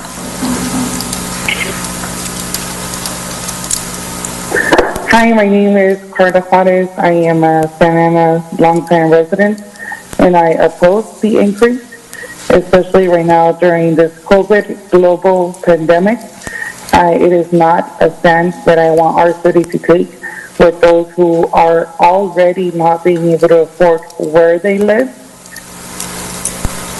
I am also a tenant counselor that receives many calls on a daily where people are struggling to pay their rent, and that is of April and also May.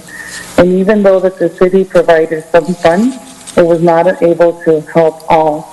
You guys approved as a 300 cases with the lottery base because there was way too many people applying for assistance during this global pandemic where they can't go to work. And even though the places are opening up and they could begin to work, they still have to pay April, some have to pay from March, April, May, June, and they're going to have to start paying July. So people are just trying to make up all the months that they've missed out on paying rent. And without any tenant protection, they're going to be left out in the curb. And right now you guys are wanting to approve a rate increase. The water bill just went up not that long ago. Our sales tax just went up not that long ago. And our city has one of the highest sales tax. So what does that say about us? Not only do we support police brutality by allowing the police to use violent force against our citizens, but now we also want to increase their rate increase. I am definitely opposed, and hopefully you guys are too. Thank you.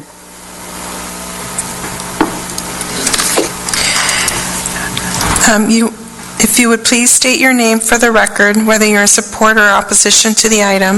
You have 3 minutes from the time you're unmuted. Please proceed with your comment.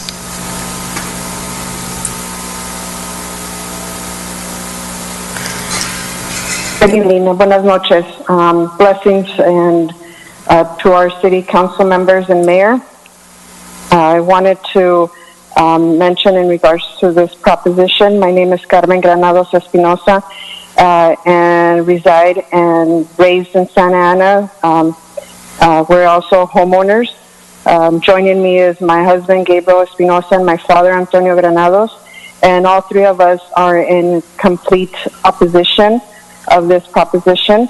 As Councilmember Sarmiento mentioned, and we are also speaking on behalf of several families around us who either who don't receive these notices because they are not homeowners, but they still have to pay for this bill, this increase that is being proposed. So they were not aware of it, and so we are speaking on behalf of them as well. We are in opposition of this proposition. As you are aware, our community is filled with hardworking people. Many people were laid off and remain without pay. It is never the right time, but especially right at this moment, not the right time to raise prices, as many families are struggling to pay the current basic necessities they already do have. We see it as unfair of many homeowners within certain communities and renters who do need to pay for this bill. That we also have to remember. You're mentioning that it's the compost, but in the same bill it includes water, and it includes the sweeper, and our very high increase of taxes that we already have in Santa Ana. So, as homeowners, as we are individuals in our households who have been without working since March due to as many families due to COVID.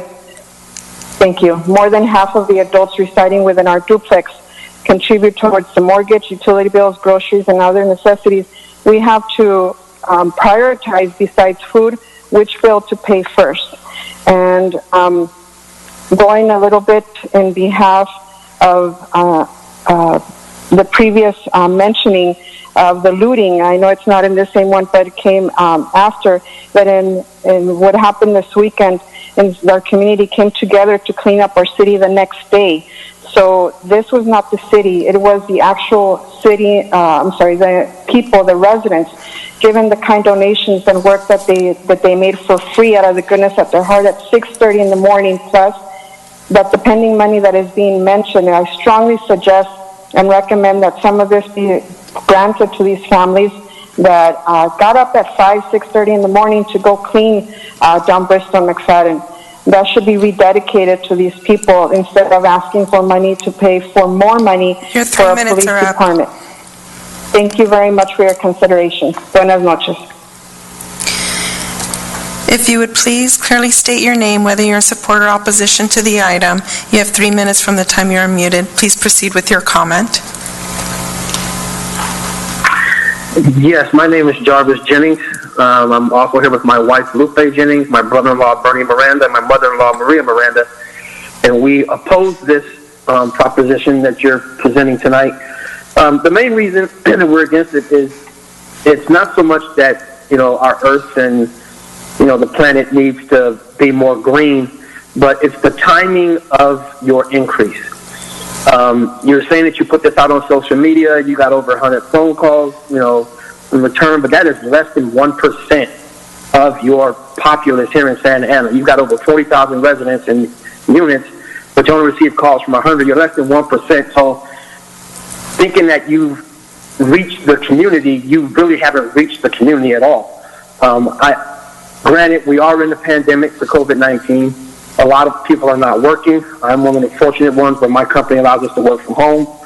But there are so many people in our community that cannot work and are unable to work, can't find employment, and they're struggling.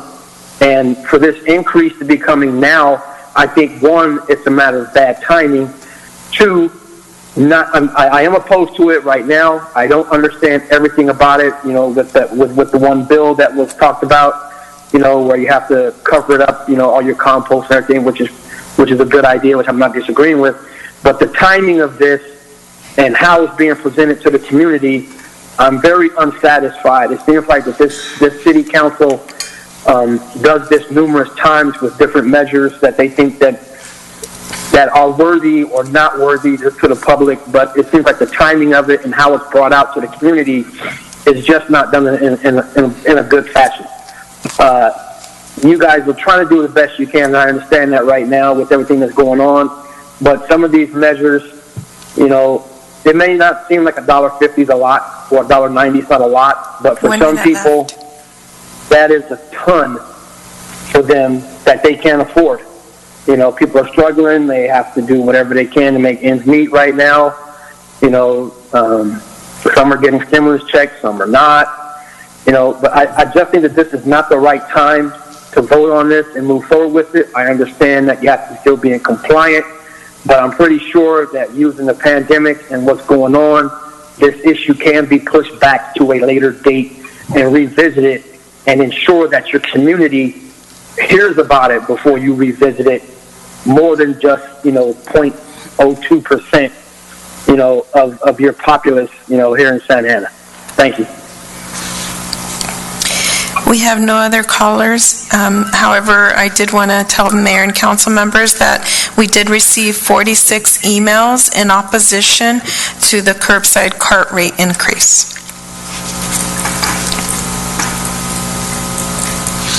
Thank you for that. So I will now close the public hearing and bring it back to City Council for thoughts. Mr. Mayor? Go ahead, Councilmember Sarah. Thank you. What we see a lot, and we've seen this over quite a few years now, Sacramento has a great idea, and we all listen to it, and we think, wow, that's wonderful. Then the implementation comes, and it becomes very much a burden of the cities. It becomes very much a burden of the city's residents, whether it has been when it comes to when Governor Brown had to clear out folks from prisons. So they got pushed down to the counties and then out onto our streets. Now here we are, we're talking about an environmental measure, which I appreciate. I definitely want to see whatever we can do to help the environment. But in this particular instance, we have a service or an item that was at one point provided as part of our overall contract, but now because of state mandates, we are now going to be asked to vote to pass it on to our residents. And especially given this time, this council is supportive of a moratorium on evictions, rent freezes of temporary nature, and now we're just going to turn around and pass on another expense to them. I won't be supporting this. I just can't. I just don't think this is the right thing at this time, and I think the whole principle, I'm not going to continue to support these sort of unfunded mandates that keep coming down. And who has to pass it on to the residents? We do. The state says this is a great idea, but let's see them actually pass on the rate increase themselves. But no, they ask us, local mayors and council members, to do it, and I, for one, will not be supporting this one. Thank you. Additional comments, council members. Mr. Mayor, this is Councilman Solorio. I have similar concerns. I'm not too interested in supporting this item tonight. I do feel that maybe we could take another 2 weeks to a month to see if we can get some timing relief, either from the state through our lobbyists or through the county or through waste management or a partial investment from our reserve program. But I just feel the timing's bad, and I know staff didn't mean to, have the community have this imposed on them during COVID, because we didn't know about COVID coming like this, and similarly with these other, public safety issues that we've been having. So I think at a minimum we could do is consider postponing this 2 weeks or a month to see if we can't negotiate better with waste management, or as I mentioned, the county or Tierra Verde or the state. I'm sure a lot of cities are in the same predicament, and the state is also giving, as I think one of the people on the phone also mentioned, a lot of extra opportunities to extend things out. And even the governor on certain things, he didn't think he would do so, but whether it be things like property taxes or sales taxes or other things, the governor and the legislature have found a way in many of those cases, and I think at a minimum that's the kind of thing that we should be exploring as well. We do have many low-income people in our community, many working class folks, and unfortunately too many out of work or not working sufficient hours, and so this is not a good time to be doing this, at least without trying a little bit harder. And those are my comments. Thank you. Additional comments? If not, I'd like to make a comment, and maybe we can continue to take more comments. I have a question. Go ahead. My question is, if this item fails to obtain the support of council, does the city of Santa Ana absorb the cost? Council member? Madam City Manager? Yes, certainly, Mayor and Council member. So how this would impact us is if we are under a mandate to meet a certain diversion requirement. If we don't divert from the landfill, we won't meet the required percentages. Cal Recycle has the ability to then have a public hearing, do a compliance order over us. They also can fine local jurisdictions that aren't meeting that diversion rate up to $10,000 a day.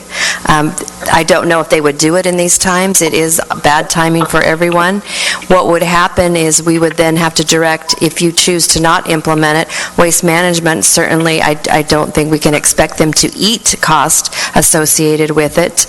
So they would be taking these materials to the landfill, which would then greatly decrease your diversion rate under another state law.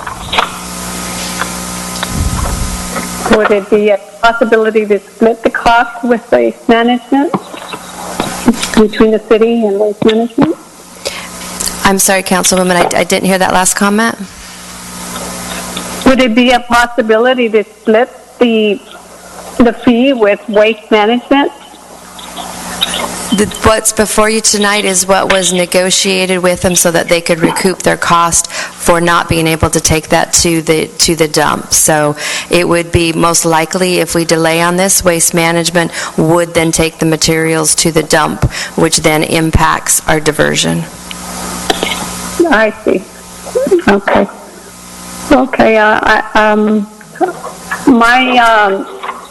My support would be to continue the item as well, so we could have a couple more weeks to get a little more details on this before I can fully support it.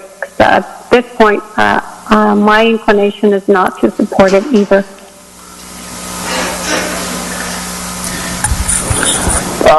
What I was going to suggest really would be to table the item and to have the city manager bring it back to council whenever either it's better timing, or we have a better deal, or we engage our lobbyists in Sacramento and see if we can't get an extension or some relief. I think with the pandemic and what it's doing to the economy, even though these requirements are part of the laws and they're in the books, it's just terrible timing. I mean, we're struggling obviously with our own budget. We're doing rent freezes. We're laying off or furloughing employees and all this, and it just goes contrary to all those efforts. So I don't want to say 2 weeks or 30 days. Maybe it's longer. Maybe it's quicker. Let's just try to work on it harder and see if we can bring something else back. Right now, to me, it's just not the right time for this type of an action under these circumstances. So, Mr. Mayor, if that's a motion, I'll second it. Yeah, that is a motion. So, but just to be clear for council members, I'm saying tabling. I'm not saying continue. I'm saying tabling it. Give the city manager the discretion.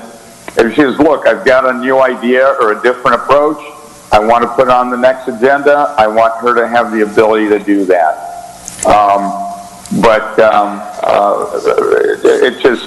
I just think it just doesn't work at this time.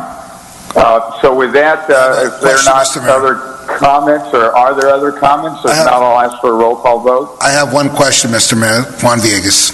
Yes, sir. Quick question for city manager or staff. If the city were to absorb this cost, what does that amount look like? Seriously, is there a guesstimation on there?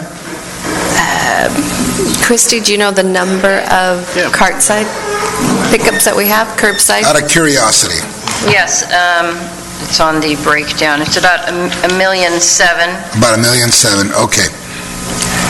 Wait, $1.7 million carts that do curbside pickup? $738,000 per year. Okay. For us to do that. Thank you very much. Thank you, Mr. Mayor. Mr. Mayor, You're welcome. I have a question. Yes, this is. Peñalosa, go ahead. Thank you, sir.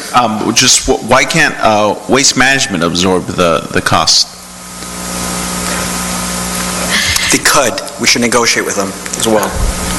We tried to do that for a while, and I don't believe is it 100% cost recovery, Christy, that they're getting? Because if they're starting to do it already, they have been eating the cost. I don't know for how long now. Christy, can you tell more information on that? Yes, so process? Waste Management has been doing the process and paying for it starting January 1 to make sure that we remained in compliance, and they are paying for that through June 30.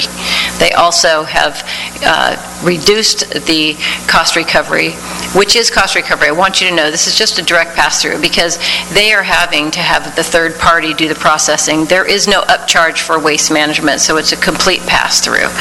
So not only are they charging us 4 cents per unit per month less than the actual cost, but then they're also delaying implementation on that $1.50 per month for another year. So they've given 6 months for free, 4 cents per household per month over the remainder of the contract, and then they've also done this tiered implementation. And that was the result of the negotiations that took place. Thank you. And thanks for that question, Councilmember. These are all good questions. I'm just suggesting we look at this harder, and that right now is just not the right time. That's a good idea, Mr. Mayor. And with your mayor's group, I think you might find quite a bit of interest Others are going to be in a similar situation, and I want to bring it up. Yeah, thank you, Mr. Mayor. And the state might give us some relief. They could, delay the requirement, because we're not going to be the only city in this predicament. So with that, roll call vote, please. Councilmember Becerra? Yes. Councilmember Mendoza? Yes. Councilmember Peñalosa? Yes. Councilmember Sarmiento? Yes. Councilmember Solorio? Mayor Pro Tem Villegas? Yes. Mayor Pulido? Yes. Motion carries 7-0. Our next item, Madam Clerk. 75B, public hearing item. Okay, this time and place for the public hearing for item 75B. As I open up the public hearing, is there a staff presentation, please? Yes, thank you, Mayor. Community Development Director Stephen Mendoza has a brief presentation. Good evening, Mr. Mayor and members of the council. The Permanent Local Housing Allocation Plan is required in order to be in compliance with SB2. SB2 established a $75 fee on real estate transactions when we refi or sell our homes and or real estate in the county, in the state of California. What this plan requires us is to allocate how we're going to use these funds. We're predicted to get about $2.8 million a year, and all of our funding is going to be for a permanent homeless shelter that replaces the link. With that summarizes and completes my report. Thank you for that. Madam City Clerk, do we have members of the public that want to speak on this item? Yes, we do have. If you would please clearly... How many, just so we know? Currently, we have 2. Okay. For the record, please clearly state your name, whether you're in support or opposition to the item. You have 3 minutes from the time you're unmuted. Please proceed with your comment. I am sorry, I was waiting for the public comment on a non-itemized agenda. Okay. Itemized, thank you. Okay, thank you. We'll mute you until that item comes up. If you would please clearly state your name for item 75B, public hearing item, whether you're in support or opposition to the item. You have 3 minutes from the time you're being unmuted. Please proceed with your comment. Hi, my name is Luis Pettis. I'm the political director for UA Local 582. Especially dealing with coronavirus, obviously multiple cities have been decimated in terms of our budget. Moving forward in this actual type of policy is something that can really revitalize not only how we look at housing as a whole, but also how we affect our budgets from a city perspective. More than anything, in corporation to how we view affordable housing, I think the discussion needs to move forward in how we view it as attainable housing. And what I mean by that is making sure we have development without displacement, and more specifically, having development with placement, and ensuring that residents within our cities, and specifically that we've already had a project labor agreement with the city as a whole, that we could attain that our workforce, our community members who are already doing this work, can build housing within their city and continue a systemic, positive, cyclical relationship in which, if the housing that they are building, they may also incorporate that and be able to attain that housing. Looking into the Santa Ana Unified School District, we've already have an agreement there as well, and as incorporation to our JATC, which is our Joint Apprenticeship Training Committee. And essentially, we have high school members down at Century High School who are already getting prepared for our pre-apprenticeship programs so that they're able to join our community workforce.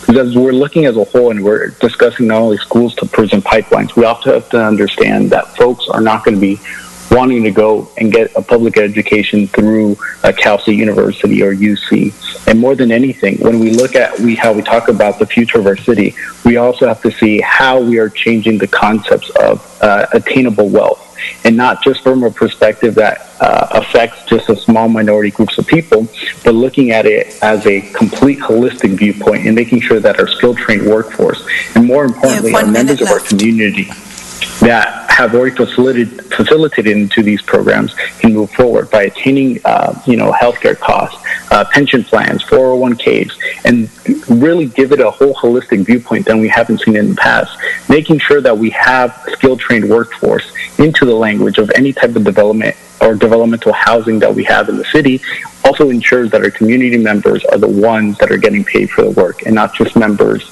or folks who are coming from outside our communities. So as we look towards housing, specifically affordable housing, we should look to making sure that we are getting attainable housing. Thank you guys for your time. Have a good night.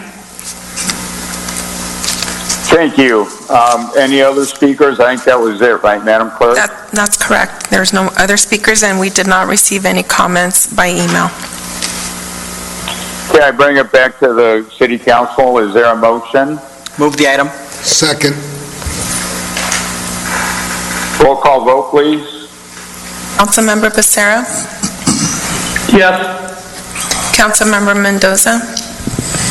Yes. Councilmember Peñalosa? Yes. Councilmember Sarmiento? Yes. Councilmember Solorio? Yes. Mayor Pro Tem Villegas? Yes. Mayor Pulido? Yes. Motion carries 7-0. We're on 85A now. Okay, we have three council members that brought this to the council. Let me, at this time, I'm going to call on Councilmember Phil Becerra, please. Thank you, Mr. Mayor. Before this pandemic, there was a need to provide quality housing options for our community. It was housing for young families in one of the nation's youngest cities, housing for recent college graduates moving back to Santa Ana, about to embark on their careers and looking to start their own families. We saw some housing providers apply to build that housing, but not as much as our city needs. When I spoke to housing providers that were not currently looking to build in Santa Ana, I asked them why. The overwhelming response was that complying with the Housing Opportunity Ordinance, or the WHO, was too difficult, and that it was easier to build in other neighboring cities. Now, before the pandemic, I wasn't really too worried about the current impacts of the WHO because I knew that our council was going to review the effectiveness of the ordinance as was required in the Muni Code for the WHO. Santa Ana has seen 1,021 affordable housing units built between 2014 and 2021, which is 907 more affordable housing units than the 114 units required by our state's planning officials. The city of Santa Ana saw almost 9 times more affordable housing units built than what the state's planning officials determined was needed to be built in our city. Since the adoption of the WHO back in 2015, it's only been responsible for the construction of 33 affordable housing units. In 2021, during the upcoming RHNA cycle, the requirements for building affordable housing in Santa Ana is going to be 1,486 units over an 8-year period. Given our city's track record, and with state legislation such as the state density bonus law that allows for variances in our development standards for the provision of affordable housing, I'm confident that we will not only meet, but we'll see that we will exceed our affordable housing requirements during that upcoming RHNA cycle. So today, with our collective efforts to limit the spread of COVID-19, we face unprecedented impacts to our economy. Unemployment rates in the 25% range. Experts are projecting a 20% decline in residential building. Those statistics alone are significantly going to impact Santa Ana residents and veterans, especially those who are skilled and trained to build housing. So with the need to provide quality housing for our young families and college graduates, and our need to do our part to help keep Santa Ana residents employed in construction, especially during these unprecedented times, I would like to ask my colleagues to help encourage housing construction in Santa Ana by directing staff to bring recommended revisions to the WHO to the City Council in the next 60 to 90 days, and to also temporarily suspend the implementation of the WHO for the next 1 to 2 years. Now, I would not be comfortable suggesting this action if we did not have all the other legislative tools in place to help our city continue to meet the anticipated demands that we have for affordable housing, especially in regards to what the state has asked us via their requirements. That's all I have to say, Mr. Mayor. Okay, Councilor Juan Villegas, Mayor Pro Tem, I know you're on the committee as well. Any thoughts? I have some thoughts, Mr. Mayor, regarding this. Every time we keep building affordable housing, we have, our intentions are to help the people and the residents who already live here who could go into one of these homes, but there is no control over that. Every time we build one of those things, it's against the law for us to forbid other folks to come into our city and apply or to move into those locations. Even though we have a preference, it's still, we cannot deny folks from moving in. So I feel that I would rather use some money to refurbish some apartments that are here, because there's a lot of there's a lot of units that could use some work, and I would like to fund that and see that type of program. I know we have a first-time home buyers type of program. It's been a little difficult with that, but so maybe we should move forward with refurbishing what we have now to clean it up and make it look better. Those are my comments, Mr. Mayor. Thank you. Before I make comment, I'm aware or reminded that I believe we have some speakers. I'd like to afford them a chance to speak as well, and then bring it back to council for more comment. Madam Clerk, are there any speakers on this item? Yes, we do have several. Go ahead. Thank you. Caller, please speak on item 85A. For the record, please clearly state your name, whether you're in support or opposition of the item. You have 3 minutes from the time you are unmuted. Please proceed with your comment. Thank you. It sounds like me. Mayor, City Council members, thank you for allowing me to speak tonight. My name is Steve Lamont, the Executive Officer for the Building Industry Association of Orange County. By way of background, we're a nonprofit trade association representing over 100,000 individuals within the home building industry. First, I did just want to thank the council members who proposed this discussion item tonight. The past several months have seen, as everyone's been saying, unprecedented impacts to the local and global economy. The state and federal directives to remain home were nearly unimaginable until they became a reality, and the economic impact cannot be overstated. It's important to realize that before COVID-19, we were in a housing crisis, a housing supply crisis, and the orders to shelter in your homes have only made that it's really only brought that to the forefront. California needs more homes to meet the demand. What we can't forget is that when this crisis is over, we're still going to be in a housing crisis. In fact, it could possibly get worse. Developers and builders are like any other business.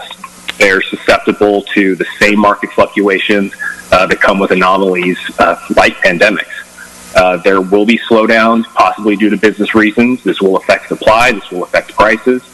And just like the many other cities right now that are looking at policies to help stimulate economic activity, we are encouraged to see Santa Ana bring up the discussion of housing construction. I've spoken many times on this item in that chamber, going back to even 2015, and I recently just commented by letter in May. But it is our belief that the city should focus on the Housing Opportunity Ordinance, otherwise known as inclusionary zoning, if they want to spur development. And more specifically, as was discussed earlier, a pause on the HOO for a period that we would think is as good as 2 years for projects in the pipeline, and during the next 2 years would be a huge step for the city to build that attainable housing that was also just mentioned on the previous item.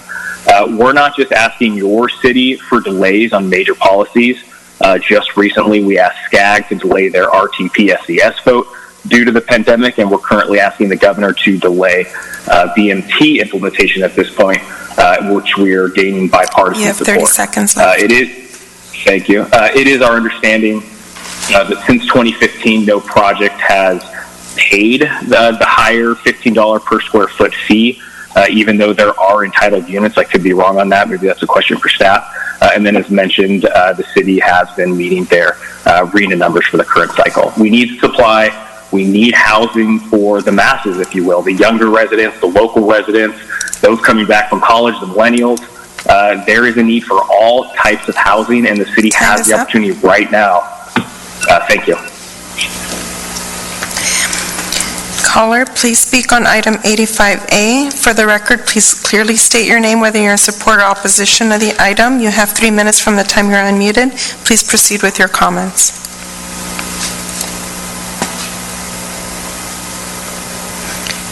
Caller, you may proceed with your comment. Okay, next caller. Please clearly state your name and whether you're in support or opposition to the item. You have 3 minutes from the time you're unmuted. Please proceed with your comment on item 85A. I'm John Hanna, representing the Southwest Regional Council of Carpenters, including many members who are residents of Santa Ana. And I would speak in support of the theme of 85A and recommend that Santa Ana look at options that would encourage both residential and commercial construction, not only to overcome the negative impacts of the pandemic on our economy, but to provide long-term revenue to help fund essential city services, especially for our youth in this city, many needs which were discussed tonight. While many options exist, such as the building industry's suggestion of a 2-year halt of the Housing Opportunity Program, there's probably not one silver bullet that will start a stampede to the planning department, nor avoiding enriching some of the developers who would have developed their projects without more incentives. But it's certainly worth exploring the opportunities for construction, and I applaud the council for doing this. We worked with the BIA on that delay and the SCAG rulings, and we are committed to more construction of residential housing as well as commercial. If the council decides to go for a 2-year halt in the Housing Opportunity Ordinance or creation of another incentive, Santa Ana should demand more than just the hope that there will be a significant increase in construction. One benefit the city should link to any inducement for developers would be to require the use of a skilled and trained workforce for construction. This would ensure that a certain percentage of construction workers on these projects would be apprentices in a state-certified apprenticeship program or journeymen who are graduates of those programs. The requirement would avoid having Santa Ana attracting a poorly trained workforce subject to more accidents. You can tell a skilled and trained workforce often by their adherence to COVID-19 safety measures, such as work distancing and the use of face masks. By requiring a skilled and trained workforce, when an inducement is given to developers, opportunities open up for Santa Ana residents, and especially young men and women who can earn while they learn, many of whom will be getting college credits in their apprenticeship program, getting them halfway to an associate's degree. With unemployment expected to skyrocket in the construction industry, Santa Ana needs to always find ways to keep our people employed. Now, this is a critical time for the city to look at ways to increase revenue without burdening Santa Ana taxpayers. It's also a critical time to try and provide for employment opportunities for Santa Ana residents. We encourage you to look at various options, including the ones that were discussed tonight. But make sure Santa Ana gets the value of prioritizing its residents in the construction workforce. Thank you. Caller, please speak on item 85A. For the record, clearly state your name, whether you're in support or opposition to the item. You have 3 minutes from the time you're unmuted. Please proceed with your comment. Good evening, Mr. Mayor, members of the City Council. My name is Eric Nelson, and I am a member of the BIA, and I currently serve on the Executive Board of the Orange County Chapter.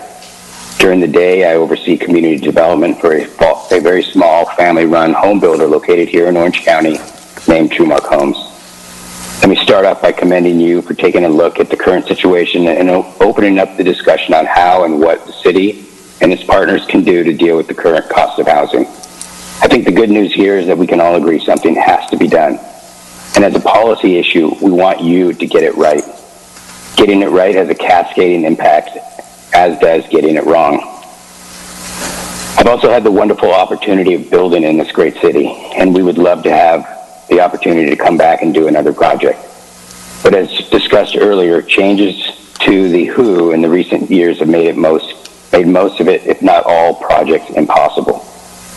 I recognize that inclusionary zoning is a complicated and sometimes controversial topic, but it is worth discussing.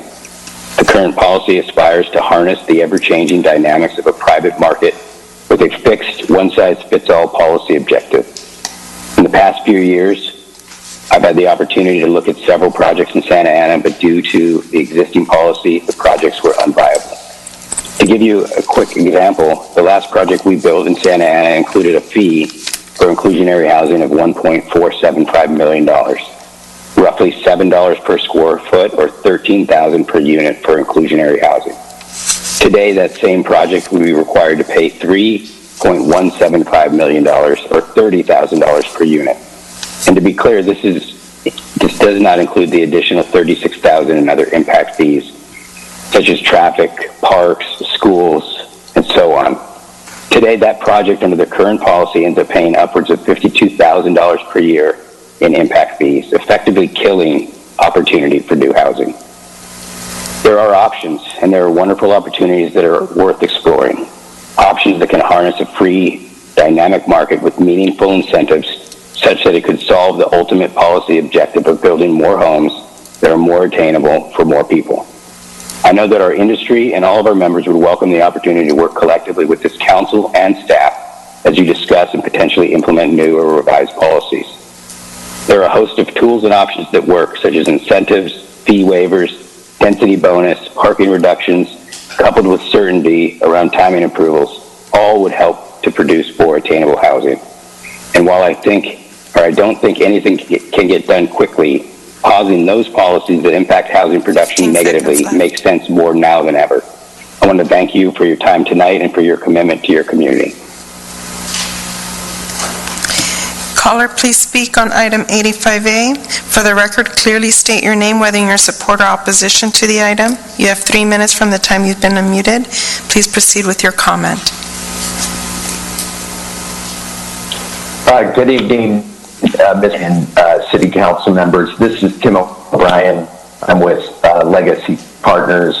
I'm calling to speak in favor of this discussion. I think that this is completely an appropriate discussion to encourage housing, especially at this time during the COVID crisis. I would ask, while you're considering the matter and the reduction of the freeze of the WHO fee, that you consider the application of this to projects that are in plan check, as well as in the entitlement process. The COVID crisis has created a serious impact on any kind of proposed project. In our case, the Sunflower Apartment project, which was supported by your city council last summer, this is a project that is ready to go and has been rendered infeasible by the COVID and the economic conditions that we currently see. With a freeze or reduction of the WHO fee, this would help make this project feasible and be able to start at a time that it's most critical to start. Jobs we need now, and this is a project that that is supported and provides community support to the Santa Ana Youth District Sandpoint neighborhood, as well as provides union jobs through the local 652. I appreciate your consideration of the matter. And have a nice evening. Thank you. Caller, please speak on item 85A. For the record, clearly state your name, whether you're in support or opposition to the item. You have 3 minutes from the time you're unmuted. Please proceed with your comment. Hello, can you hear me? Yes, we can hear you clearly. Thank you. My name is Nate Greensides, and I'm in favor of this. I wish to bring up the fact that community land trusts exist here in Santa Ana. And for those of you who are unaware, thank you for joining us tonight, Nelly Mendoza. A community land trust ensures permanent affordability, whereas, quote unquote, affordable housing has an expiration date and is only available to those who are not undocumented. With community land trusts, the land is owned by a nonprofit, community-driven organization, and the structure of the home or the building itself can be owned by individuals. In this manner, both entities, the CLT and the individual, can ensure community success and stability.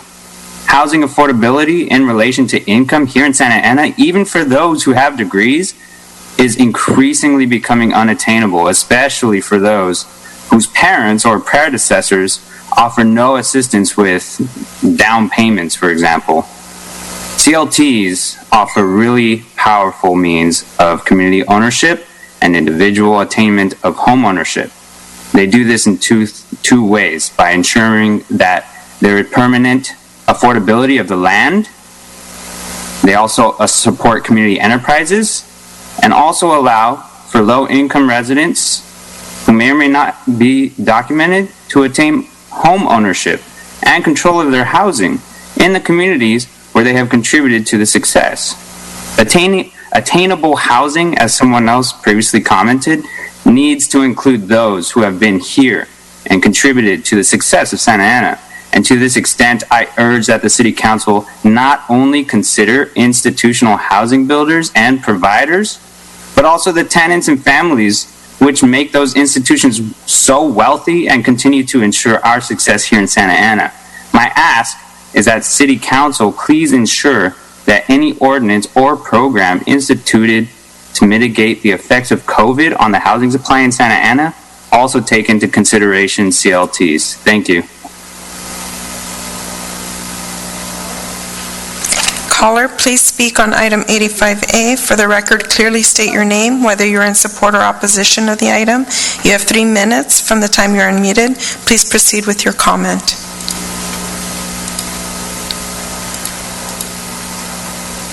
Yes, good evening, Mr. Mayor, members of the City Council. My name is Ernesto Medrano with the LA Orange County Building and Construction Trades Council. Congratulations, Councilmember Mendoza. It's clearly very positive to see you there. First of all, we're going to have to build ourselves out of this recession. It's very clear, but we have to be very careful and have a worker perspective. Latino immigrants dominate the residential sector, comprising 2/3 of the workforce. They're more likely to be uninsured and struggle with the housing costs themselves. 70% or more of the workers in the LA residential sector have experienced non-payment of overtime and wage debt. In the residential sector, construction workers earn an average of 24% less per year than other jobs. Obviously, there's less training offered and there's increasing unsafe working conditions. But it doesn't have to be that way. This city has already established values in terms of working with the trades, with having skilled and trained workforce from the joint labor management programs. You have programs that you have apprenticeship readiness programs for the Santa Ana College at Century High School. Folks that are in line to get into our apprenticeship programs. You have an opportunity to do local and veteran hire. It makes no sense to attempt to start your economy if you don't do local hire. It doesn't make sense to have a worker from outside counties or outside of the state if they're not spending their money locally. And remember, for every one construction job, it probably has a multiplier effect of 3 others within your local community. So you cannot disconnect the conversation of wages, benefits, working conditions, and affordable housing. It has to go hand in hand. And so with that, I support the item, and I wholeheartedly support the conversation in terms of wages, benefits, working conditions, and housing. Thank you. Caller, please speak on item 85A. For the record, clearly state your name, whether you're in support or opposition to the item. You have 3 minutes from the time you're unmuted.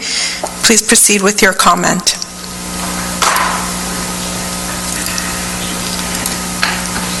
Caller, you have been unmuted. Please proceed with your comment. Good evening, Mayor and Council. My name is Santi Kamjam. Thank you for allowing me to provide input this evening. I am the president for the Building Industry Association's Orange County chapter, and for my day job, I work for a residential development company. We currently have about 2,000 multifamily units under construction throughout the state, which were all started last year. Normally, I would also tell you how many units we have in our pipeline, but the extraordinary times we are facing has resulted in many developments stalling. The fact is, it is exceedingly difficult to get housing built right now. Market conditions have cast a huge shadow of uncertainty on the financial viability of moving housing forward. If you truly want to facilitate housing construction, you have to look at removing as many burdens as possible. While I would encourage the city to look at everything from fee structures to project approval timelines, I would suggest, at a minimum, the city consider a minimum 2-year pause to the Housing Opportunity Ordinance, more aptly called inclusionary zoning. Everyone acknowledges the lack of affordable housing, but when we burden market rate housing with the hopes of adding affordable housing units, it effectively decreases the amount of housing that gets built and makes the problem worse. If you want to drive down the cost of housing, provide more of it. If you want to increase the price of housing, provide less of it. Thank you. Caller, please speak on item 85A. For the record, clearly state your name, whether you're in support or opposition to the item. You have 3 minutes from the time you are muted. Please proceed with your comment. Hi, this is Carla Juarez, Santa Ana longtime resident and also a tenant counselor. I am in support, but I would like to know more of it. So I would like to see reports on how it will affect our community. I am also in support of the community land trust, and I am more concerned at how developers would take advantage of this opportunity and then end up paying the in-lieu fees to create housing that our people in Santa Ana cannot afford, which will bring people from outside of Santa Ana that could afford and increase the rent around that area, which will cause our people to end up leaving or kicked out, evicted, or homeless. So that is my biggest concern, which also brings me to my next point, which is keeping people in their houses. So this is a good opportunity, but let's not lose focus on keeping people in their homes by extending the protection of rent freeze and also extending the protection for them not to be able to be kicked out, especially not at this time. So I am in support, but I also don't want developers to take advantage of this. And I am in support of community land trusts. I don't support in-lieu fees, and I don't support housing that is not affordable to people that live in Santa Ana now. Thank you. Caller, please speak on item 85A. Clearly state your name for the record, whether you're in support or opposition to the item. You have 3 minutes from the time you're unmuted. Please proceed with your comment. Good evening. My name is Brian Germain, a Santa Ana resident, Northern Santa Ana, Ward 3. I'm a member of Smart Local Union 105. Smart Local Union 105. And I want to speak on my encouragement of the conversation of construction housing in Santa Ana and how important it is to have good conditions for those workers on that site. I can speak of many of my friends within the city who attempted to go work on several projects, one being across the street from Norm's on 17th and Main, but turned away. This is a project in his own backyard. Wish to be part of those projects and implement some of his skills where he has safety training. He's gone through an apprenticeship program.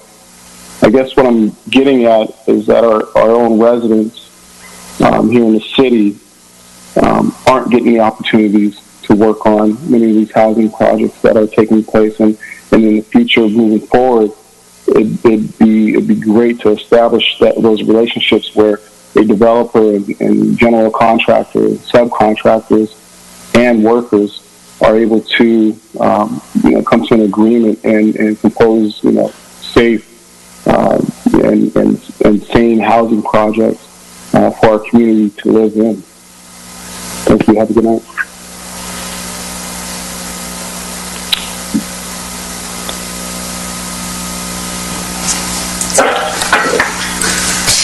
Caller, please speak on item 85. For the record, clearly state your name, whether you're in support or opposition to the item. You have 3 minutes from the time you're unmuted. Please proceed with your comment. Hello again. My name is Luis Andres Perez. I'm the UA Local 582 Political Director. I spoke a little bit earlier, but to the point, the median age in Santa Ana is 31 years old, meaning you have a growing age population, meaning you have a housing situation that's going to burst really in 20 years. You have 54% of your city residents are renters, and only 46% are homeowners. Overall, as a whole, we need to look to, as I said earlier, towards attainable housing. And we've already established to make sure that not only that we're building enough units, but making sure that the workforce on top of that are folks from Santa Ana and that could acquire that work through local hiring aspects, whether it be through pre-apprenticeship programs or having folks in which we're already supporting our youth through our JATC programs. We need to make sure that more than anything, that we're building enough units. And on top of that, we're supporting our workers from within the city so that we could create a streamlined service in which the city as a whole can be a supplier of not only of jobs, but of housing. And as we look towards the future, really, we need to make sure, as multiple callers have said, we look at housing right now. Most folks cannot afford a $600,000 home. That is really realistically not attainable for them. And as we see towards the future, we have to make sure that not only are we providing the workforce towards it, making sure that we look at how we revitalize and we necessarily move away from not just gentrification, but having development without displacement, and making sure that housing as a whole is attainable through means that folks can actually attain, whether that be through inclusionary zoning or other aspects of attached housing or joint use housing. Multiple facets can be used, and really, as speakers have said, by investing in more housing, you're investing back into the city because you're creating more property taxes. You're making sure that individuals are growing within this city in more ways than one. And as early as I said, with your median age of being 31, that means majority of your population within the city are in your K through 12 system right now. They're not even old enough to take out a loan, or let alone be on their own. And this is a cycle that, instead of being a systemic negative, could be a systemic positive. Thank you guys for your time. Caller, please speak on item 85A. For the record, clearly state your name, whether you're in support or opposition to the item. You have 3 minutes from the time you're unmuted.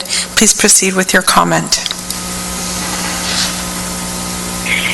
Good evening, Mr. Mayor, council members. My name is Doug Mangione, and I represent 2,400 members of the Brotherhood of Electrical Workers here in Orange County. We support this with recommendations. IBW has been providing skilled and trained electricians to the Orange County construction industry since our founding right here in the city of Santa Ana in 1928. Tonight, you're considering developing options to encourage much-needed housing development in Santa Ana. Our members in Orange County well understand the need to develop affordable workforce housing that would help them buy a home and raise their families locally. But when considering this, you should also consider the workers that will build this housing. You cannot allow low wages with little or no benefits to accomplish your housing needs, which will further exacerbate poverty, will not lift workers up, nor help us get out of this COVID recession. IBW's state apprenticeship program here in Santa Ana under the Rancho Santiago College banner provides pathways into the middle class with a career, not just a temporary job. Our training and certification gives our workers skills that last a lifetime and are recognized nationwide.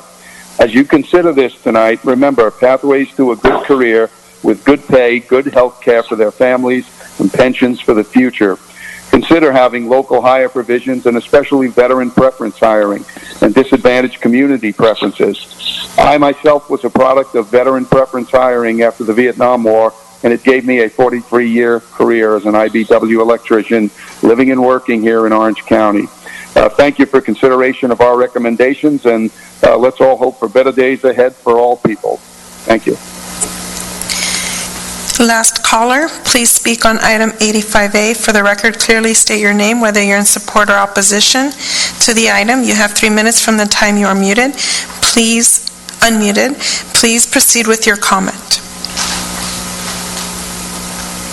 Hello, Mayor and Council. This is Manny Escamilla, a resident over here in Central City. Congratulations to Melida on your election. Welcome on board.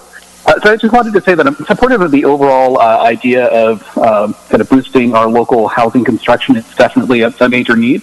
I think that the points that were brought up regarding the housing opportunity ordinances wasn't really mentioned in the item. So I guess a few folks from the BIA had the inside track that item was going to be discussed tonight.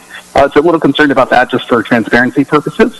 Overall, I do kind of see that we have this missing middle that we're looking at for residential construction. So, the idea that it's only going to be these very large projects that are the ones most directly impacted by the WHO as the only way to kind of build our way out, I think is a little bit short-sighted.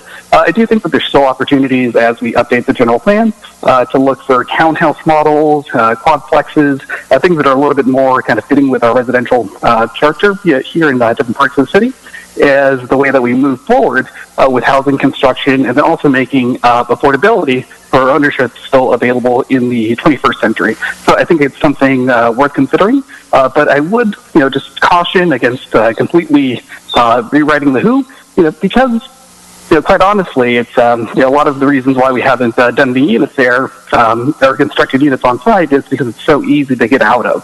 So I think that should be part of the discussion as well. And I agree with a lot of the other colleagues as far as local hire and making sure that we have a trained workforce that is able to actually buy into the units that are being constructed. Thank you. Mayor, that was all the callers we had, and we did not receive any communication by email. All right, if I may, colleagues, I was about to make a comment before I broke, and we said let's let some of the folks that were waiting speak. So I'd like to make a comment and then maybe give staff direction and go from there. I think Councilmember Becerra made an excellent presentation initially when he kind of framed the whole issue and why we kind of want to bring this forward at this time. I know that we have the economic pandemic for certain, and we have to do as much as we can to get things going again. So what I wanted to suggest was that we probably do this in two phases. One, direct staff to come back and tell us in 2 weeks if the council wants to consider and approve a moratorium on the WHO, what that looks like. I would suggest, considering probably a 2-year hiatus. I think that'll give the economy hopefully enough time to figure out where the bottom is and maybe have a sense of direction, seeing where the markets are going, and at the same time just make sure everything doesn't stop in town for a long time. And look, we might do this moratorium. I'm suggesting again a hiatus, take the $15 a foot, take it to zero for a 2-year period, and hope that there's some construction. Maybe there won't be. It's a possibility, but we can't do any more than that. I think that would be the most we could possibly do. And then as a follow-up, I know Councilor Becerra talked about 60 or 90 days. I'd want to talk to all of you and see who's interested, but possibly doing a follow-up to the WHO. We used to have Councilmember Iglesias on there. She's no longer on the council. And there's now new issues and a new reality. So if there are other things we want to consider for the future, I think it's not a bad time to possibly set up a committee, an ad hoc, come back in 3 months or 2 months or whatever and see what other suggestions we could come up with. So what I'd like to do is see if there's a second. I'd like to make that into a motion, and hopefully there's a second, and maybe we can have a discussion here. Second, Mr. Mayor. Is there a second for Jose Solario? Second by Solario. Okay, thank you. Comments? Councilmember Becerra, I know you started things off. Councilmember Sarmiento hasn't spoken yet. I want to give everybody a chance to comment here. Yes. Councilmember Becerra, please, or Vince, whoever wants to go. Sure. Well, I think the three sponsors of the item already spoke, so thank you for that. I just wanted to turn it over to first the city manager and then the city attorney just to see if we can even take action on this. Thank you, Council Member. Mayor, you wouldn't need to make a motion since this is a discussion-only item, an 85 item. So what staff would be is we would just be listening to the direction that we receive, and if there is majority support, we would proceed forward. understood. Okay. Understood. So it's not a formal vote, but obviously I've said my piece, and I think maybe Councilmember Solario kind of said his piece a little bit because he seconded the very, very fleeting motion. But additional comments, please. Thank you, Mr. Mayor. And yeah, the councilman did definitely show where he was on this, so that's good. I think that a lot of the comments were well said. I certainly appreciated the comments from, Tim O'Brien over at the Legacy regarding review of this and seeing how we can provide some relief and how projects like his could be realized. And I did have an exchange with local labor 652 and how this is important that we do provide some relief. And let me put this into context. We provided relief for tenants for a while as this pandemic has hit us, and we've done things in the form of rent freezes, relaxation of citations for street sweeping, obviously on rental evictions as well. So this should, I believe that this is a discussion that we should have. It's a good one to see how we can provide some relief to those in the construction industry, and especially those that represent skilled labor. And all the folks who spoke on local hire, well, that's something that is very, very important. I think that's something I can be supportive of. But if I could, as I'm speaking, if the Director of Planning could come before us and just answer a couple of questions that I have. I wanted to just get a sense from him on just some data that I think I need. And, as he's coming forward, I also do agree with what Mayor Pro Tem Villegas said about improving the inventory of stock that we have that is in very poor condition. So obviously with that we need funds. But some questions, Mr. Tai. Can you tell me whether or not there's been an increase or decrease since the WHO was adopted of applications to develop here in the city? So based on the information that we have on permit issuance data since 2011 to date, the city has issued approximately 3,400 permits or approval for units that would be applicable under the WHO. Of those 3,400 units, approximately 2,700 units trigger the WHO, and about 650 did not trigger the WHO. Of those that we looked at between 2011 and 2015, which is when the fee was still the original fee and wasn't changed, approximately 1,100 units were approved and entitled and issued permit. And between 2016 and 2019, we have approximately over doubling of that, about 2,900 units. But those units haven't paid yet. So, understood. But I guess I'm speaking to the interest of investing here in the city and developing units in the city. Has there been a disincentive, in your opinion? Based on the times I've been here, in terms of the apartment units, I believe there's still a high level of interest, but there has been expressed concerns about the WHO fee for the home ownership type products. I have not seen a major developer comes in, and the feedback I received from that has also been that since the change in 2015, it certainly made the for sale product much more challenging to build in the city because of the fee. Understood, but I guess what we're talking about is multifamily development right now, so we're not talking about single-family homes. So what I guess I'm trying to get to is, do you see a need for affordability in our community, given what our average median income is of our residents? I think affordable housing is I would rather put it in attainable housing is needed everywhere. As you can see with the housing crisis, is that there is a growing cost for housing, and affordability is challenging for families. So attainable housing is certainly something that is needed everywhere throughout the state and throughout the nation. And here in Santa Ana, what's the average median income of a family? I believe the average is around $58,000. Okay, $58,000. That's what I recall, Okay. but I can look at it. What's the average cost of a one-bedroom apartment, market rate? The most recent data I have range anywhere between $900 to $1,200 for a one-bedroom.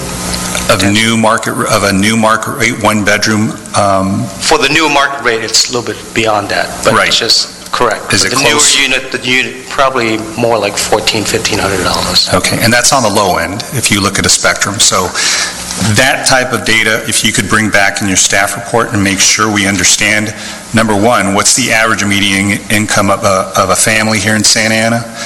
What the cost is for a 1, 2, and 3 bedroom multifamily unit? Also, can you also provide for us how many families are still living 2 and 3 families to a unit, and the level of overcrowding that we have in the city?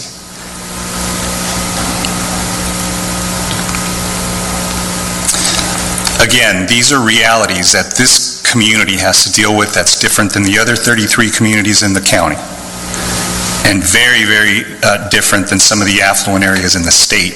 So the RHNA numbers that are applied to us don't always apply equally to other cities. Our conditions are much, much more severe for our working families. So again, I'm completely open, and I'm glad the discussion is going to be had, because we knew we were going to have it. But let's provide some options. I think one was mentioned about completely, placing a moratorium for 2 years. That could be an option that's on the table. I'm definitely not supportive of that, but I think providing relief for development and reducing that fee and adjusting it, especially given the conditions that we're in, well, that's a conversation we can have, and where we land is something that is open for discussion. But I think that we do need to be very careful about this, because, again, this looks like we're doing two things. We're pitting labor against working families, and they're one and the same, because labor are working families. Labor, we don't want them living outside our community. We want them to be able to afford, whether it's a home, whether it's a multifamily unit here, where they don't have to travel 2 and 3 hours just to get to work and do a construction job. That's one. And two, we're also pitting market rate developments versus affordable developments. And we need both, because remember, when we adopted the WHO, there were 3 options in that WHO. One was to build on-site units, the other was to build off-site units, and the third was the in lieu fee, which was the opt-out. This was the most cost-effective way for a developer to be able to develop housing here in the city, market rate housing. And another analysis I'd like you to do is to see what the ratio is, whether market rate housing will increase our density here in the city or decrease it. So what I see with market rate housing, we bring in people from other communities to come live in these new units because our families can't afford them. And that's something that I remember we went through this discussion during 2525. We talked about how do we not increase our density and provide opportunities to families that already reside here. And I made a vow then when I changed my consideration of that project to say that I'm going to try to advocate and champion for families that live here in the city. So please have that data available when this comes back to us. I think that somebody who initially spoke said bringing it back to us in 60 or 90 days. I don't think this is something that's ready to come back in 2 weeks. Thank you. Other comments, council members? Mr. Mayor, this is Councilman Solorio. Thank you, Mr. Mayor. Go ahead. I just want to address a couple things. Number one, as far as the person who actually asked to have it come back in 60 to 90 days. That was Councilmember Becerra, just so we're clear, number one. Number two, it's really disingenuous to bring up the boogeyman of outside people coming in. It really is, because we talk about, for affordable, we say, well, we got to keep things affordable because if all these outsiders come in and they move into the city, they're going to raise the rents and it's going to price everybody out. But it's a false hope when the units that are being built that are deemed affordable aren't guaranteed for Santa Ana residents. The only way that the WHO truly benefits Santa Ana residents is when that in lieu fee is used for existing units, for rehabilitation, for restoration. We talk about overcrowding. Exactly. Let's improve the quality of these housing units to have dignified housing. So I just wanted to make those 2 points of clarification, Mr. Mayor. Thank you. Thanks, Councilmember Jose Solario, please. Thank you, Mr. Mayor. As you know, Councilmember Villegas, Iglesias, and I were on an ad hoc committee looking at recommendations of changes to the overall WHO. I know that staff was about ready to present that, but I know along the way, I and others got a lot of insight that given COVID and given civil unrest and given the economy, that more relief was needed. And I did hear about thoughts and ideas of 1 or 2 year delays. And I'm not sure what the right amount is, but I think at a minimum one with an option for a second year or just 2 years just for certainty, I think is good. I also do feel like we've done a lot of work on the affordable housing side. We've had upwards of 1,500 affordable housing units in the pipeline. I've supported each and every one of those projects. So I don't think a pause would hurt too much, as well as a pause in terms of new fees, yes, but we have a lot of these projects are under construction right now. You look at 17th and Main. You have a very nice project there. You have several on East First Street. You have some on 17th Street. Tiny Tim. In the central part of town, closer by TJ Pilar. A lot of good projects, and so there will continue to be new affordable housing projects. So that's positive. But I do think this is an opportunity to create a stimulus for our local economy, and I also think too that, guess what, if you're not building any housing, neither neighbor nor the community benefits. So I do believe anything we could do to continue to have these projects on track is important. I also agree with some of the speakers that even some of the projects that have already incomplete or partially went through the process, the finances have changed in this world, banking has changed, a lot of things have changed. I also understand, because I know I've been talking to our housing community development people, we have other housing dollars that we could put towards the projects that I know Mayor Pro Tem Villegas and I also support, things like rehab, rental assistance, first-time home buyers. In addition, I've also talked about community benefit, whether it be trees or more space. The labor provision is very important. I'm very glad that various labor leaders from the carpenters and the plumbers, laborers, and Smart Local 105 all came out, because we can do things with students, with our local workers and local hire, and that keeps money here and that feeds their families, the restaurants, the dry cleaners, everybody. We ought to give this a chance, and I think we will need more time to amend the WHO. But I do think that in as little as 2 weeks to just put a pause on it, I think that is doable and would be helpful to the entirety of our community. Thank you. A comment, Mr. Mayor. Thank you, Mayor Pro Tem. A quick, short comment. So, we need a balancing approach here. Yes, our residents here, it's very dense. They could use some housing. Definitely, I'm totally against apartment owners who are slumlords. That is one thing that I grew up that way, and that's one thing that I won't stand for. It's very, very tough, some of these living conditions, and that's why I want to help those folks.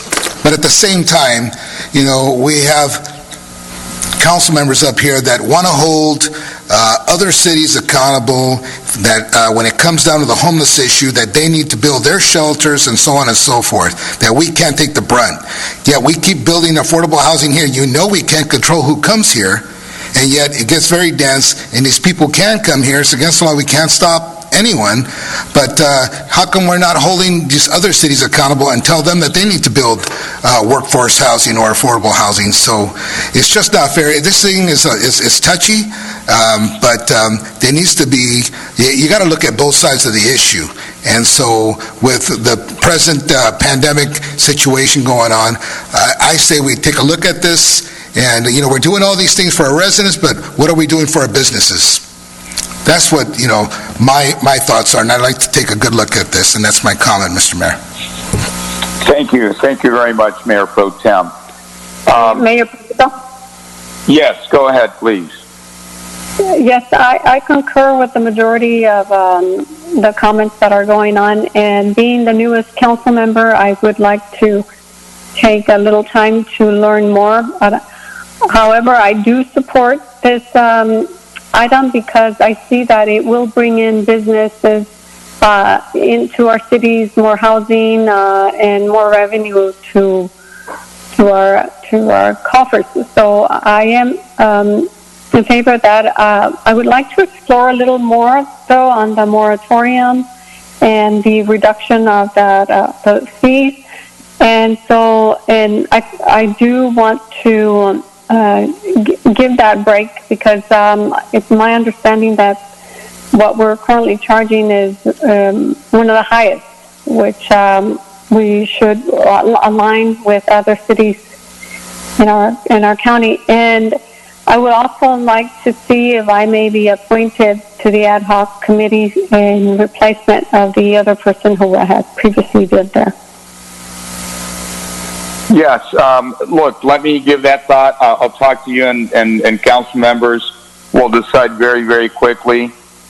2 weeks, I think, is enough for staff to come back with some of the basic issues that have been discussed today, and we will have more discussion. At this point, I think staff, have you heard from enough folks? Are we ready for the next item? Yes, sir, I believe I have direction. All right. What's the next item, Madam Clerk?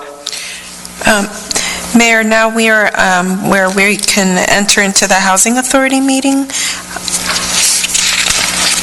All right. So now I'm going to go ahead and convene the Housing Authority. And maybe we can just combine the items into one motion. I guess we have the minutes, items 1, 2, 3, and 4. Is that appropriate? I'd entertain a motion. Move the item, Mr. Mayor. Mayor, Second. the only thing is that I would need to abstain from item number 1 because I was not present at the May 5th. Can we just note that she'll vote yes? Councilmember Mendoza will vote yes, but make sure that the record states that she abstained from the minutes because she was not present. Yes, I will do that. Thank you. Authority. So I believe we had a motion and a second. Yes, and Authority Member Becerra? Yes. Authority Member Mendoza? Abstain. Authority Member Peñalosa? Yes. Authority Member Sarmiento? Yes. Authority Member Solorio? Yes. Vice Chair Villegas? Yes. Chair Pulido? Yes. Motion carries 6-1 with 1 abstention. Okay, so go ahead, Madam Clerk. I was just going to state that we don't have any public comment for this item, but we do have for the general public comment period. All right, well, why don't we reconvene, adjourn this agenda, reconvene the regular meeting, and go ahead, let's take public comment. Caller, please speak on items within the city's jurisdiction and items not listed on the agenda. Please clearly state your name, whether you're in support or in opposition to any item. You have 3 minutes from the time you're unmuted. Please proceed with your comment.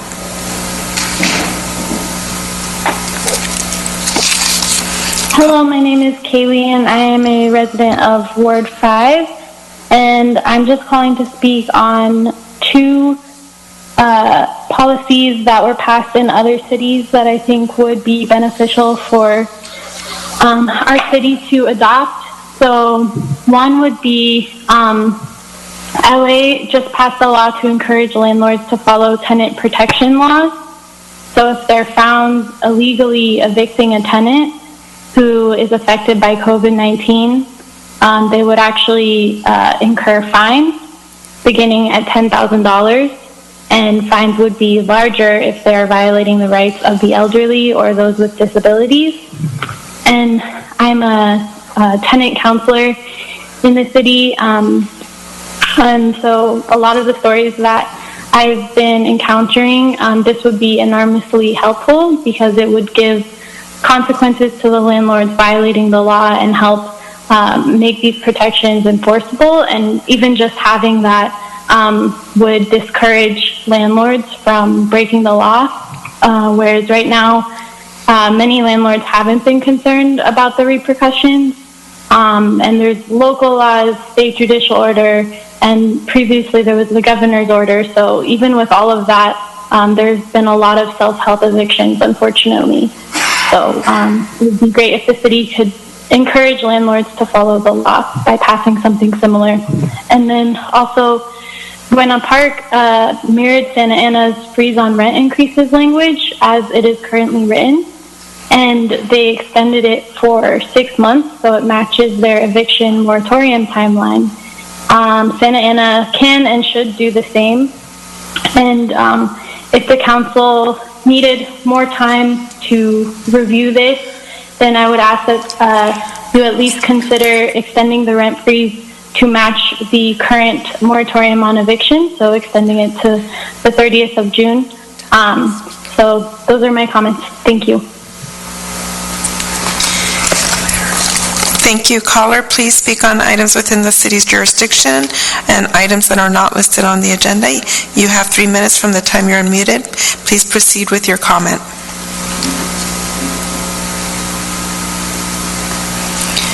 Hi, good evening. This is Carla Juarez. I am a longtime Santa Ana resident and also a tenant counselor. I'd like to speak on two items. One is in regards to the in lieu fees, which I also want to put it out there for people that do not understand or do not know that in lieu fees are gathered from a developer who does not want to provide affordable housing in their development.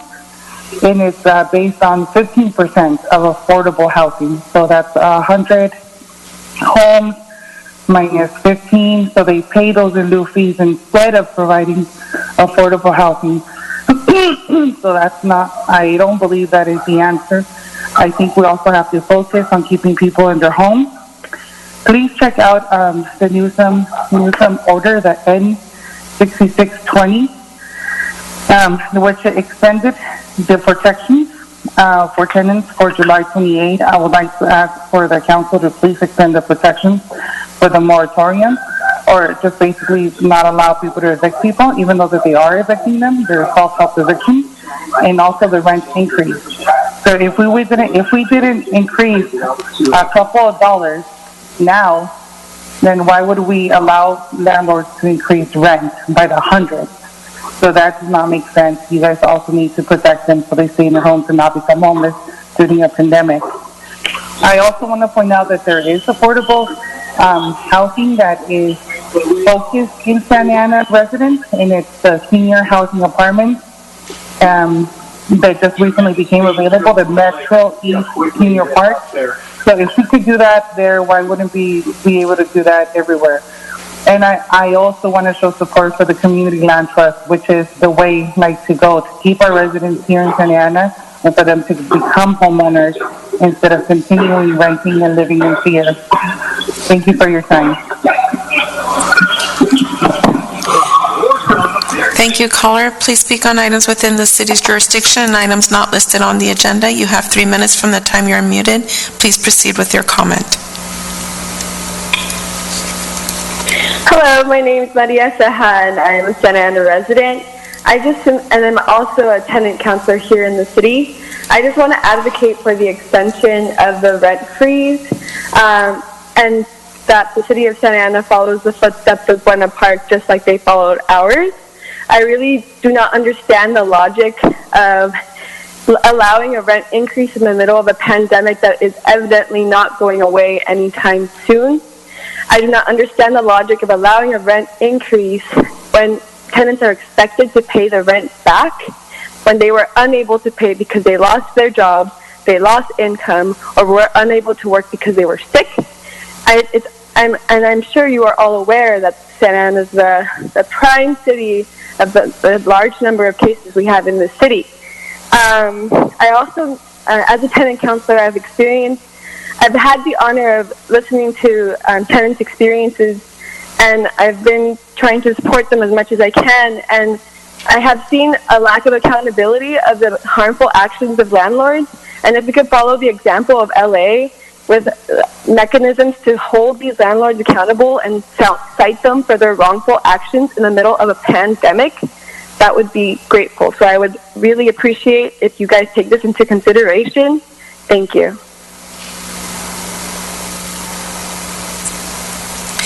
Caller, please speak on items within the city's jurisdiction and items not listed on the agenda. You have 3 minutes from the time you're unmuted.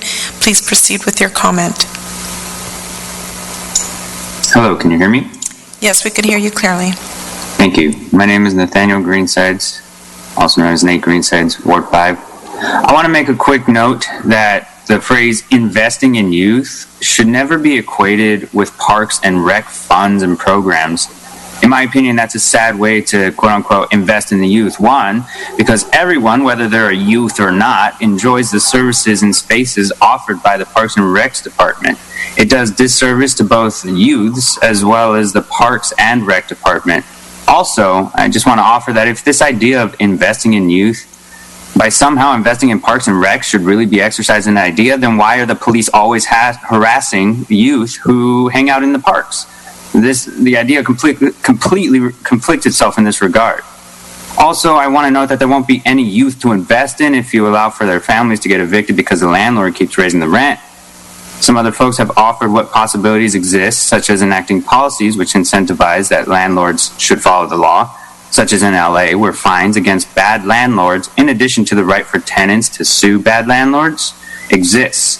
Aligning our eviction moratorium with the rent increase moratoriums like they did in Buena Park will also be beneficial. At minimum, maintaining the rent increase moratorium until at least June 30th will provide the ability for community members to get securely and stably back on their feet as they're able to return to work.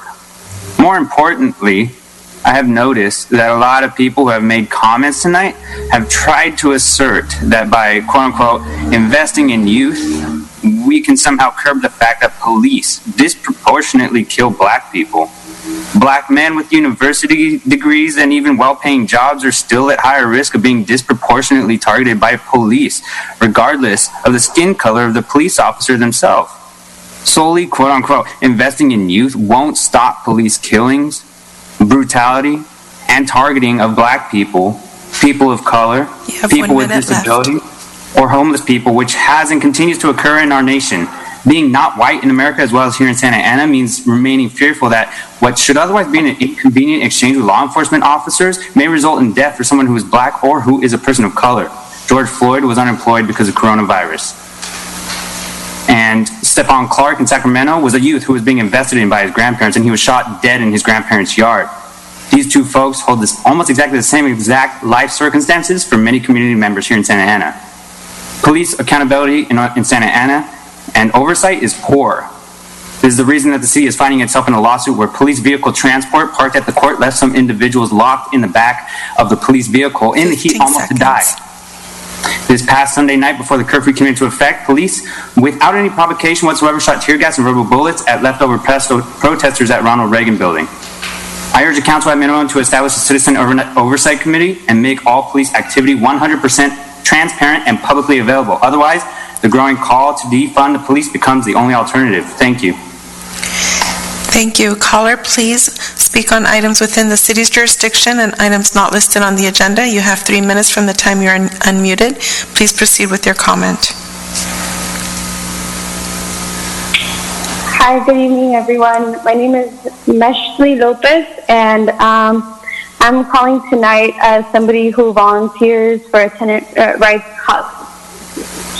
And I want to echo the comments made by Kaylee and Maria, who spoke prior to me about the need for us to follow suit in the policy that was enacted in LA that allows tenants the right to sue their landlord if the landlord has been skirting the law during the pandemic.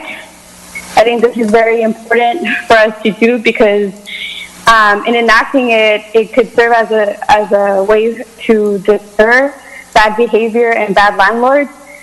We've been seeing cases that are just completely despicable and heart and soul breaking, like families being illegally evicted even though they've paid the rent for that current month, but the landlord wants to get them out, even though there's an eviction moratorium in place. And even though this specific family that I'm talking about, one of them was in a wheelchair and they had nowhere else to go, no family to turn to. We're still working with them to try to find them alternative housing. We've heard cases of people being harassed by their landlords, specifically mothers, and just so many other terrible things that I could go on and on about. But basically, landlords are being frivolous and they're ignoring the laws and they're taking advantage of their power in this situation. And I think the least that we could do as a city to protect our tenants is enact this law that would allow for a case in court for tenants to seek justice and some remedies, and hopefully also by attaching money to the situation, landlords that are just acting out of greed would think twice before being abusive. And then I also want to echo the comments that were made about considering extending the rent freeze to match the one in Buena Park, since I've heard a lot of you say that the reason why you couldn't extend it here in Santa Ana was because it was not possible. It was possible in Buena Park. Thank you. Caller, please speak on items within the city's jurisdiction and items not listed on the agenda. You have 3 minutes from the time you're unmuted. Please proceed with your comment. Hi, I'm Olga Rodriguez Lau, and I'm from Ward 3 of Santa Ana. I'm calling upon the City Council to take a stance against the unjust murders of countless Black lives by police officers, and do so by defunding the police department and allocating these funds to create an independent unit that would be in charge of investigating misconduct in the Santa Ana Police Department, or a citizen oversight committee to ensure our voices are heard. Officers under investigation should not be allowed to have paid leave, and those with a history of excessive force should be terminated and not have the option to retire with pension. To ensure accountability, I demand that you become proactive in abolishing the doctrine of qualified immunity for police officers. I would also like to state that I am disappointed in the unnecessarily large police presence during the peaceful protests in Santa Ana on May 31st. While there, many times we were corralled by officers, and we feared that they would incite violence to spice the peaceful efforts of the protesters. Councilman Sarmiento, I wonder, did you and your family run away alongside me from the cops multiple times for fear of violence? I'm also disgusted by the rumors of ICE presence. I don't know if they were there or not, but allowing such rumors to circulate is irresponsible. We are a sanctuary city, and many of our residents are undocumented. How are they supposed to show up for the Black community when doing so can risk their livelihood? Latinos want to come out in solidarity for the Black community, and our undocumented residents should not have to fear the risk of deportation or detainment while doing so. I'm asking you all to do better. People's lives are at stake. I'm 21 and I've spent 17 years of my life in Santa Ana, and I do not plan on leaving anytime soon. Just like the people before me said, the youth are watching you. Thank you. Caller, please speak on items within the city's jurisdiction and items not listed on the agenda. You have 3 minutes from the time you're unmuted. Please proceed with your comment. Hi, this is Carl Beventer, and as you know, I'm a member of ETEC and Vice President of Comlink. I first of all want to welcome Councilwoman Mendoza to the council. Looking forward to working with you. And also looking forward to Tan Pham running again in November for Ward 1. I think her and you and the council would make a dynamic team. I also want to thank the Santa Ana Police and those that helped us. I've heard a lot of comments against them. But when you're standing in front of a crowd and they're yelling and screaming and throwing rocks and stones and fire extinguisher and endangering you, it's very hard to keep your calm. And they did a professional job with that. And also, I'm with those that are protesting. I'm sick of the killing of George Floyd, the gentleman that was jogging down in North Carolina, and even my beloved state of Michigan coming out with the Confederate flags and guns to protest. It's just not called for. That is just not right. And I'm with you.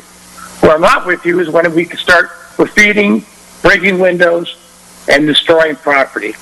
The deaths of these gentlemen does not give us the right to do that. And it doesn't do any good for their honor.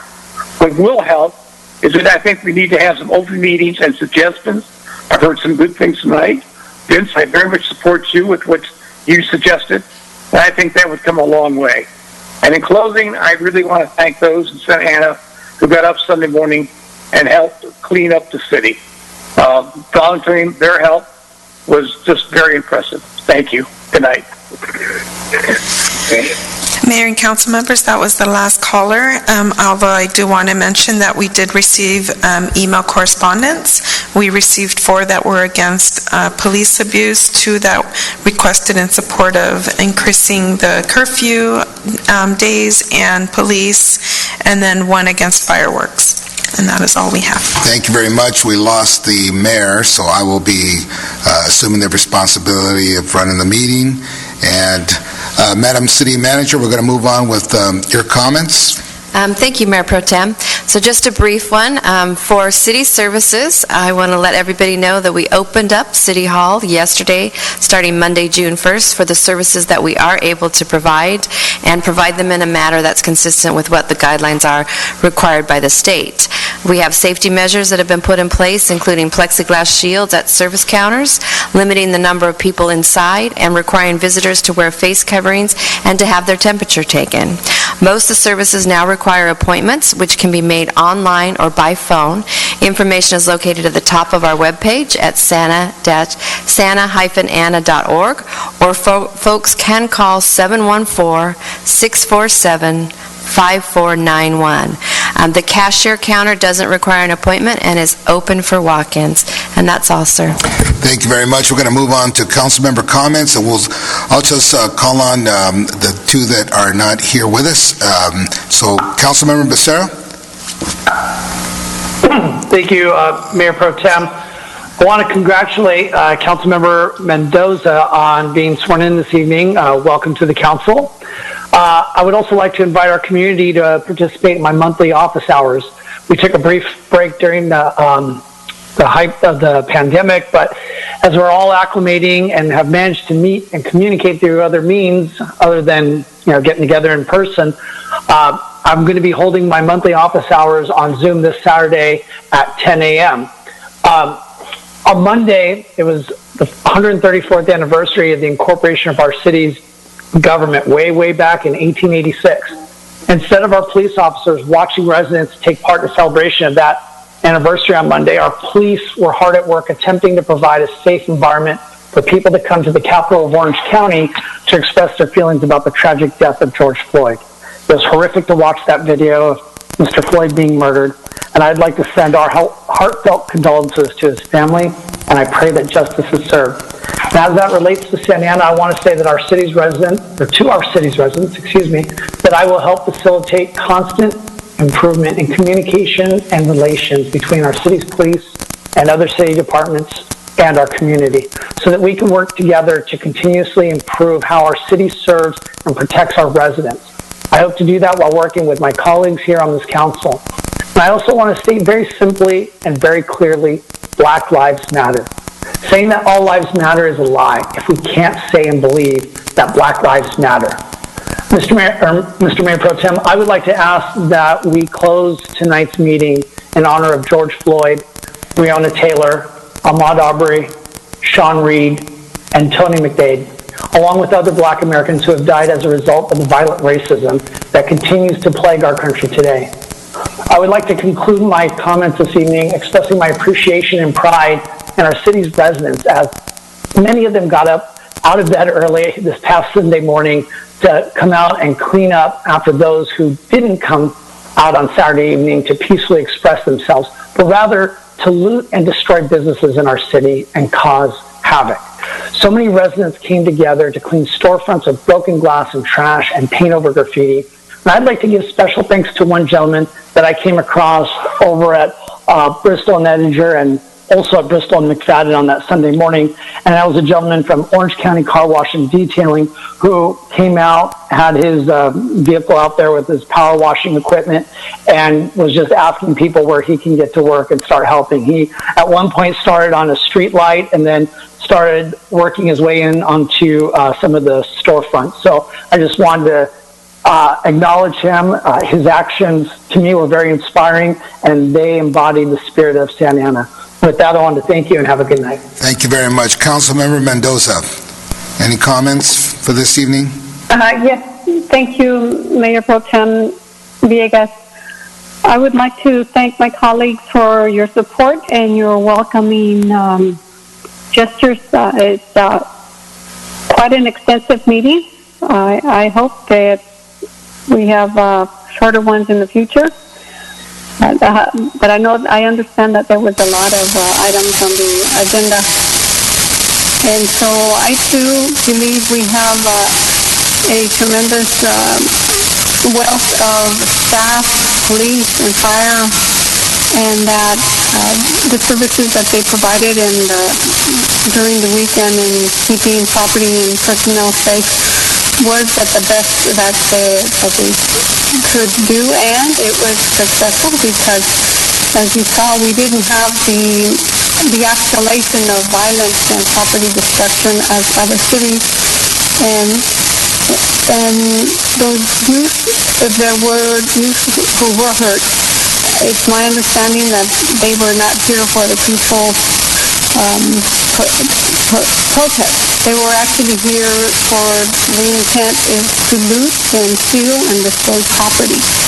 So I am very proud at the way our police and other law enforcement agencies conducted themselves, and that they truly do not condone the type of violence that was experienced in Minneapolis, and that we should maintain respect for our law enforcement agencies and our fire authorities and for all property.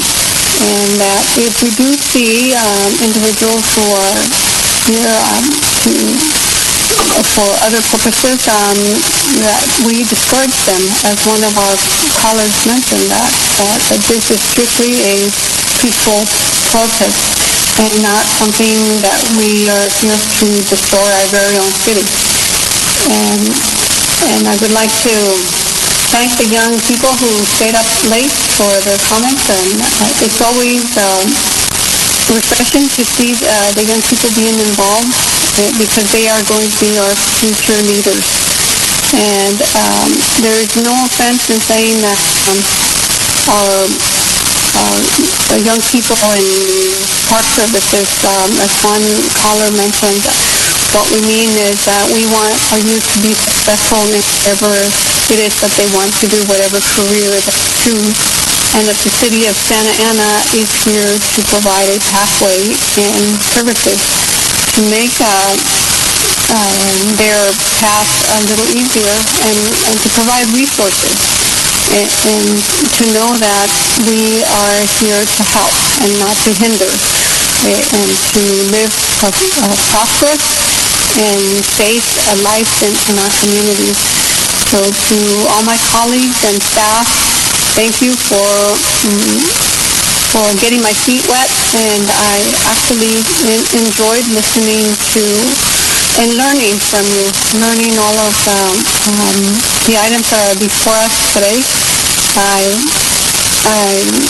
got a bit of information on it from my agenda review, but it was even more learning, hearing it directly from you, and I see why you were chosen and elected as representatives of your respective wards, is because we have true dedication, and I see that you are truly interested in working together as a council to benefit our city and to continue to unite in those areas where there has been conflict in the past.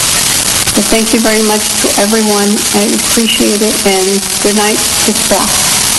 Thank you very much, council member. The latest I got out in a council meeting was 2:10 in the morning. I think, so, we're just getting started. And I forgot to do the 3-minute thing on here, so, just kidding. It's almost midnight. Councilmember Solorio. Thank you, Mayor Pro Tem. Welcome back, I should say, Councilmember Mendoza. I know you were a redevelopment housing commissioner some years ago, and I think maybe even a staff member at some point. So welcome back. We all look forward to working with you. I know we're still dealing, obviously, with the COVID situation, and we continue to want people to try to be home as much as possible. I know there's a lot of confusion about the masks, and the reality, I think, at the end of the day is that, the sheriff's departments and others, they're not going to, look out after everybody as they leave their home, but masks are important for our own personal health and the health of those around you, so please do use them until we hear from the governor and others that it's not necessary. I know, too, as I mentioned earlier, there are industries that are trying to open up quicker, and here, because we do have so many young people, and, they've been sitting at home for a long time, we got to get them out to be able to at least exercise in our parks, maybe play soccer, maybe swimming, other things, to the extent that you, city manager, or a mayor can help, that would be fantastic. With respect to the protests over the weekend, I was very proud and pleased with the way that our residents behaved, as well as our local officers. I think we saw with our residents that they were very patient and supportive. We have many people of color in our community, many working class residents, and so they understand how, many people of color across the country feel choked just by the economy and by the situation, and unfortunately, in a few cases, police brutality that no one wants to see. We also saw a lot of support for our officers and keeping property safe, and we had, some issues on Bristol, but, turn on the TV, and I'm sure many of you have, look at Long Beach, look at LA, and many other areas. We did okay here, and we want to keep staying okay. I also saw and do want to share that I think our residents are cool with the protests if they're nonviolent, but if it's about looting or destroying property, we're not cool with that. So please, if you see protesters from out of the area or people that are being aggressive, just trying to tell them to be nonviolent, and I know our officers are doing the best they can. I know because of the ongoing questions about curfews, I've been encouraging that people, sign up to Nixle. I know the city is as well. Again, the more we can communicate on the safety of this overall situation, plus COVID, I think is good. And then finally, I do think it is appropriate to adjourn in the memory of George Floyd and others that have unfortunately, fallen to the same unfortunate death at the hands of police brutality, and we all hurt for that. Councilmember Sarmiento. Thank you, Mr. Mayor Pro Tem, and I'll welcome newly minted Councilmember Mendoza.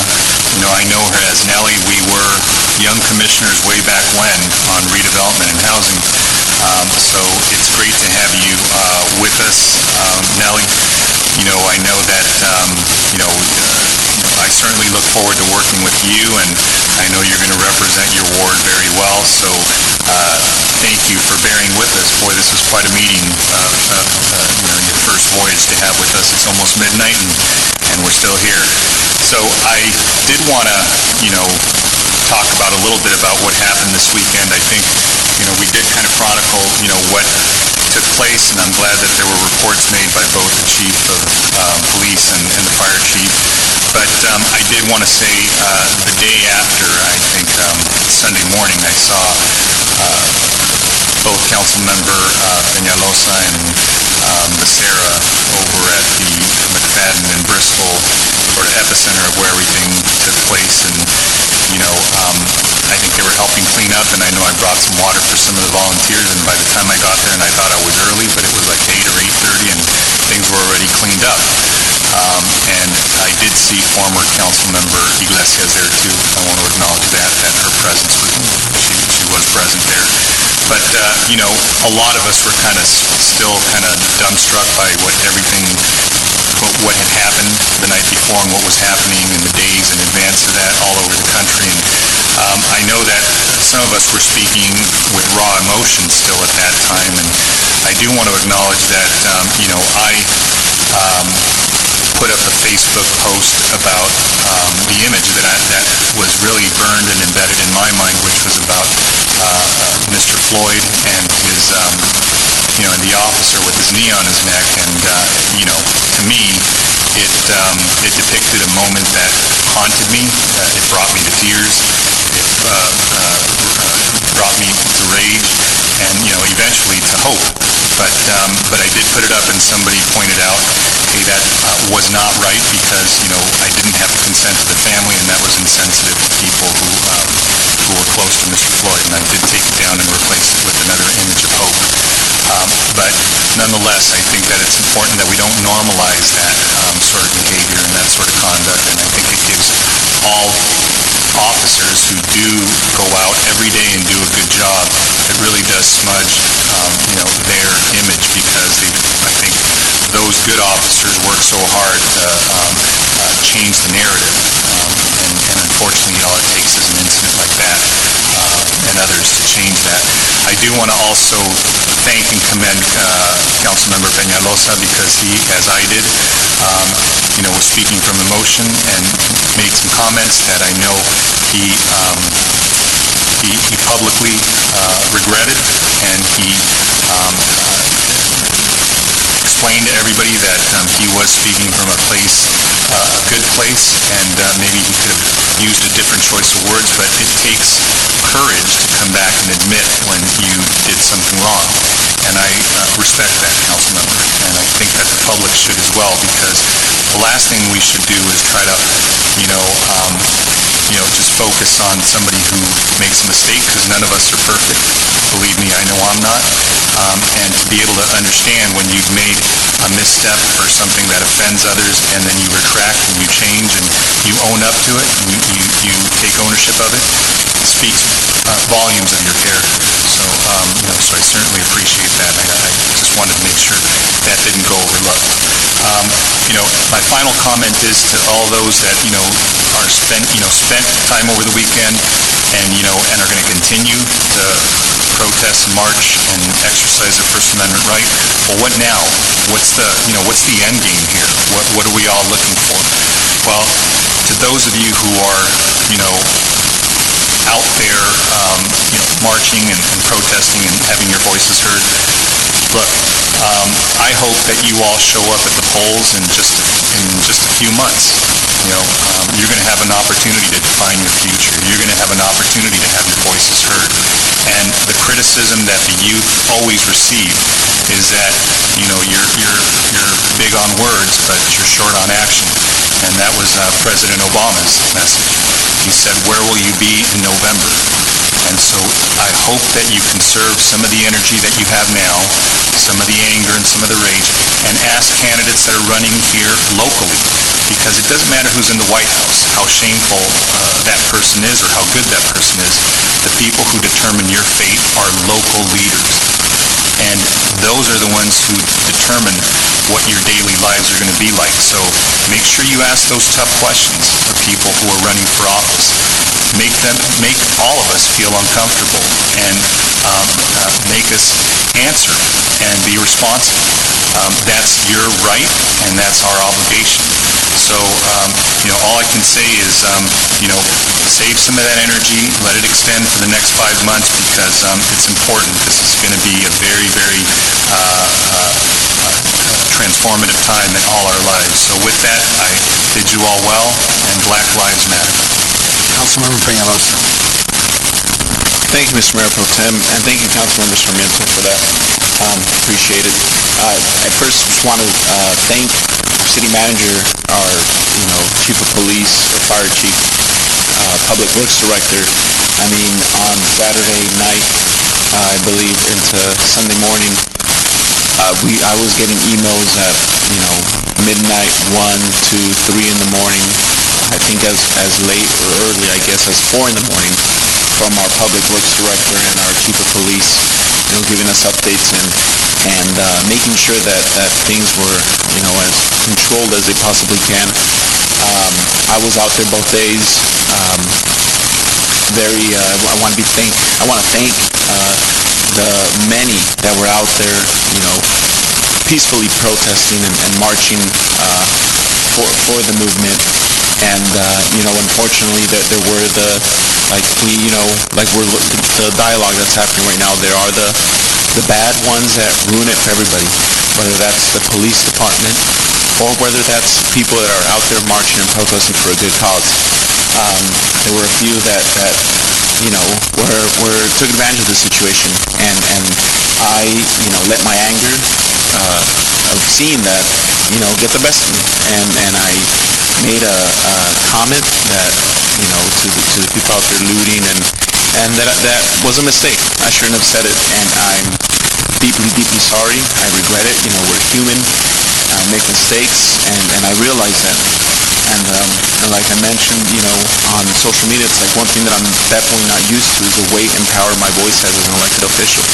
And what I want to take from this is that I hope that other local elected officials, as Councilmember Sarmiento was mentioning, how much power we have and influence over people's day-to-day lives, see, the consequences of your actions and words, and take that as a lesson, because I absolutely did.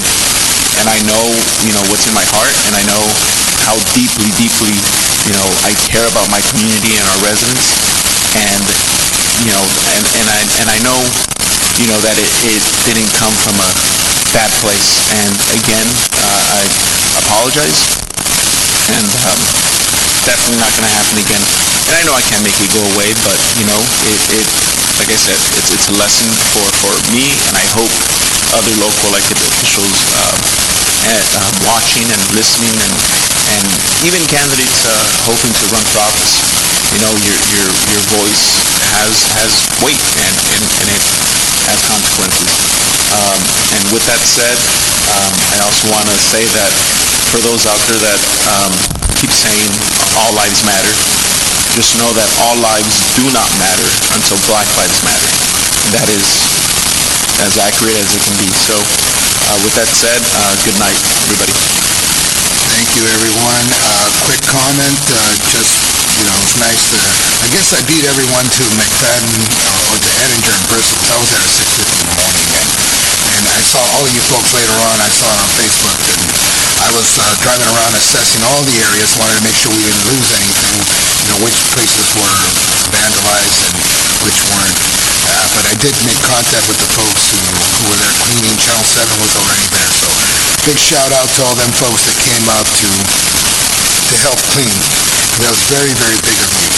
Those people really, really love the city. And we are going to adjourn this meeting in honor of George Floyd, Tony McDade, Sean Reed, and Breonna Taylor. May they rest in peace, and may justice be served. Meeting adjourned.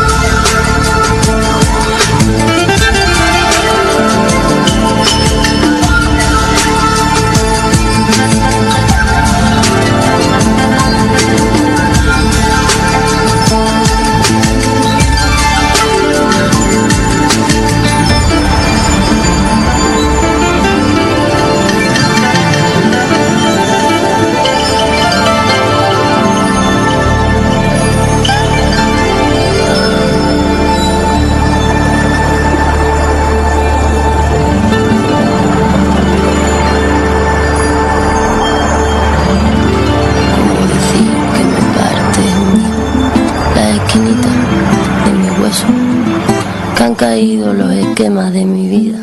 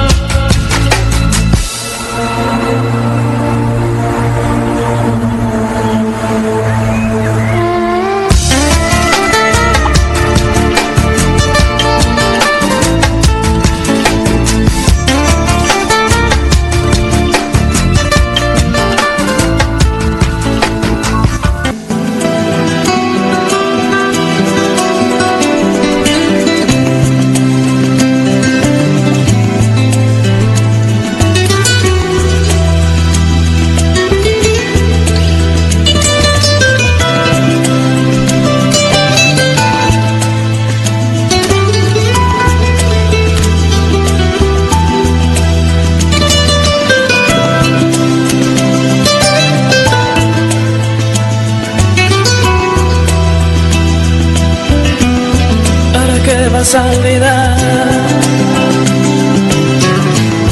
Yo he tenido tanto temor. ¿Para qué vas a olvidar? Si solo quiero tu amor.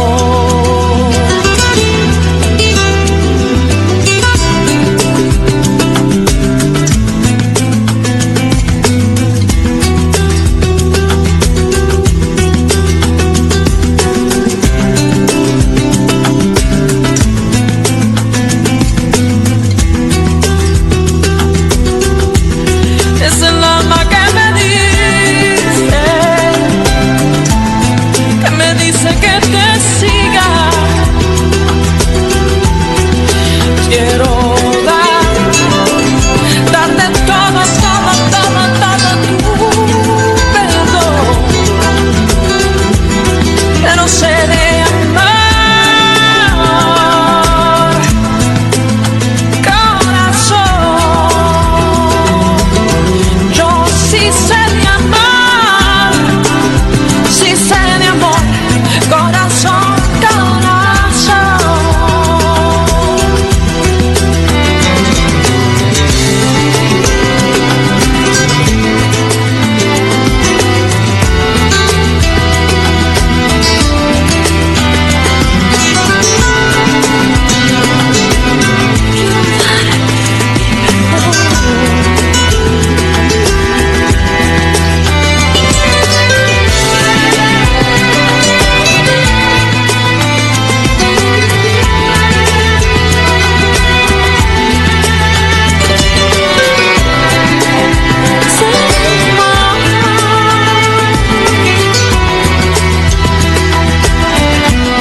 ¿Para qué vas a seguir?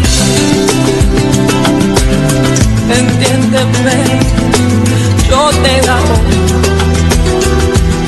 Y luchar por una vida que vale la pena, eso es amor. Entiéndelo, amor. Y yo tengo perdón, yo te tengo perdón, te tengo más que eso.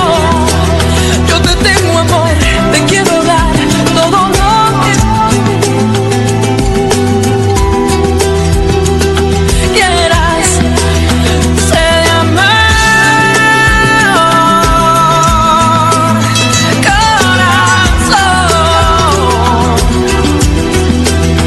Sé de amar. Eres mi corazón, eres mi corazón. Yo te quiero dar amor, entiéndelo. Te quiero dar mi perdón. Sé de amar.